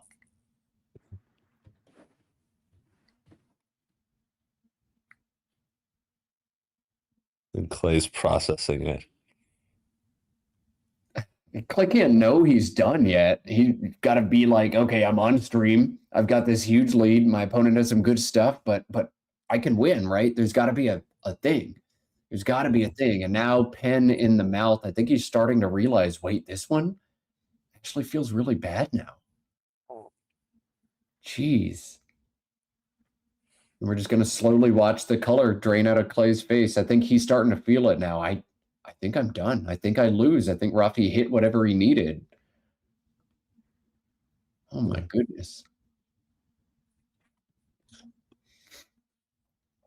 So I want to give a little shout out to our team on the ground of Christian and Andrew running at this stream. Christian, have a quick finger on that overhead mic because I definitely want to hear what the players have to say.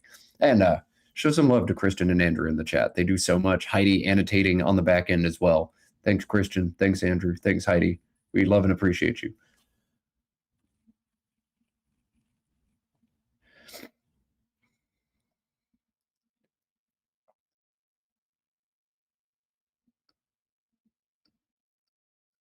I'm really curious what Rafi was thinking about when he played Surf earlier. Because that was bold. This it gave Clay the opportunity to block all of his lanes. And then Clay decided to take the points instead. Perhaps was it a opponent anticipation technique from Rafi's poker days? Or the I need to score now, and let's hope he doesn't have any vowels. I mean, what are the odds my opponent actually has 86 points from the F? Oh, God, my opponent actually has 86 from the F. Yeah.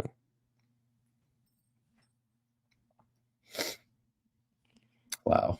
Wow. I can't believe Rafi's going to win this game.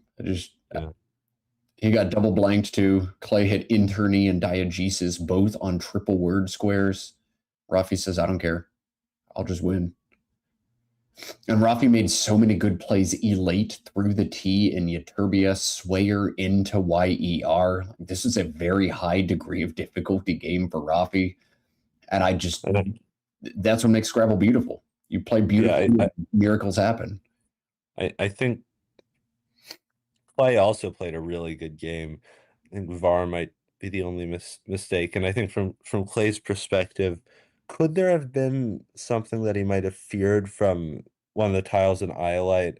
I'm not sure if it actually played, but maybe he was worried that there was something there, and that's why he didn't want to sacrifice points to block the tiles in Surf. I think he just decided to take the points. It was too much on top. I'm not sure. Yeah, if he'd chosen to shut down a line, then he wouldn't be in this situation with two lines and Rafi having a threat in either one. I agree, Zach. Clay played a really, really good game. Rafi just played a better one, and Rafi's going to come out with the W here. That's insane. That's insane. Clay again setting up Farad. His clock has ticked down under a minute. There are no wins here for him, and he's going to run out of time and try this and go home and either watch the stream or punch it into his engine, but he's just done. This is crazy. I think from Clay's perspective, it's hard to be perfectly certain that there's nothing from the O or L or T in Iolite, even though we knew that there wasn't. Yeah. Man, Rafi freaking Stern. This is not all we're going to see of him this tournament, I'm sure. All right, here comes Farad, and we'll just turn on overhead mic. You can hear Rafi drop the hammer in this game.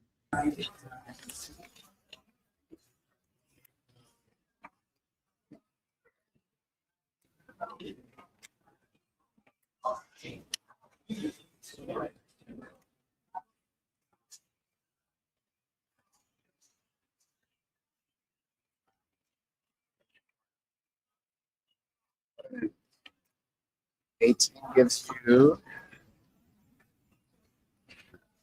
3, 4, 21. getting 439, 436. It's a 439. What I got. unbelievable. Good game. You did what you had to. Yeah, it's pretty crazy. And yeah, had so much time to try to score a little more fantasy here. I can't believe that. You got a player. Yeah, I mean, I can leave fantasy if I can score a lot right there. Mm-hmm. Not with that.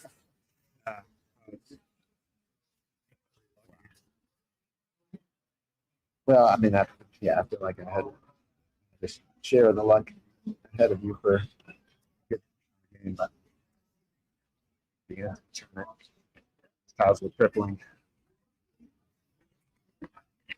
Another nice one.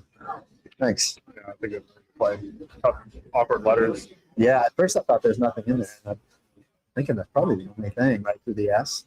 Probably. I These didn't two spend eyes. time looking at Yeah, you had to focus on the Yeah.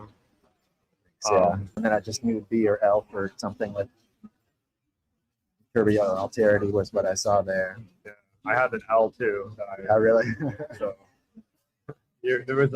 I was playing the B no matter what. You're getting it. Yeah. There was no alternative really. Right.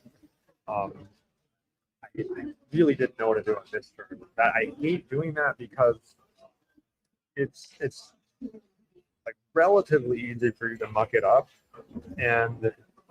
but my other alternatives were so scored so little, and if I could play like Law right here, and you probably don't have the G because you might have played something with Delate to dump the G, so like there's a decent chance you don't have the G, and then you can't play up there as easily, but you could still have the S. I scored so little, and I felt like if I bingoed, it wouldn't be enough. Yeah. So I kind of felt like I had to score and hope that it was hard for me to deal with that. But I don't know. I'm not sure if that's. Well, it was the play that I mean, the tile play looks pretty bad from your perspective there too. So Yeah. maybe I can't muck it up. In fact, it was much better to score and just try to stay outrun a bingo with this. Yeah. I did like as soon as you played, I thought, oh, this is still going to leave a tile in the bag. So I was feeling pretty good at that point because you're going to have to do a fish and reveal what you have, but then like you set up the two spots. Yeah, it was crazy. The T was what I was specifically gunning for, but As that was in the bag. T was in yeah. the bag. But trying to think, if I had drawn the D, I had RNAs and NIAs. So I did have a 2 with the D. I don't know if it would have been enough, but it might have. I didn't have time to calculate it. Either of them would be enough, but I was like, I know you don't have any good play down there. Because in that place I blocked over here, but to block the triple, right? Because RNAs isn't that fast. It's about RNA is only a tiny bit left, so I guess with the it would be close. And I can't do a lot to block here. Yeah, the D might have been enough, but I didn't calculate. Yeah. So I guess you probably maybe a 2 in 8 chance, best you could tell, D or a T. Yeah, I don't think anything else worked. Yeah. Great. All right. 436, 439.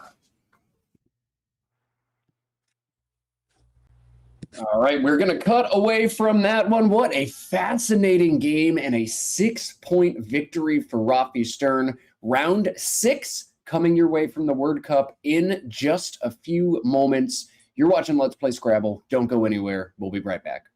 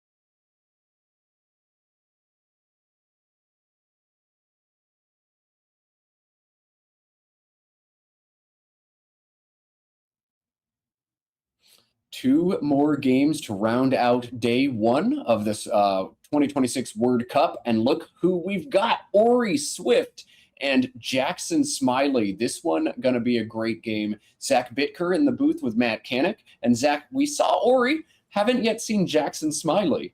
Who dat? Yeah.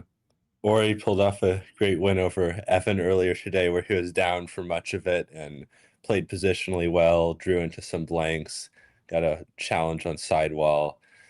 Very well played on his part.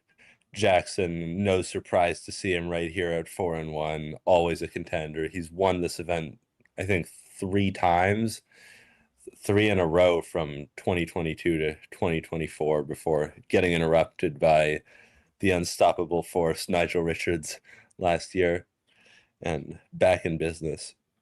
Yeah, so the narrative this year is, does Jackson always win Word Cup if Nigel's not there, or did Jackson just win 3 in a row and now he's going to share this one? Jackson has won 10 grand 3 consecutive years at the Word Cup. We'll see if he's able to do it again, but he's also definitely one of the front runners. I think if you had to pick a big 4 in this tournament, it would pretty clearly be Jackson, Ori, Joey Kravchuk, and Rafi Stern. There are several other very strong players, but those, I think, by far the 4 heavy favorites. And we've got 2 of them faced off right here. BLMNOSU for Ori is looking to play like any kind of 5-letter word that doesn't burn the S, but none of them exist. So now Ori deliberating between bum or umbo on this turn. Zach, which of those do you like? It's close. I like bum a little more just to keep that extra vowel, even though it's an O if you're keeping 3 consonants. All right, so bum is indeed what Ori goes with on turn 1, 14-0. Jackson, ACEEINW. There's definitely going to be a stack, but the question is above or below bum, and what exactly will it be? My gut instinct, Zach, is to play a new underneath, but can you make a case for another play here? I like getting rid of the W here. That's the biggest obstacle, and a new scores a ton. He doesn't have a hook to bum. You could also do a new on top. So that might be the other play that I'd make a case for. Yeah, a new on top. Okay, I like that too. Yeah, either placement. Yeah, I think NU has fewer front hooks than UN has back hooks. So that's my one thought on that. And Jackson is going to go with the placement I suggested.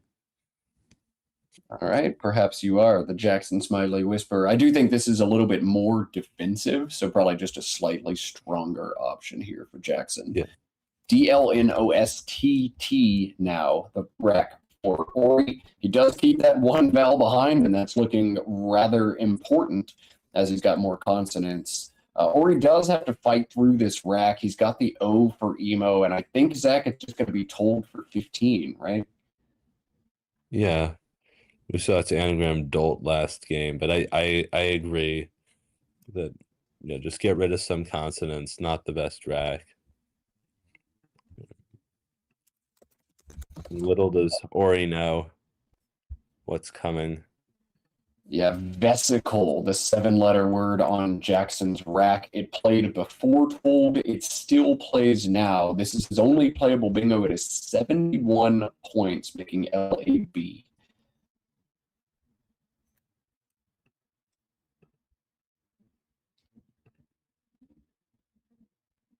And here it comes.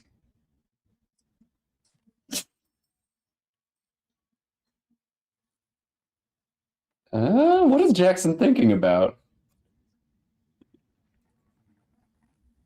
He's thinking about playing Vesicle. Okay, yeah, I would have been shocked if Jackson whiffed this turn. Here it comes. Jackson just so good all the time, and he's showing us why. Ori on 1 vowel yet again. AKMNRST. A bit tilt-inducing to see that V come out in space and be able to do nothing about it. Maybe KVAS through the V, Zach, or is that too big a sacrifice here? Yeah, that's a bit of an equity sacrifice. It depends on how good his other plays score, because that is 33 and blocks well. MNRT is not what you want to be keeping. So if he can find something decent that scores, say, 20 through the I in vesicle or E. What do you think of market? Market is not bad. Yeah, 24 points. It does still play some defense. It sets up the S behind it. I don't mind that play. I think Mark making Memo and AW is just a slightly stronger version. 3 extra points, and yeah, you don't block the board, but you keep NST for next turn. So Mark, Market, maybe KVAS, all strong options for Ori here. Boy, look at that body language from him.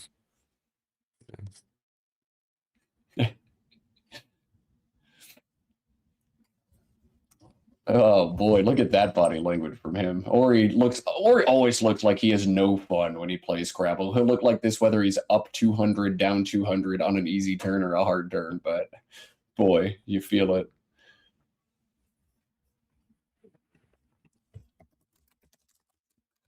Mark and Market are definitely close. I would favor Mark positionally just because it opens up a little better. Yeah, these turns are so hard, but Ori has a reputation of trying to block when he can. The problem with that MO right now is Ori trails by 60 some odd points already. So I don't know. Ori in most situations would play Market. Ori at this game score might not.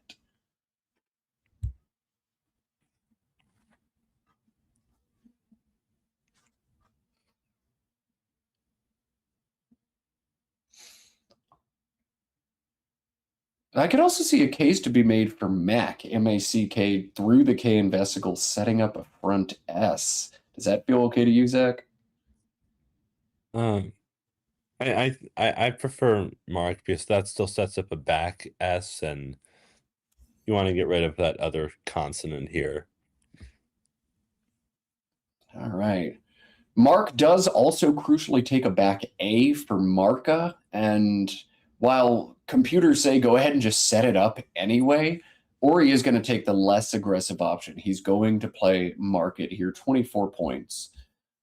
Engine saying this is actually 5 points down, though. I don't think Ori would have guessed it was that far apart between the two options. We'll see if he comes back to regret that decision. ACNRSUY now, the rack for Jackson. He's got points all over this board, Zach. What would you like to see him play here? Yeah, Ori just gave him some good stuff with the triple. I like CAY overlapping Market. That scores 33. Does keep the U, but keeps some good bingo tiles with it. Plays a very patient game. I don't feel the need to fish here on such a, or yeah, it's relatively closed now that Ori played Market through that E, obstructing several lanes. What jumps out at you, Matt? I don't know. Like, he's got all kinds of different options. CAY feels very like on brand, just score very well, keep NRSU, try to bingo next turn. So there's nothing wrong with that play at all. But you can also play Curacy or Yucca, CURACY or YUCCA through the C in vesicle. Knock a lot of this board out, make it very, very strong for S's and very, very weak for everything else. That's what Jackson's setting up now. If you look at the board shape after Curacy, you're going to need an S to bingo with Slab or an S to bingo with Nuts. So that really sets Jackson up for future success. The one asterisk behind this play, though, Ori's got a bingo with an S that plays with Nuts right now, and it's going to backfire immensely in Jackson's face. Jackson looking at Curacy, looking back at K. We'll see what he chooses. But knowing Ori's rack, K's going to work out way better for him.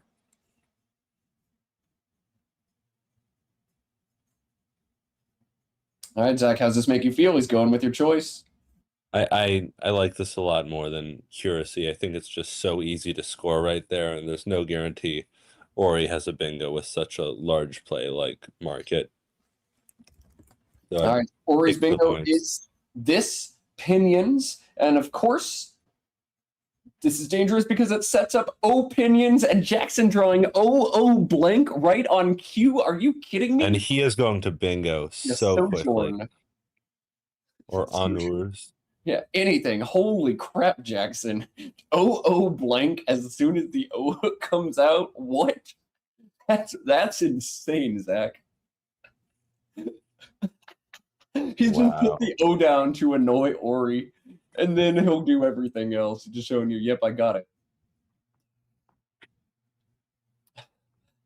Sojourn, Jornos, Honors, yeah, just do whatever you want. Holy crap.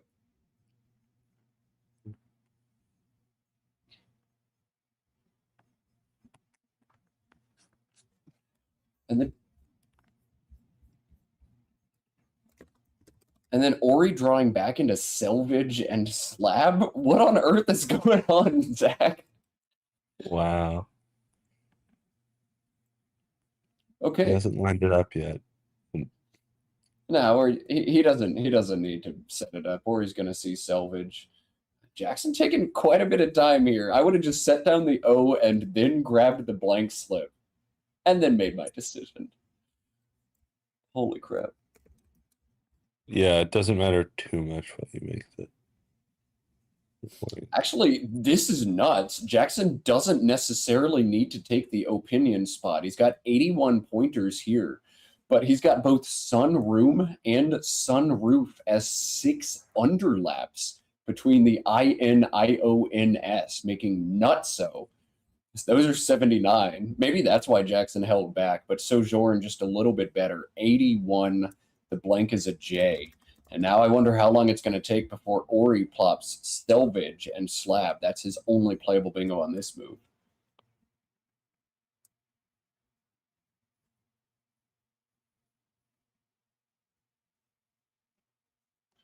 And 20 seconds. That's how long it takes for Ori to play Selvage. So what a game we've got. 202 for Ori Swift, 206 for Jackson Smiley. Both players drawing fresh racks. Boy, Zach, it's games like this that make it fun, isn't it?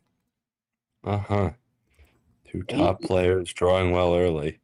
Yeah. Jackson has some good overlap potential. Yeah. Salvage. AEEFITY. What kind of overlaps are you looking at, Zach? Faye is the first one to immediately jump out to me, but I'd probably look to maybe keep fewer vowels if that's possible. Faye scores 34, I think, but gives back a lot of overlap potential with EYE and AYE. Oh, you're looking on top of AGE of Selvage. Yeah, Faye there is 34, but Faye and Yay next to Market is 41, Zach. Oh, yeah. That's why you got to take your time. Yeah, and not just FAY, there's also YEAS into the S of vesicle. There's AYE in that spot. So a lot of good options for Jackson out of a rack that doesn't seem super strong. Check out that draw from Ori, EHNQRRT. Kind of a tale of 2 racks here. Lots of options for Jackson and very little for Ori. Ori hitting Surrender Cobra now. Now that I'm looking at the analyzer, I like AYE or YEAS for 40 points. Keeps balanced vowel to consonant ratio and scores well. Keeps Jackson in command. Well, he's also looking at Ratify, which scores 40 but keeps the EE. I don't think he wants to do that. I don't think he will pull the trigger on that, especially well up.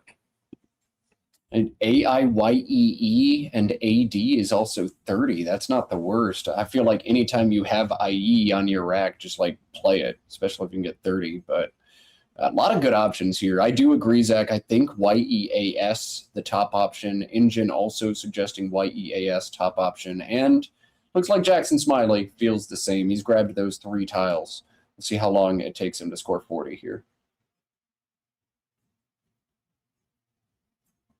There it is.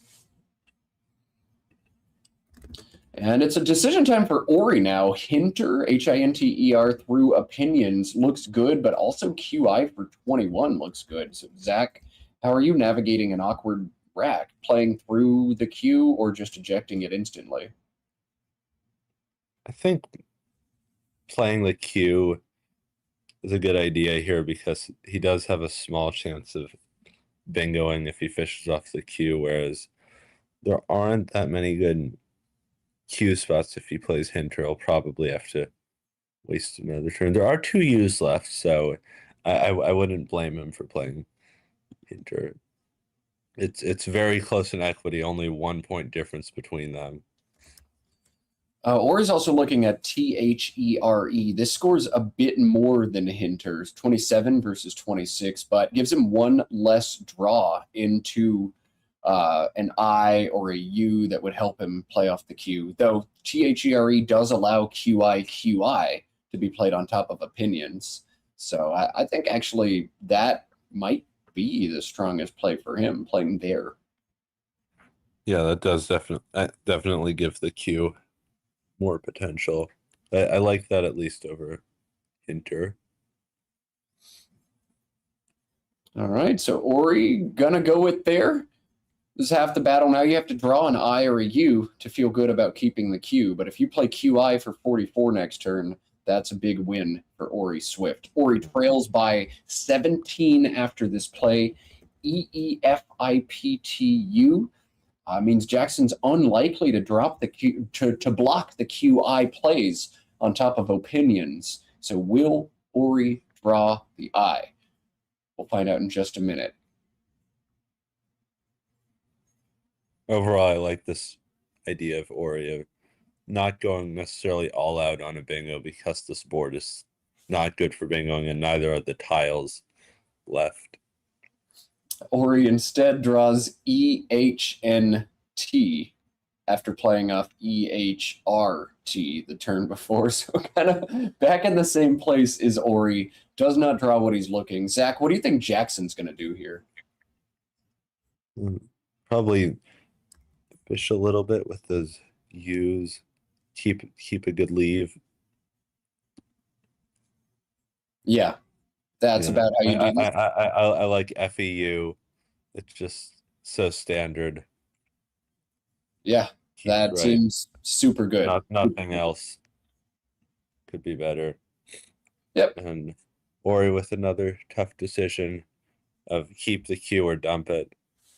And I think this time dump it.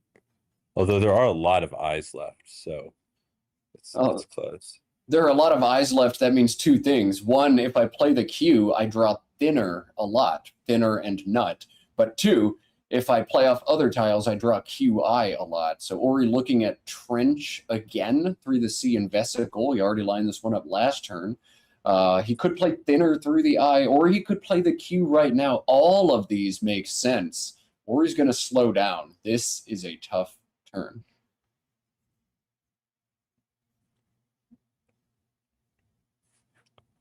Yeah, looking at those eyes, I take back my previous statement. Trench looks really appealing now. What does Quackle think? Quackle's got both Chi and Trench within about half a point of each other. We've seen this so often today. The top 2 plays are like right next to each other. Flip a coin. Go with your gut. Mathematically, they're about the same. Now, this is not right. Yeah, Trench seems like it has a little bit more upside.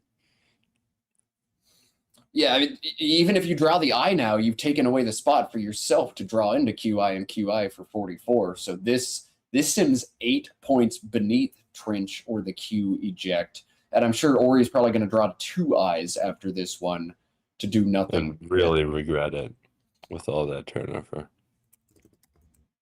Yeah, Ori would be the first to admit probably after the game that this was a mistake, but Jackson's ugly rack means he's got another chance. Jackson held EIPT and drew AAI. Ori yet again missed all the I's and the U for the Q, and he's in Q plus booger territory now. Oh my God, nobody wants to win this game, Zach. Yeah, tough draw after tough draw. That's what happens when you put down so many bingos early. The bad stuff is bound to eventually come out, and we still have a few more power tiles to go. Yeah, we'll see. None of the power tiles have been played yet, and they're all unseen from Jackson's perspective. So This- he's got to be worried about, like, he's probably checking for X bombs and Q bombs. Yeah, this is very much anybody's game. Both players feeling probably under 50% to win at this very moment. But somebody's got to, unless they tie. So we'll see. I don't know what Jackson's going to do here. Do you like anything you see, Zach?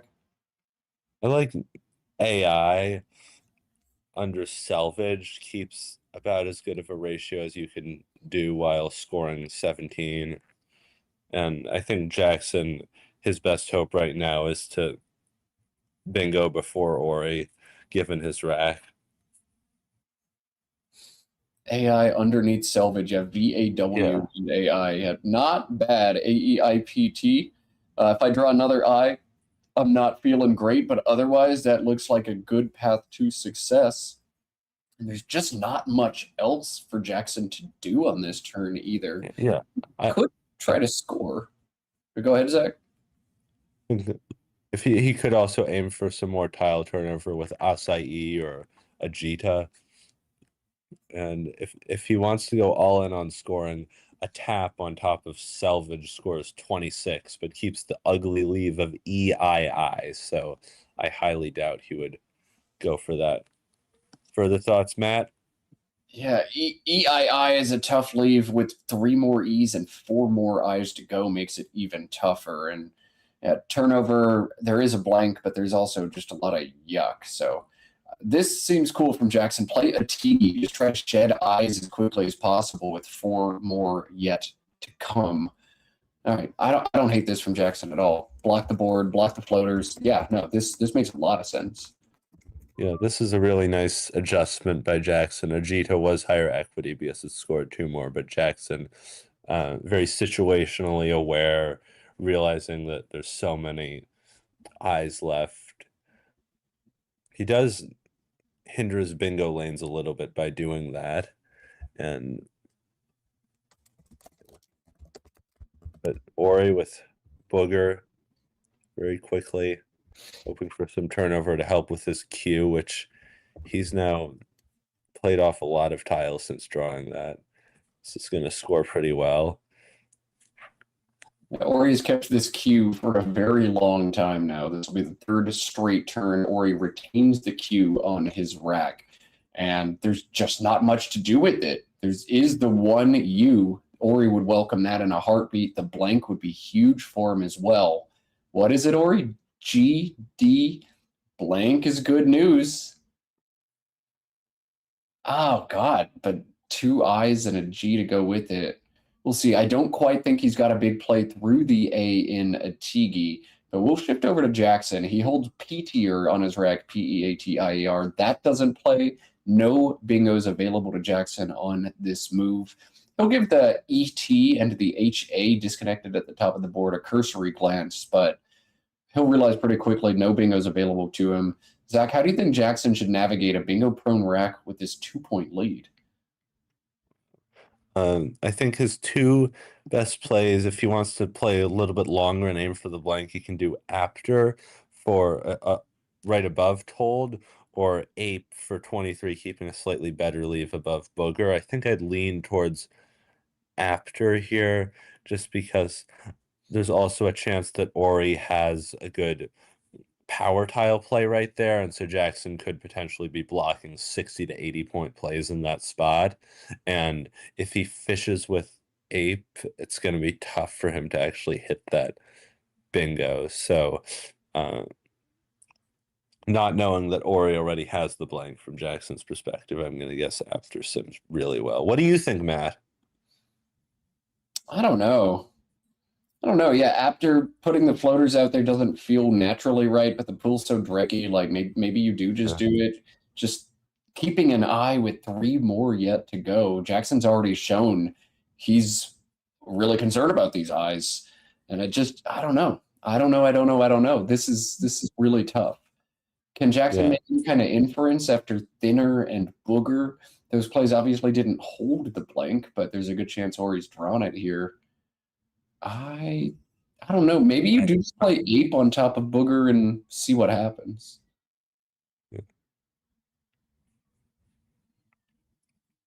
If Jackson really wants to get rid of the I, his highest equity option is way down at PRATIE through the A and a TG, which puts the E in the triple lane, which is an absolute no-no. So I think Jackson will reluctantly hold on to the I again. And I think the play right here is to score a bit. And Ori could easily be holding on to power tile, just hoping for the right thing for it. So if I were in Jackson's shoes, I would be really concerned about an eventual bomb above the D, like maybe Aqua with a blank or Azide, AZIDE with 3 Ds left, just to give a few examples. Yeah, man, there's actually all kinds of stuff. AJIES with the blank possible, Azide or Azine with the blank also there. Aqua may be available. I think almost any big play in that spot would require Ori to have the blank on his rec, AXING as well, EXING. But any of those would be, I'm basically done in this game from Jackson's perspective. So he was looking at Apter to take that opportunity out. Now he's looking at tape above booger, not just ape, but tape, go one further. Excuse me. I'm going to disagree. I do think there are some plays that don't require the blank that Ori could have up there. They don't always put the Z on the double, but like a doze in addition to a Zide. Oh, yeah. Doze wouldn't be the game for slam dunk, but yes. Yeah. And he also just needs to do this for tile turnover to get that blank. I like Jackson's situational awareness here. This is clearly better than the slight equity favorite of ape. And so after it is from Jackson making an adjustment, Ori back on turn now. His deficit 35 points. He could take the lead if he so chose, but it would cost him the blank on his rack. Selvage takes a back D. Equid or Quid in that spot would be a big. Oh no! I think Kadi or Kaid is the right. Yeah. Yeah. This is right. And good job going fast. And Ori putting that time pressure on Jackson in a complicated game was huge. We've talked about that before. Yeah. Grateful to get a pretty easy decision on his hands as well to keep that time pressure going. And now Jackson, ADDEILX, he was just gifted a spot to play XI for 36. He's going to think pacing before anything else, pulling that bag behind his neck, counting 5 unseen tiles. Boy, playing 2 off is the perfect thing to do pacing-wise. I think XI is coming pretty quick, Zach. What about you? Yeah, there's a lot of good X plays here. I think he might spend a little bit more time deliberating between them just because there's so many in that range, but you definitely got to think about the tiles in the bag, and he could also play axed for 43 if he wants to go all out on points. There's a lot you can read into something like this because I think Jackson should try to make an inference on whether Ori has the blank yet or if it's still in the bag. Could Jackson make an inference like that? I don't know. Kadi just feels like the play you make almost no matter what if you've got it. I don't know that Jackson can make almost any kind of inference. Engine suggesting something a little bit different from XI and XI. That's its second favorite choice, but it actually likes Jackson playing Oxid down from the O and Booger just a little bit more. Oxid for 36, XI for 36, but Oxid undoubles the D. At first glance, that looks a little scary because it opens lines, but that unseen pool, I ain't getting punished in those lines. Wow. Yeah, and he has the lead too. He could fish to counter bingo because even though the unseen pool does have some direct, Ori has the blank, and if Jackson can, he has a decent chance at a bingo, although it would be tough for both of them to have bingos. So definitely a lot to think about here. axed alongside Thinner as his highest scoring play at 43. Ooh, yeah, that's a lot of points, but pacing wise, leaves just one in the bag, sheds the E, which feels really important right now to give me flexibility. A lot of landmines got to be dodged. The J IIOOU combo, the W and the Z, all could be bad news. This is crazy complex, Zach. Are you Yeah. partial towards Oxid at all, or are you taking points with Axed? It's a lot to think about here because it's a debate between whether you can outrun him excluding bingos in the first place, whether you can prevent him from bingoing, and whether if he does bingo, you can outscore him in the end. So, a really fascinating position. I'm still making up my mind on this one. Yeah, Jackson's running out of time to make up his mind. He's got an end game to solve yet, and what looks like it's going to be a spicy one. He is opting to play AXED. This is going to leave one in the bag. So drawing JZ together would be terrible news for Jackson. Drawing a bunch of those vowels at once would be bad news, but none of those likely to happen. Ori now has to figure out with a 50-point deficit, can I win this game? EGIIJO blank. What are you seeing? I really like this play by Jackson because what this does is it makes it a lot tougher for Ori to fish. And if Ori does fish, Jackson will know exactly what he has. So that there was no way to block all bingo possibilities at once, but this made it so a lot tougher for Ori to bingo. He can only get rid of that G if he wants to, or J if he wants to try to fish. And this is going to look pretty tough for Ori. After what we saw last game, we're not counting anyone out. But I think the instinct is to dump off the J with something like JO, but could he threaten something in two spots if he does that? Yeah, I just punched it through, and it looks like Ori is effectively sunk in this game. Engine suggesting 2 plays here could be 1 in 8 to win for Ori. But Ori getting close to surrender Cobra here. He's going to look at that unseen pool and realize Jackson can do a lot of damage. FEZ through the E and there, ZED in the same spot. FEZ through the E and Booger, or ZED in the same spot. Oh God, that's really bad news for me. Yeah. I think it's still good to play JO for 2 reasons. First, even if Jackson does see his bingos, Jackson will have to try and block them and might have to sacrifice points depending on the situation. And also there's a chance Jackson mistracks, and especially at these higher levels, you really have to go for the win over spread. Yeah. I'm thinking the only way Ori can win is to draw the Z right now. If he plays something like rejig from the RE, that's listed as 1 in 8 to win, and he would threaten Dozier at the bottom from the D, which Jackson can do very little about. So that looks to be one of the lines where Ori could actually make this happen, but it's got to feel like a long shot for him here.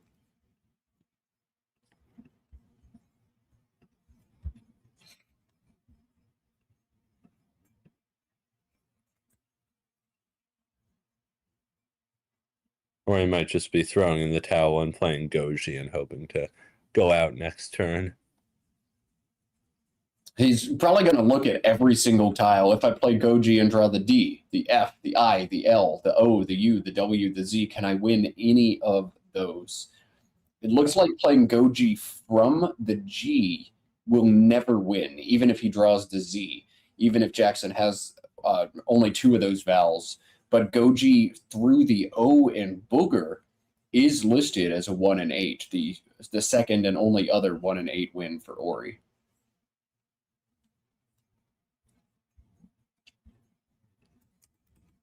I'm trying to see if this is the same sequence. Is Ori also hoping for the Z after Goji? No. How does Ori win after that one?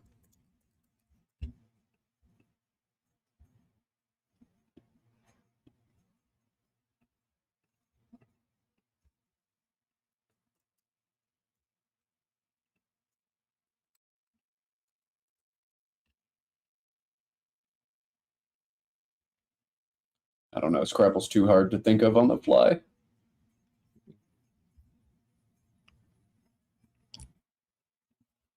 And this is the type of situation that Axe creates so much more often than those 2-tile X bombs, where Ori has so much less flexibility with what he can fish off. If Jackson had played something like XI or AX somewhere for the same around the same score as Axe, Ori could fish the J and Jackson wouldn't know what Ori has, and then Ori could threaten in a few spots and possibly sneak out a bingo. But Ori no longer has that luxury thanks to Jackson's foresight and thinking about how many tiles are in the bag.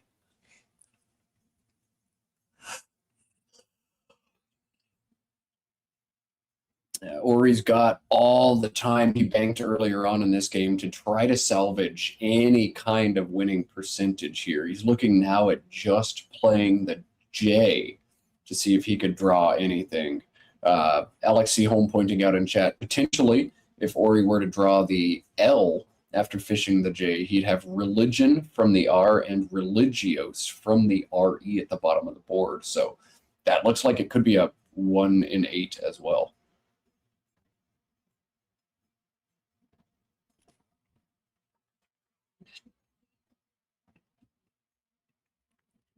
We, of course, know that the O is in the bag, and that ain't going to win anything for Ori. This looks like game for Jackson Smiley, who would go to 5-1, threatening to win his 4th World Cup in 5 years. That'd be quite the feat, huh? Uh-huh.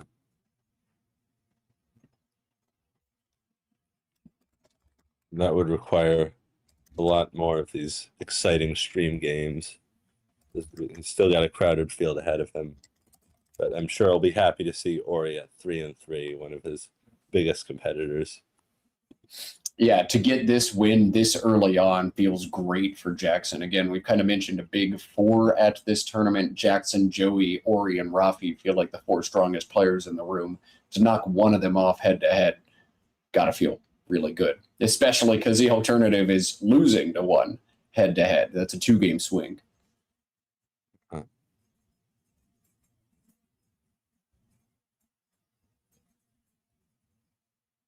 Ori's body language just shows how fun Scrabble is. So much fun. Having a great time.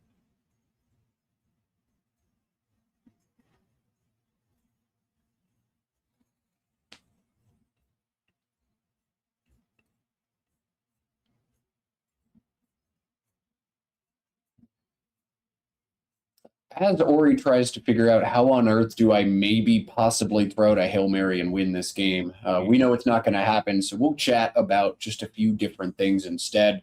It takes an absolute village to put together a high-quality Scrabble stream like this and a massive Scrabble tournament like this as well. So we'll roll out a whole bunch of thank yous here, depending on how much time Ori gets. Thanks to every single one of you who is watching us on YouTube right now. We so appreciate the growth in the numbers that we've seen in Scrabble streams, and we wouldn't be doing any of this without you.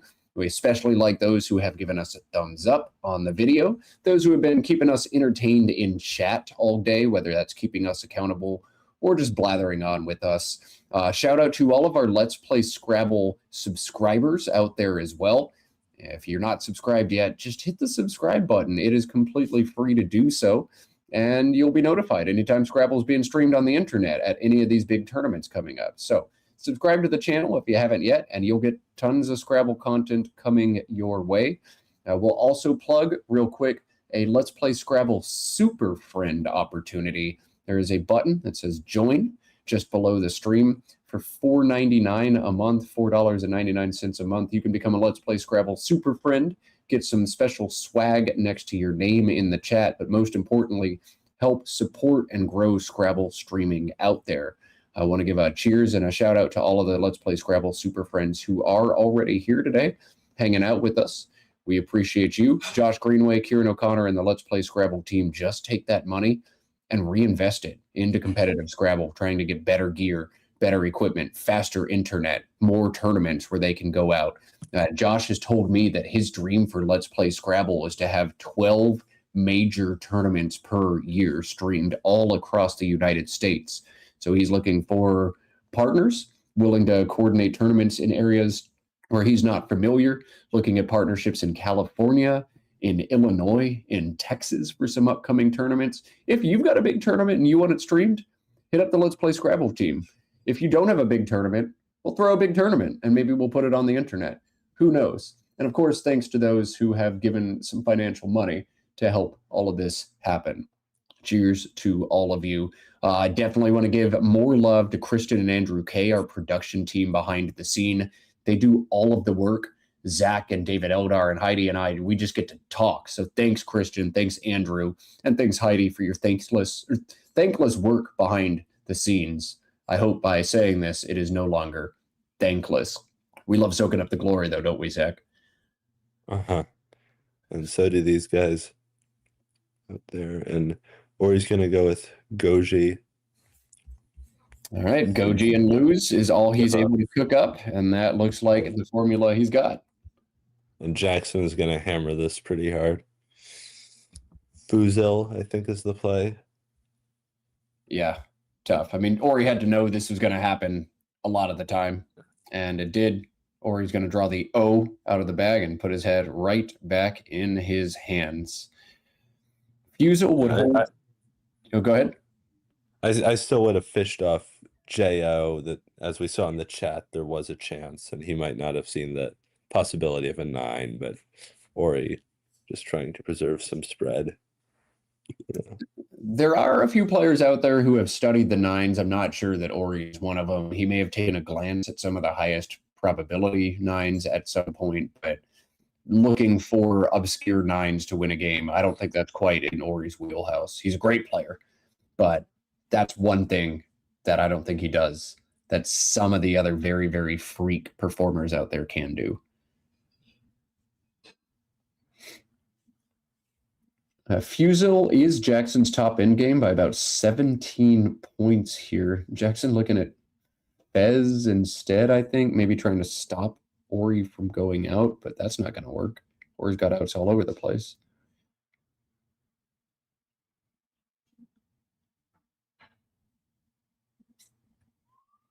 I think Jackson just doesn't see Fuzil. Wow, that's crazy.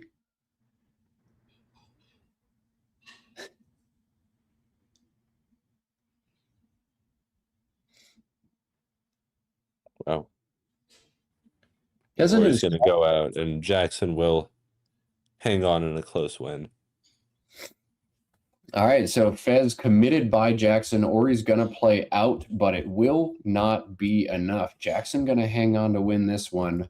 We'll see. As soon as Ori grabs those tiles, we'll just turn on the overhead mic. Looking like Ori could make this as close as 17 on the last move, but a big win for Jackson Smiley in this one.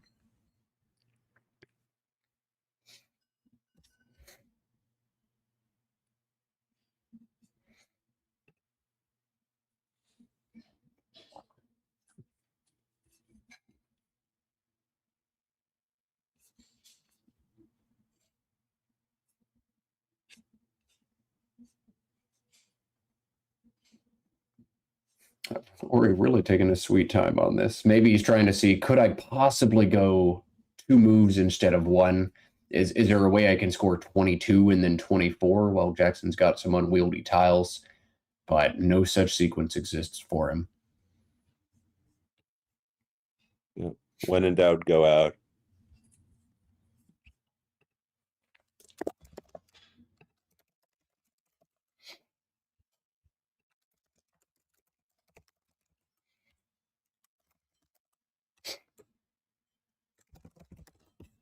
All right, just got confirmation that we do have our final matchup of the day. I'll announce it just after this as Ori's playing out his highest scoring out of Geodic.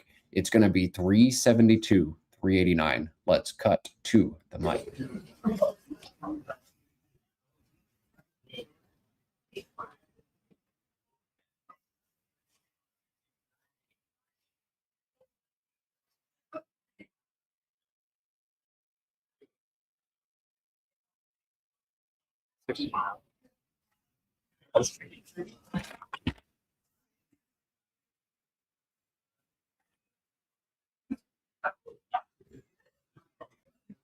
Jackson gifted a free challenge, so we'll go over to the computer.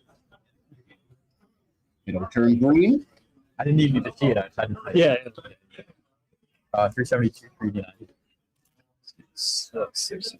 18. 372. Good game. I mistracked. I never tracked vesicles, so I didn't think the bag was 50. Yeah, and when you left one, I was like, oh my god. I should have at least thought about that a little longer. Oh, just because you're leaving 5 in the bag. Yeah. Yeah, I was in a pretty good position. If I know what a bingo, I think it's hard to do that. He blocked the quiz, obviously. Yeah. Oh, I wasn't even trying to. That's good. I mean, that wasn't the point after. Yeah. Damn, that's huge. Good E blank with caddy. Yeah, E blank. Forgot the rest. Maybe a G. Yeah.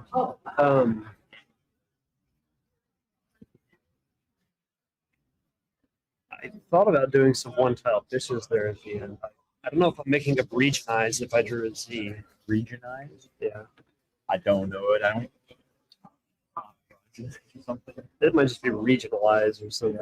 I've never seen it before. I couldn't even. No, regionized isn't good.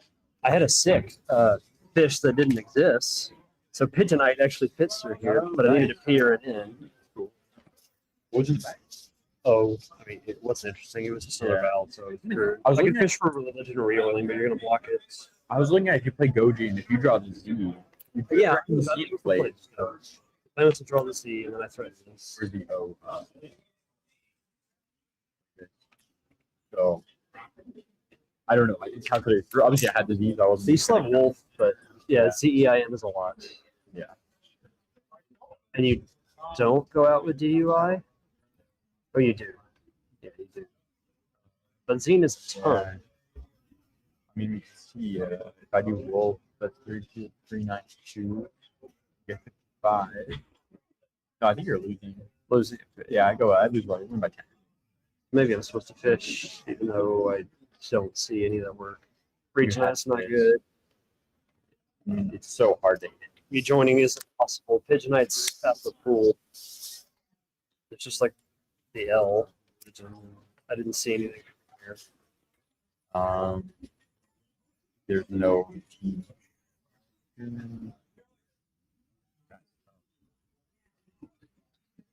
Yeah, it was just way off on the tracking. I probably could have played QI or I don't know, something else. Mm-hmm.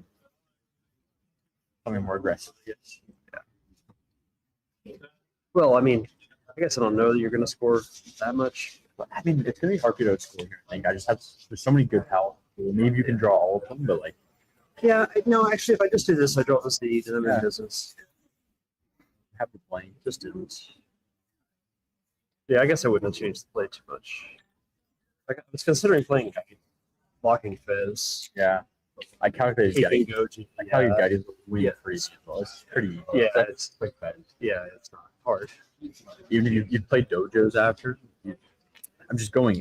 Getting 2 plays sure which is boring. So, yeah. Mexico is quite sure. Yeah.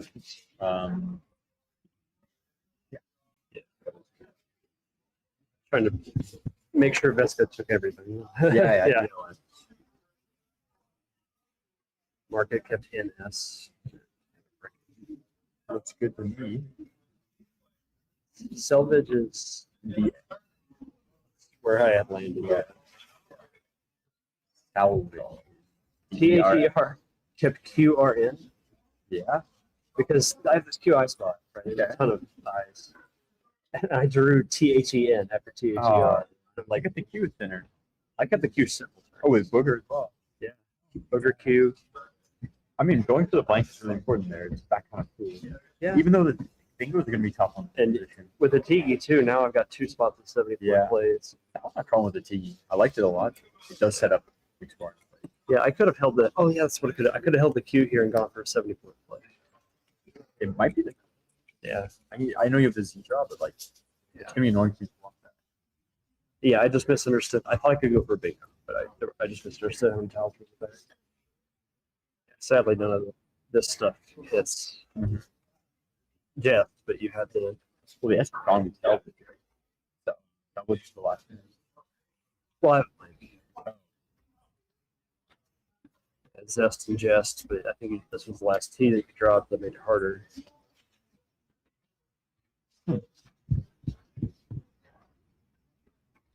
Yeah, thinner Q, booger Q. I actually could have plunked the Q and gone for enthroned in 2 spots. With a cold draw. Yeah, there was like 3 or 4 O's. I hated it too. There are you that draw. Thinner scores. I can like draw an SQ play. Oh yeah. You're good at that.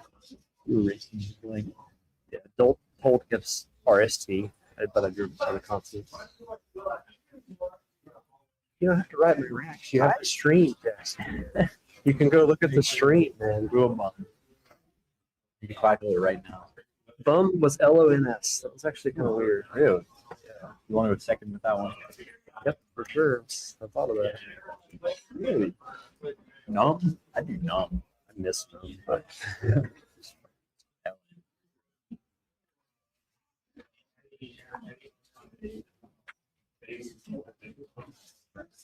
I should say.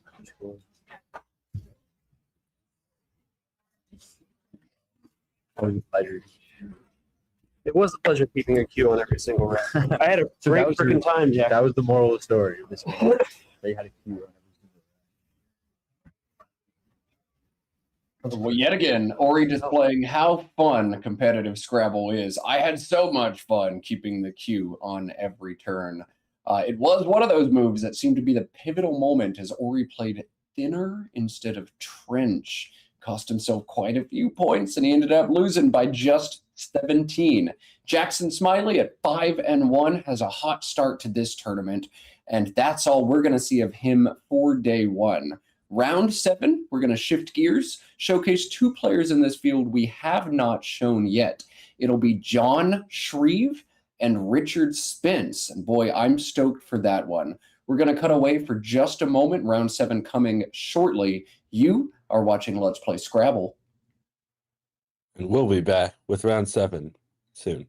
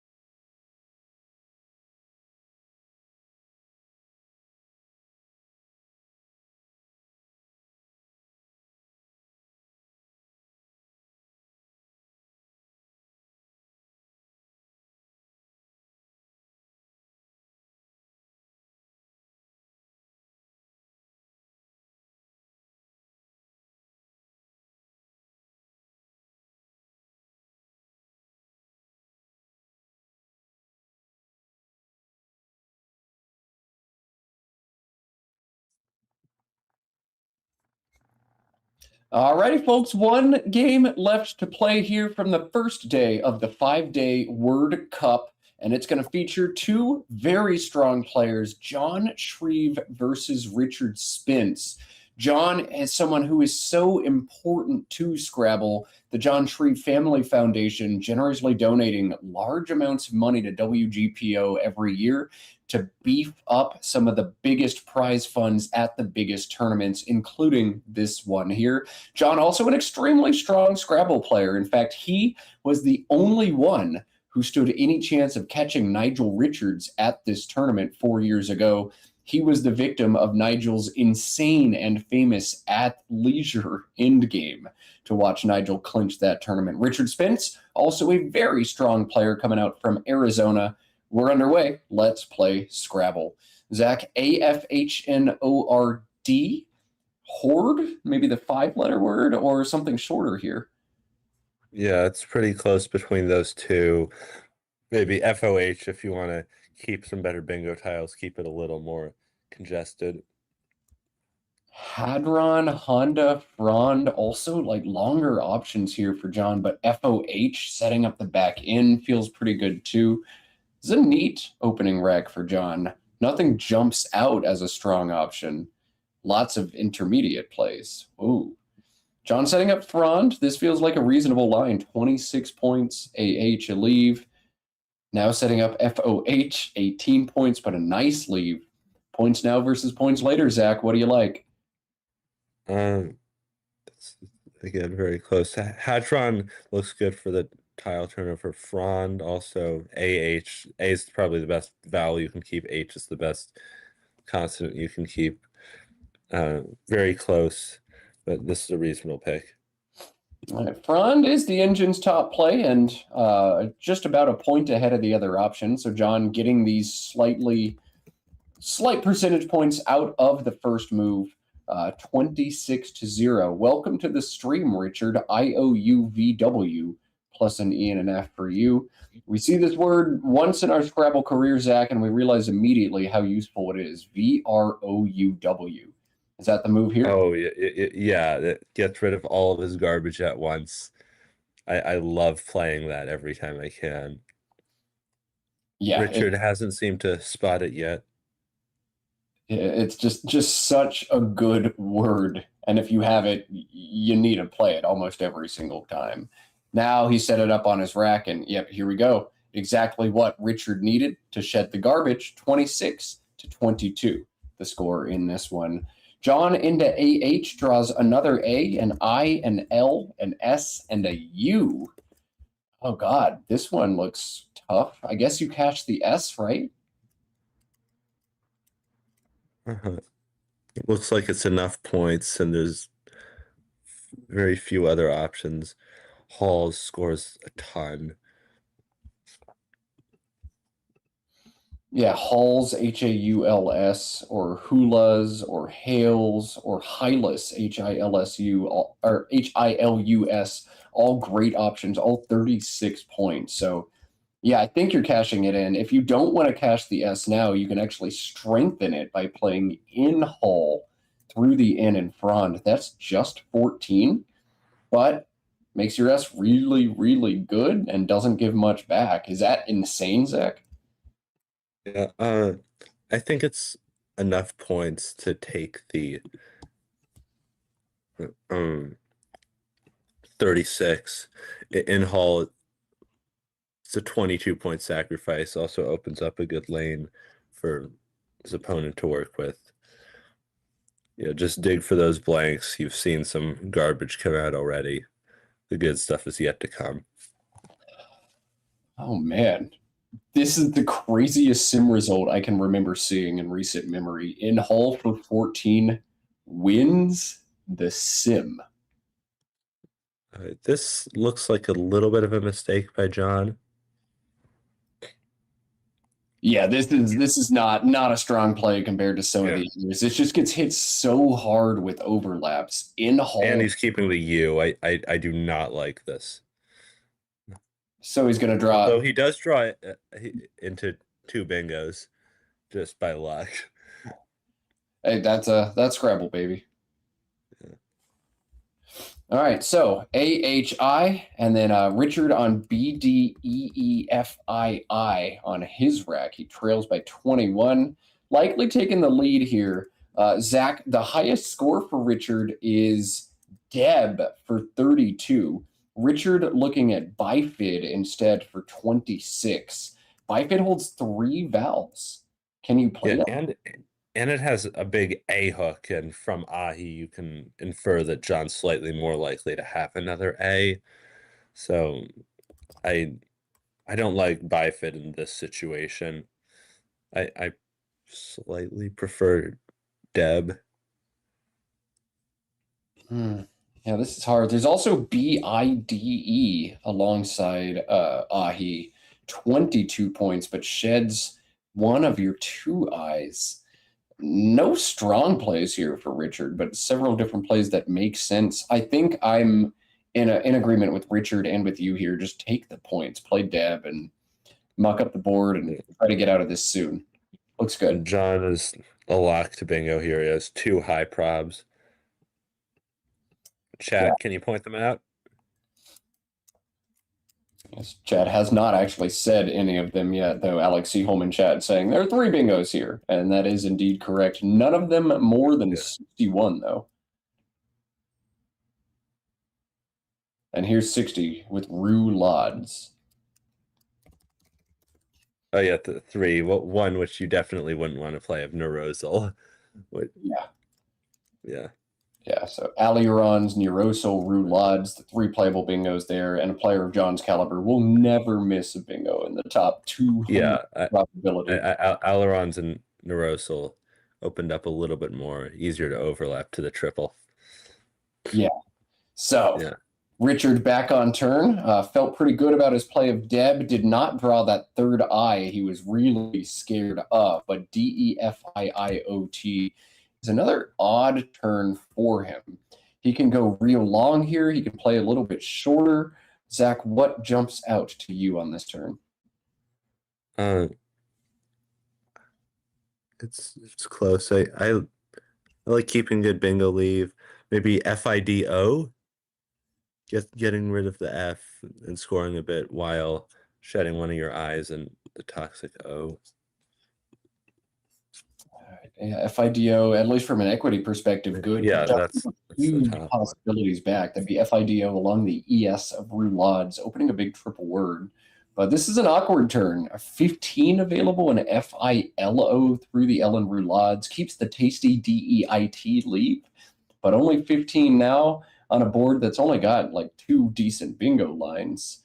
That can't feel great. If he wants to go very long, the 6-letter FETID, FOETID, also playable. That's what he's got lined up here. This is 26. Does this feel okay, Zach?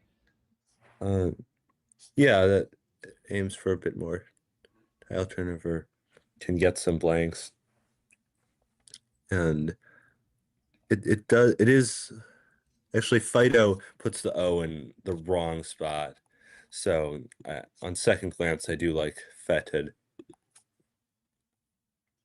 And so does Richard Spence. Here it comes, Fetid. Also the Engine's preferred play by about 2.5 points.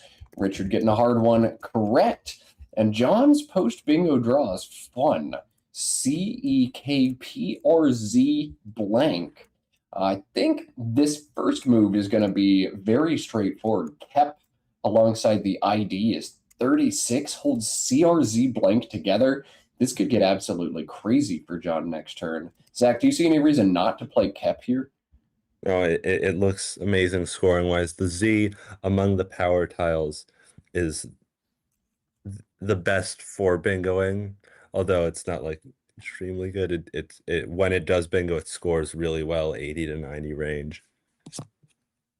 Yeah, if this had been Fido from Richard Spence, John would have the massive Prez for 61. So Fetid gonna be a bit prudent here, but what is this? Are you looking at either Picker or Pucker? These are both strong plays. Keep Z blank and do some damage next turn. Score 28 right now.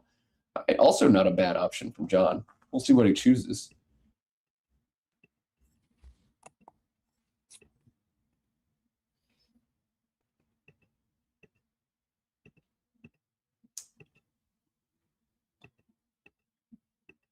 Zach, how crazy is it to play Les from the Ellen Roulades? I wouldn't keep that many consonants together. Kept just it is a lot more standard. Yeah, I'm proud of John for taking his time there. Also proud of John for not trying to get too cute. Kept just feels way, way too good for him. So into his eye that he kept last turn, Richard has more vowel trouble. CEEILU rounds out his draw.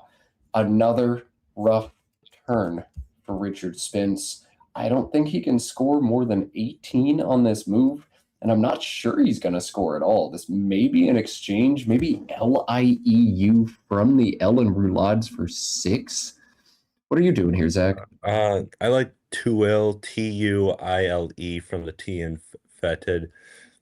I think it's just enough to be worth not exchanging. There's a few plays that are worth making. If he really wants to keep a fully balanced, leave LIEU for 6. There are some things that preserve his bingo chances and score just enough. But it's close. I wouldn't fault him if he just wants to exchange. He has Tuile lined up. I'm not sure how you pronounce that. Don't trust me.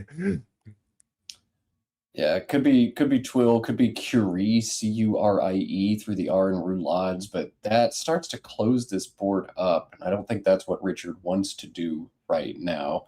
So he's got Lou set up for 6 points. Look what John's got on the other side. Crozier and a blank. He could do some major damage next turn.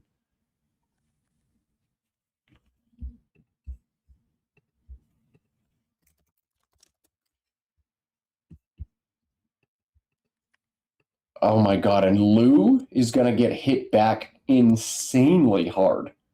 Holy shnikes. John is now on red alert. He's got 122-point bingo available now. He's set it up already. Look at this. Cruzeiro, Cruzeiro.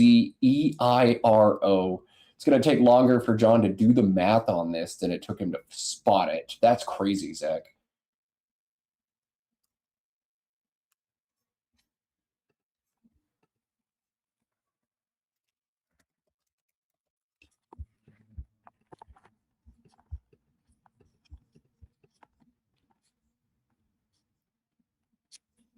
But the fact Wow, that is a tough.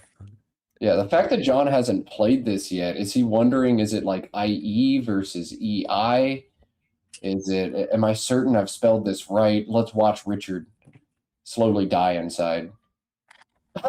He just laughs. Oh, that can't feel good. You play for 6 and seed a double for 122. That's Scrabble, baby. Sometimes you just tip your hat, and that's all Richard can do here. What a swing, Zach. Wow. Super impressive. This shows why John was in contention till the end, almost till the end against Nigel Richards last year. Oh God, yeah, that just has to feel insanely good for John and insanely bad for Richard. Great play, great word, great finding. Nice job, John.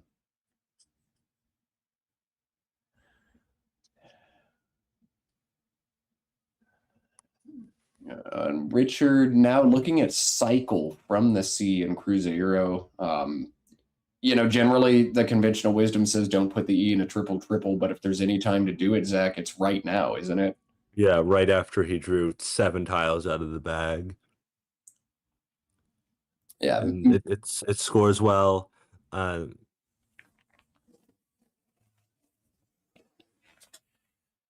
Yeah, maybe colic in the same spot, COLIC. That C could be harder to block if my opponent is in consonant trouble. And looking at the unseen pool, that's a lot more likely than vowel trouble is 19 vowels, 32 consonants. But it's absolutely desperation time for Richard early on in this one. I'm excited to see what he plays here because I think of Richard as a very creative player. I've seen some of the annotations of him playing, and he also, I believe he recently passed to win a game while up by about a bingo, so he will definitely find a response to this. Yeah, Richard is insanely good at math. And that's one of the things that attracts him to this game is the math, the chess, the positioning component of it. He's going to think through those things better than just about anybody. You can just Google him if you want and see how good he is at math. But we'll see. RS, a really promising draw. Oh, HT, are you kidding me? Keep EIO and then draw theories and theorize. Wow, ISO Theor as well. Okay, might get a game yet, Zach. Yeah, and he also has Herodors lined up because I'm expecting John to block that Ian cycle. John has found a really good play that doesn't block it, and I think he's actually going to play this Edemata through the ED at the bottom of the board. John's setting it up. Now he's going to do something a little bit more, I'd say, sane. Yeah, standard emote. I think he's up by enough that he can sacrifice the equity to block. Edemata is a pretty cool find, but he's up 149. You can sacrifice a few equity points to block one of the most volatile lanes possible. I don't know. Maybe you actually do play Edemata because even if you get tripled on A, you're probably up enough. You're still ahead, and B, the ATA underneath. You're just going to crush 50 points. Like, fine, triple, and I'll score 50 and still be up by a bingo. But yeah, no, it's just so reasonable to block here as well. There's just a case to be made in each direction. I think you make a good case for Edemata. I think emote is a lot more standard, though. Yeah, sure. Points. Good. Yeah. And here's Richard setting up ISO there.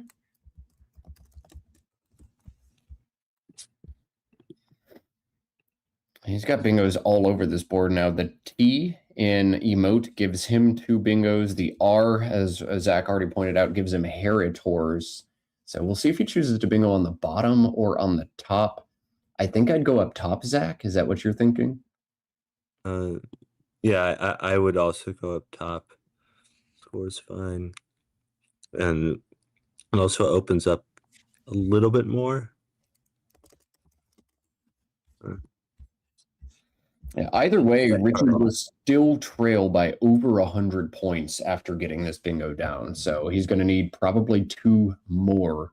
I think keep the OTE and emote all alive for the long term. That makes a bit more sense. Yeah.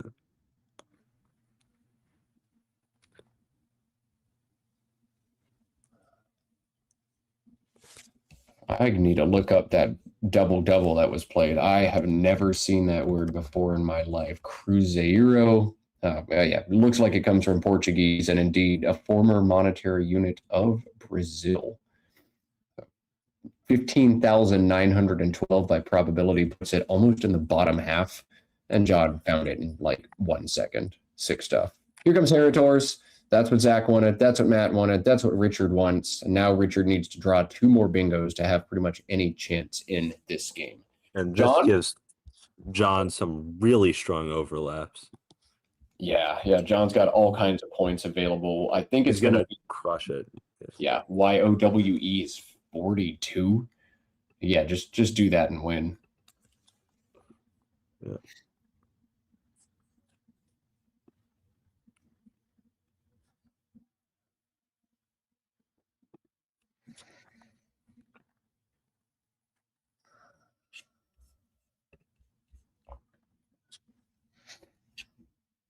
If this wasn't enough Scrabble action for you, fear not. You're in the right place. Tomorrow, this tournament is coming back. 7 more games from the Word Cup on Sunday, 7 more games on Monday, 7 more games on Tuesday, and the final 3 on Wednesday morning. All of it will be brought to you here on Let's Play Scrabble. The idea is to pivot back and forwards between the CSW and WoW fields, and there are so many good players in both of them. So get hype. Set reminders on your calendar. Don't go anywhere. So much more Scrabble coming here. This will be the end for both me and Zach on the headset, but Scrabble's in great shape. Tomorrow we've got Charles Reinke, David Eldar, Heidi Robertson, Jeffrey Nelson on the headset. We'll have some Jason Idalski, some Elise Bickford, Jared Capel is one of my favorite commentators, Joey Malik, Robin Pollock Daniel, all coming into the booth. So tons more Scrabble for everybody at home. It's truly one of the best weeks of summer when Word Cup goes on, isn't it, Zach? Uh-huh. And I also want to add that if you're seeing words like Crew Zero and Heritors and thinking like this is way too advanced, that Scrabble is an extremely welcoming community for all levels and can easily find tournaments near you. These guys have practiced for many years and we all want to be like them. But nobody comes in knowing all the words, and so many players have designed tools to make it easier than ever to study and be great at this. Yeah, and I mean, you don't even have to be great. It's possible that you never learn the word cruzeiro like me, and you still have plenty of fun. And me. Yeah. Yeah. You're not just going to show up and get absolutely hammered by John Shreve or Richard Spence or Ori Swift. Scrabble tournaments come with divisions in almost all instances. And new players, novice players, they're going to be in the bottom division paired against players who are a bit more human, who have less practice, less expertise, less word knowledge. There's a place for everybody in competitive Scrabble. All you got to do is smile and have fun. And that's not too hard to do. So come join us. Don't be intimidated. Don't be daunted. Great point, Zach.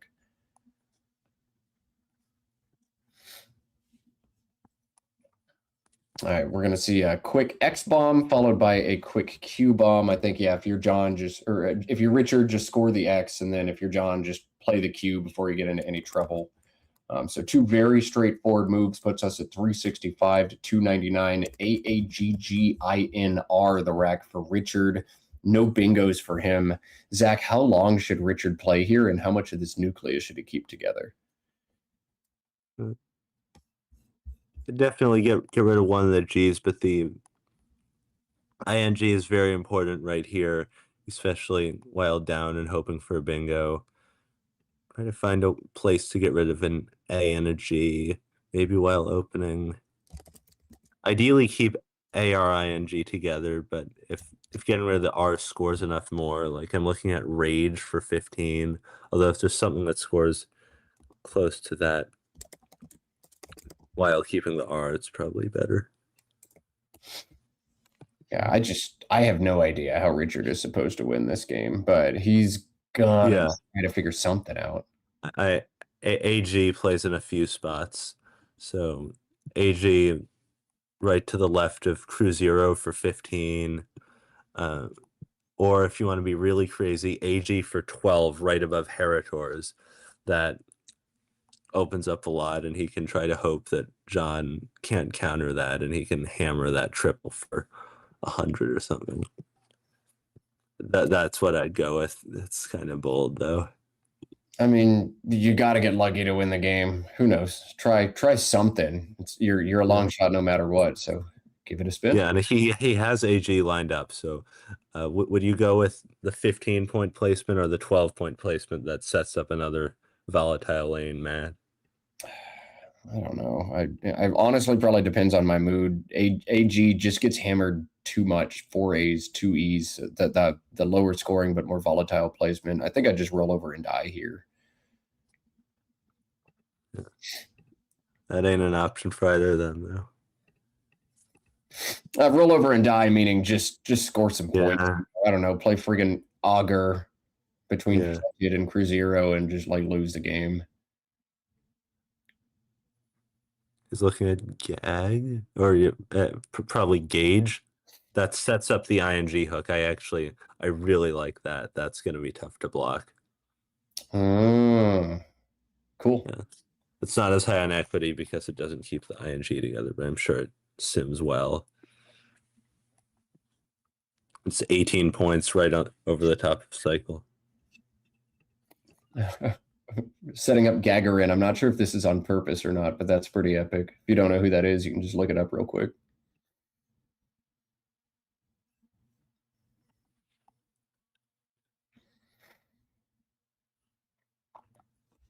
Chat pointing this one out coming into the game, but Richard Spence has haunted my life forever. He's my personal kryptonite. Yeah, look at this. Gauge, set up the ing, keep the ing. Makes a ton I of love the proactivity. Yeah, got to try to make something happen, and this is a really good way to do it. Richard defeated me at the school Scrabble championship my 8th grade year to knock me out of contention. Richard also defeated me at Division 2 of the Nationals the year I finished 2nd at Division 2. He won. He tripled with Spetzel for 212. Richard has ruined my life in 2 separate occasions, 2 decades apart. But he's a great player. If somebody's going to do it, it's fine that it's him. My kryptonite. Welcome to the stream, Richard.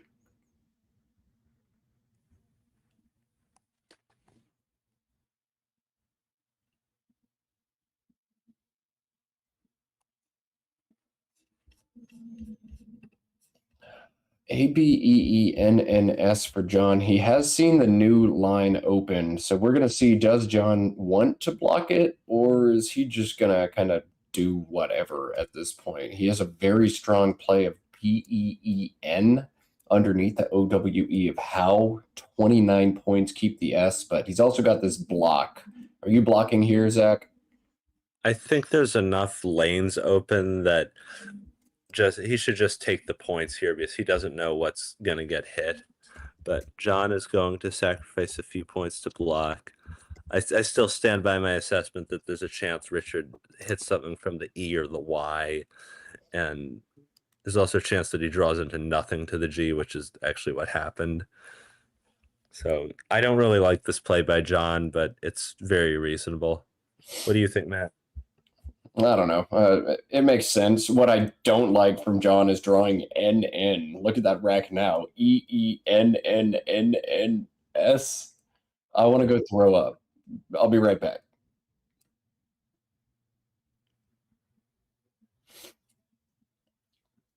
Yeah, Richard on AGIINRU. I don't know what he does at this point. One fun option is HOURI down from the HO, but there's really only one line left on the board. That's seeding a triple and bleeding spread, or maybe it's exactly as aggressive as he needs to be. I don't know, Zach. Are you trying to play Auri and stay alive, or have you thrown in the towel on this one? I'll always try to stay alive. Right. Yeah, I think there's enough lanes open that the board isn't dead enough for Richard to totally call it quits yet, although it is going to be very tough. We've seen games where it gets like this and there's like no bingo lines, but Richard should try to hope for the best. He can draw into a few bingos in the improbable scenario. John has a lot of ends on his rack, so it will be tough for John to score. Incredibly, John has the final 2 E's and all 4 of the final 4 N's on his rack. That's pretty hilarious. Also makes what's actually in the bag pretty terrible, like AAAIIITTTV. What a weird game. Yeah, but no, I like the plays that get rid of the U, like 2E, or if he wants to be really aggressive. What do you think of HOURI? 10 points. Yeah, I hate it. You're already dead in this game. Whatever, just lose. If you play Auri, you're just gonna give John like 1,000,000 points most of the time. I would just. Well, not in this scenario. You're right. Yeah, John doesn't actually have it, but yeah, I would just score a ton of points if I'm Richard and hope that I get like the luckiest bingo ever in the history of Scrabble out of the bag right now. Okay. Well, this was his highest scoring play. Wonder what the highest scoring play now is for John, who has just 3 unique letters. Oh, there's 29 points, but it's psychotic behavior. He's not playing that. Will John even play through this turn? Will he throw it? Can play Neon through the O and Varao. I guess that's good enough, Zach? Yeah, I think so too. Or none if he wants to block a little more through the O and E mode. That scores 9. I especially while up, I think you want to play through, just aim for some consistent scoring. Yeah, just score some points, and goodness, Richard, what a terrible draw again. 3 I's and a U now for his rack. Yeah. Just never had much of a chance in this game. And I think even though he has too many N's and E's, the other downside to exchanging is that I think Richard would prefer to have some N's and E's. And so it gives Richard a shot at some good bingo tiles. Yeah, totally agree. Those are some of the better letters left in the game, so don't give your opponent a chance to draw them. John's gonna play N-E-N-E. Looks a little bit aggro at first, but actually only one tile could possibly hurt you there, the M, which is on Richard's rack. There's no F's, no H's for high-scoring plays down from the E, so this a lot safer than it looks for John. Makes sense. I still think none or neon might be a little better. It's just scores. Nene just scores so few points. But John earned this position with Crew Zero, and he is definitely reaping the benefits.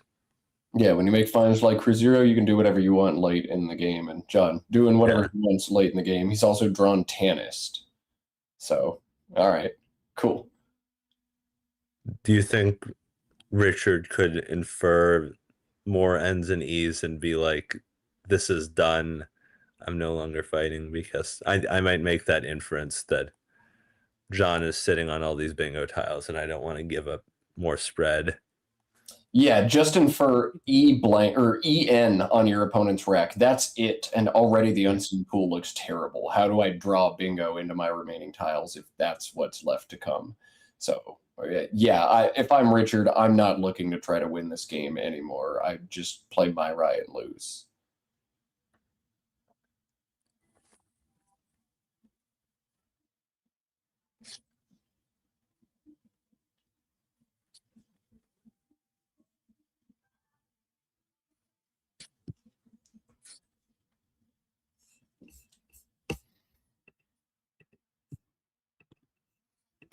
So John Shreve casually sipping his bubbly beverage of choice. John Shreve is going to advance to 6-1. Nobody will be undefeated in Division A of the World Cup after day one. John 6-1 is going to be about as best as it gets. And these players currently in 3rd and 1st in Division 1 respectively. Richard's going to be knocked out of that first place spot, but still very much in contention for this one. John, the 5 seed, Richard, the 9 seed. So both of these players looking to go home with some money. Both of these players going to be in good shape to do that here. All right, Richard going to play Muay Rai. Looks good. Throw in the towel, but score quite a few points. Get rid of a bunch of vowels. I like it, Zach. Do you? Oh, yeah, it seems reasonable, and he's keeping pretty bad leave, but we can deal with it. There's nothing that kept well,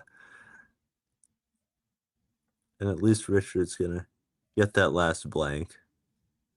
Okay, AIILTU blank for Richard. Now, no playable bingos on this move for John, who's probably going to try to play off 4 tiles. He's already spotted Yenta from the Y. This does everything. He's just going to count, make sure there are 5 in the bag. I don't want to empty and get hit by some crazy out bingo. So yeah, this looks really good, Zach. And AIILTU blank on Richard's rack is not going to seed any bingos on a board shaped like this. I doubt we're going to see Richard try to fish for anything here. Just make another play and end this game and go home is probably the MO for Richard now.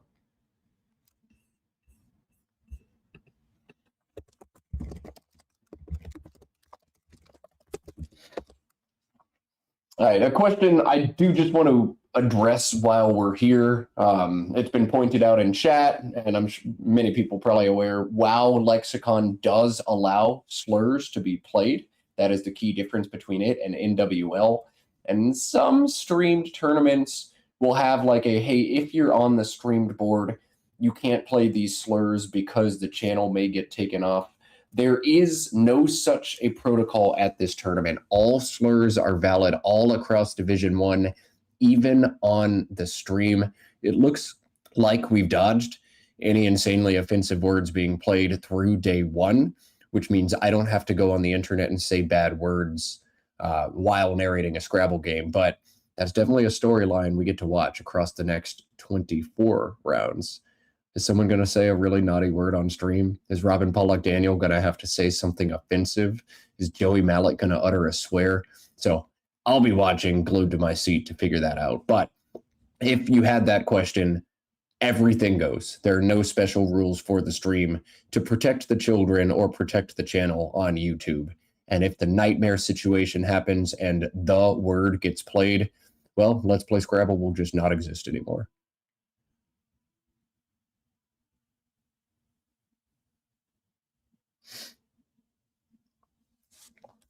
Because there's no suspense or drama, Zach, I think it's time for us to get some thank yous going. I've thanked the viewers profusely, but do you have any words for our audience at home? Yeah. Thanks so much for following along. I hope you enjoyed this, and it also enhanced your Scrabble abilities. Yeah, I think thanks for Josh Greenway for running Let's Play Scrabble and going all around the country and Canada, where he's from, to organize these streams so we can all watch the best of the best play. Yeah, you can watch it all right here on Let's Play Scrabble. Josh Greenway, the brainchild behind that operation. So thanks, Josh. And Zach, thank you for taking the time and sharing some of your wisdom. I think several people have probably seen your name climbing up the ladder, so now they get to hear your voice as well. Several other thank yous we want to throw out there. Josh Koff, part of the Let's Play Scrabble team. He's behind Let's Play Scrabble Advanced Stats. Oh, go ahead.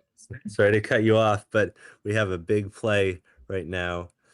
John has no vowels to defend against this, so Richard might have squeezed some spread out of a tough position.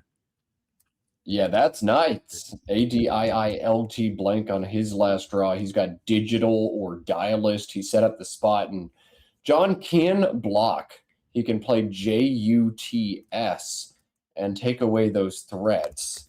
Actually, his best end game is not going to be using the J to play Jut or Juts, but it is to block that spot.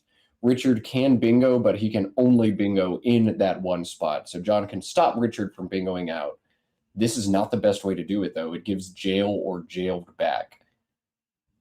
It is tough to be like totally certain that there's no triples through the J or bingos, but John is confident and he will hang on to win this game, although it's a very creative play by Richard to squeeze out some spread.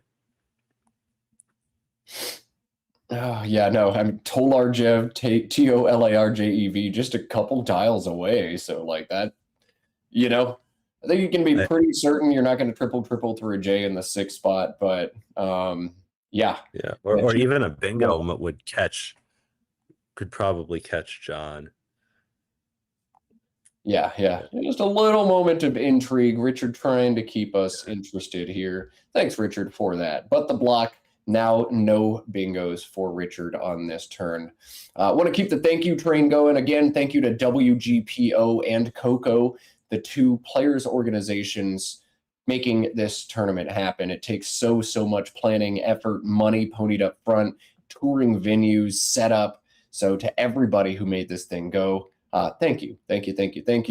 We also want to thank Art Moore for wordjudge.me, the engine we've been using to run all of our challenges, all tournaments. Thanks, Art.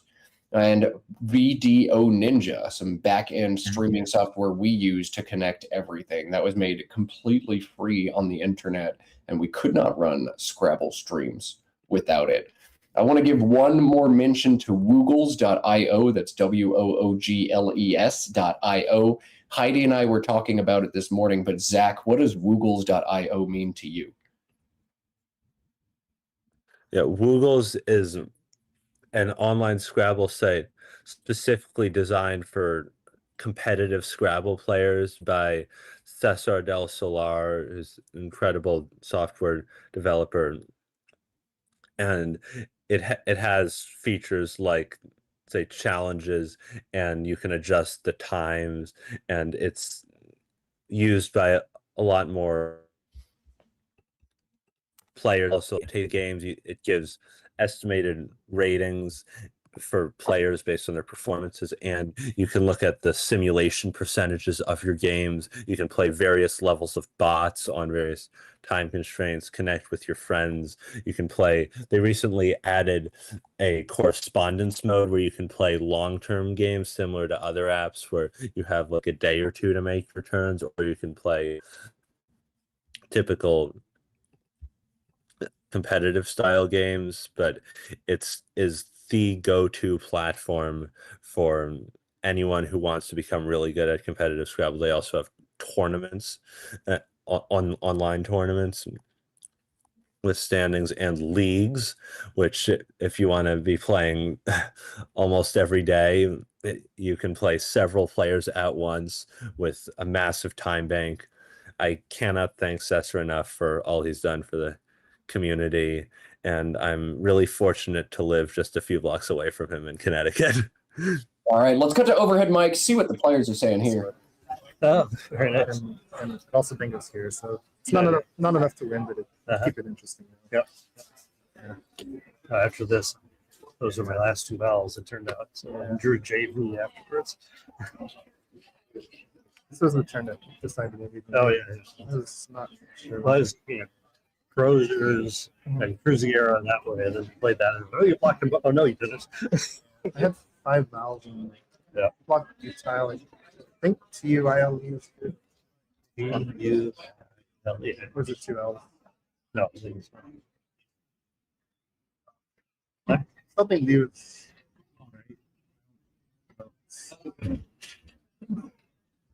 Don't really have options anymore. Yeah.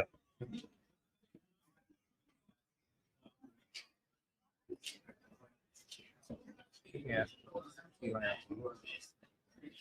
Oh, it can be spelled both ways. Okay. Yeah, I was saying yes to the first one. The other one sounds good.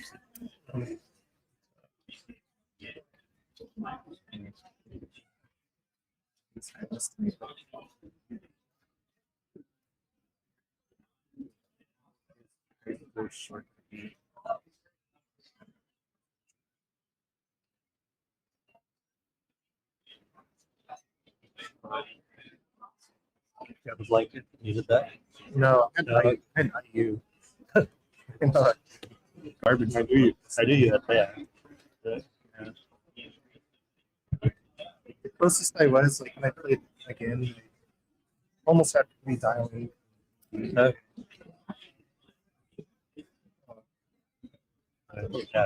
Okay. E for Yeah. The thing is, if I don't play here, you're just gonna play. Yeah. Yeah. No, I know. Can't put them. 3 eyes to you. Oh, well. Sorry. Hopefully I didn't play too terribly.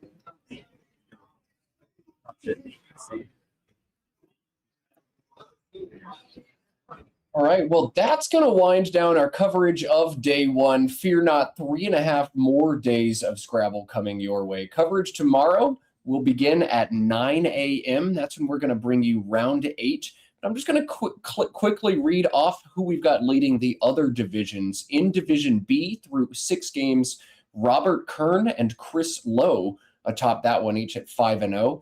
In Division D, it's Dinesh Rajangam, 6-0 undefeated to start that one, and Paul Terry leading Division B. In Collins, a name many people will be excited to hear, it is Will Anderson at 5-1 alongside Nitz Chugty. So Will and Nitz leading Collins Division 1 early on in this one. And it will be the Collins Division we show tomorrow morning. So if you're a fan of Will Anderson, you need to be here bright and early at 9 a.m. Zach, real quick, who's Will Anderson? Will Anderson is a Scrabble YouTuber. You might know him most importantly for his Nigel Richards videos, but he makes many videos about tournament highlights and how to get into the game. Also a super friendly person. I'm not even a Collins player, and I'll be watching tomorrow just because I love his videos so much.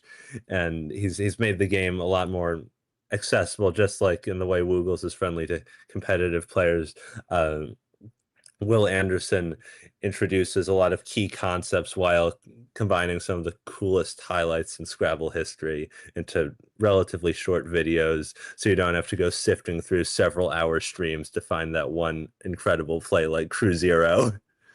Yeah, Will's got just like the greatest channel that I've ever dreamt up. So if you're a fan of Scrabble on the internet, you got 2 pieces of homework. 1, subscribe to Let's Play Scrabble, because this is where you can watch it live. And then 2, subscribe to the Will Anderson YouTube channel, where you can catch all the action in entertaining, short, bite-sized videos. So Will Anderson likely to be on stream tomorrow. I'm making no promises, but I am making predictions. You will not get any more of Matt Canick or Zach Bitker. You boys got a day job. But Zach, it's been a pleasure working with you in this one. What final words of wisdom do you have for our audience? Join Woogles.io. So you can there play you with go. us. Third bit of homework assigned to you by Professor Bitker. So subscribe to the channel, subscribe to Will Anderson, join Woogles.io, and you can find us, you can find leagues, you can find puzzles, study tips, and everything else. You've heard it from Zach. You've heard it from me. You've been commanded. We are going to wind it down there. Thanks to everybody for tuning in. You are watching Let's Play Scrabble, and we'll see you tomorrow at 9 a.m. Stay well, stay safe, touch some grass.